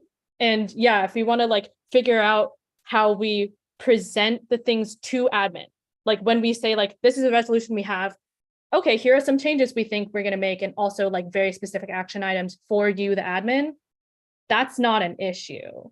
I think that like passing this, like making the statement now and being like, we are committed to these things in terms of like the sentiment of helping everybody, like not just the student body, the faculty, the staff, everybody, like committing to that sentiment, because that's also like why we elected y'all. Like as the student body, as a person of the student body, that's like why we elected y'all, right?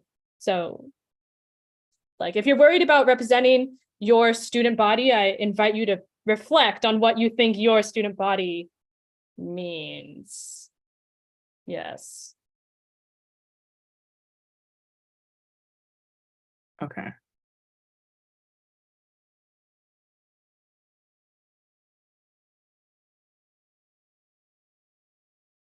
I'm sorry, y'all. I'm at the point where I need a motion. Like, I'm so real. Like, if you have any other comments, like, please speak now or forever hold your peace kind of thing.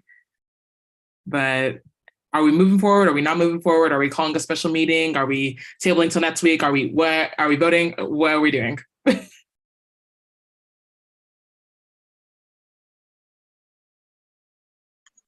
I think we should I don't know if I say this then it happens. If I do, I think we should move to vote on whether we pass the COVID-19 resolution. And Jonathan just typed like the requirements. So if it doesn't pass, it doesn't mean that, we can't work on it and bring it to the table again. I think we should just do it and see what happens. Wait, so Yeah. it's the Okay, so first the only thing with vote? your motion, okay. I'm gonna have you raise your hand. But I need for a motion, I'm gonna need you to read the whole resolution title. Because it was before you got here, but basically we said we're gonna need basically just to be a bit more specific with our when we motion, so that our scribe can basically like make it better notes. But then before that, there's a comment, Sujana. Sorry. No, my question was, is this first vote gonna be on the resolution or is it gonna be on if we are voting on the resolution? Because I feel like Open for a motion that would just say we're voting.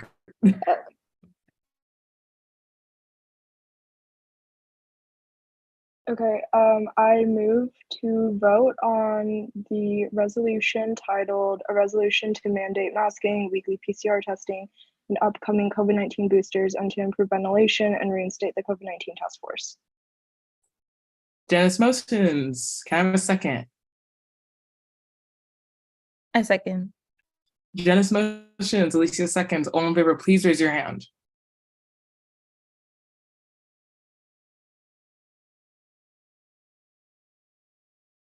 Please lower your hands.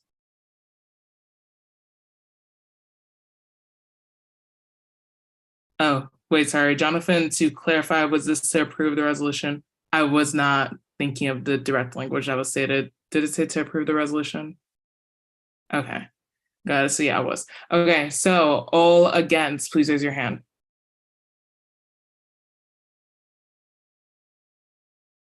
All abstaining, please raise your hand.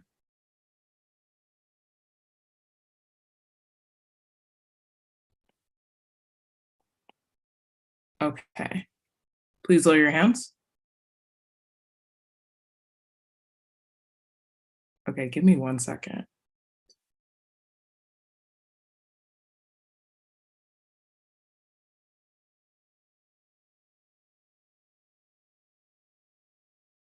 Okay, it was. So if a 6-0 to 6 vote,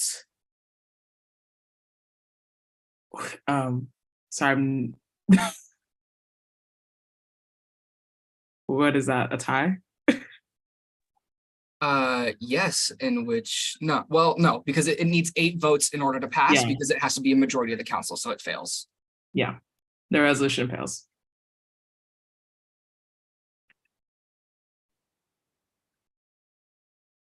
Okay, moving on to the next resolution.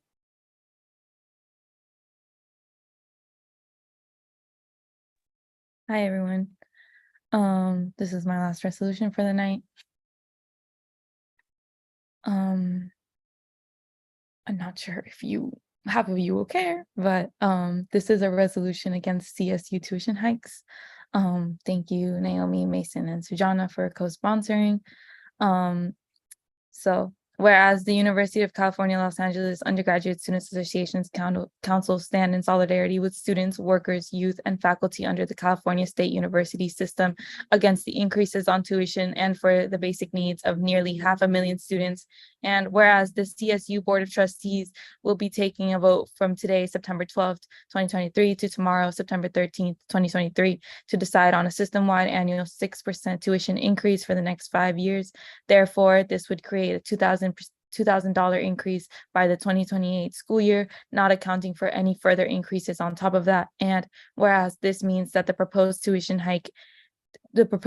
increase begins the academic year starting in 2024 to 2025 with a $342 increase for the undergraduate students. The CSU stated that the CSU stated in the proposal that 60% of students would not be affected by the proposal due to their tuition being covered by financial aid. The proposal plans the tuition increase would continue into the 2028 to 29 academic year, in which tuition will cost $7,682 for undergraduate students. Currently, tuition costs $5,742. And whereas the Board of Trustees claims that the proposal is imperative to continue offering students, quote, students to have a high quality education. And whereas about 60% of the system's 460,000 students who have their full tuition covered through grants, scholarships, and waivers will continue to have their costs covered, officials said. And And over 5 years, the system plans to earmark 280 million for the money raised from tuition increases for financial aid.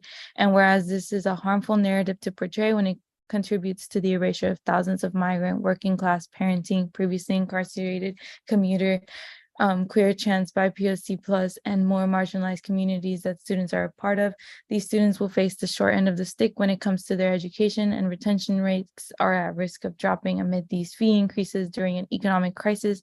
And whereas the CSU neglects that even with financial aid, the majority of that support only goes to tuition, and it is not enough to feed, house, provide healthcare, and transport for these students amongst more needs. And whereas many California families' income remains largely stagnant despite inflation increasing, and thus an annual inflation-based tuition increase prevents a difficult challenge to students and their families to keep up. And whereas students will be forced to take out loans, work multiple jobs, delay their educational journey, and potentially prevent them from graduating or pursuing a higher degree in order to pay for a higher cost of attendance. And whereas higher education is a luxury to many of the students that make all CSUs successful and accredited, working class, Black, Indigenous, and people of color are those who make these universities incredible educational institutions. And whereas raising tuition further discourages youth and other students across generations from pursuing education and adds on to the hardships so many low-income first-generation communities of color endure. And whereas the CDSU centering connections, the military and weapon corporations, in their capitalistic and profit-driven goals, while students go hungry, unhoused, indebted, and disabled without healthcare in an ongoing pandemic. And whereas California's master plan for higher education in 1960 was made with the state's intention to commit to a tuition-free public education, that higher education is a social good, not a profit-driven enterprise. And whereas this took a turn for the worse, and the Reagan administration pushed to cut state funding for California's public colleges to racially and capitalistically mass incarcerate, and he began student debt in the state of California. Therefore, let it be resolved that the Undergraduate Student Association Council stands in solidarity with students across the CSU and firmly and unequivocally opposing any and all tuition hikes. Let it further be resolved that the Undergraduate Student Associations Council calls on the CSU to instead divest itself completely from institutions and systems of policing, military expansion, and global violence and oppressions, and instead reinvest public and student funds directly back into the CSU community of faculty, staff, students, and workers. Let it further be resolved, we denounce in solidarity the increase of the privatization of our public education. Let it further be resolved that the Undergraduate Student Associations Council calls on the UC, CCC, and CSU systems, as well as California's elected leaders in the governor's office and legislature alike, to work together under the leadership of students and workers to develop these systems as educational and employment institutions that are not only publicly funded, but publicly led and focused on the public welfare. Let it further be resolved that the Undergraduate Student Associations Council recognizes that an attack on students and workers somewhere is an attack on students and workers everywhere. Let it finally be resolved that our strength as students is our solidarity, and on behalf of the students at the University of California, Los Angeles, the Undergraduate Students Association Council will fight against tuition hikes and student worker funded greed and oppression now, today, and forever. Thank you. Any questions, comments, concerns about this resolution? Just a small comment, like if this is something that they're trying to do at the California State Universities, like obviously they're going to make their way to the UC system. So this directly impacts UC students, whether or not it's at the CSU level or not. That's how it typically works. And if they're able to get away with it at that level, what makes us not assume that they're going to start looking at us next? Thank you, Sarah. Any other comments, concerns?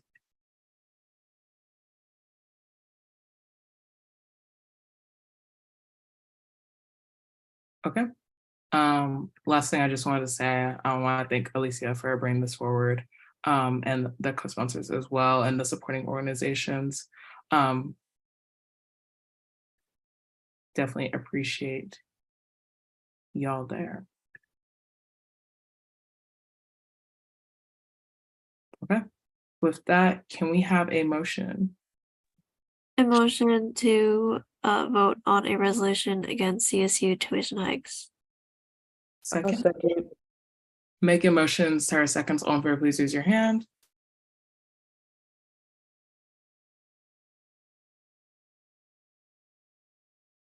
Okay, please lower your hands.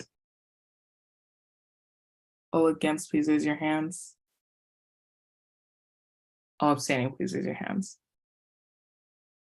All right, with a vote 11 to 0, that resolution is passed. Okay, so with that, our meeting is now concluded at 11:15 p.m. Thank you all for your time for today. I really do appreciate it. And yeah, you'll be seeing some messages from me later today. Well, probably tomorrow morning about some updates that I had regarding some of my officer report updates. So yeah, thank you all.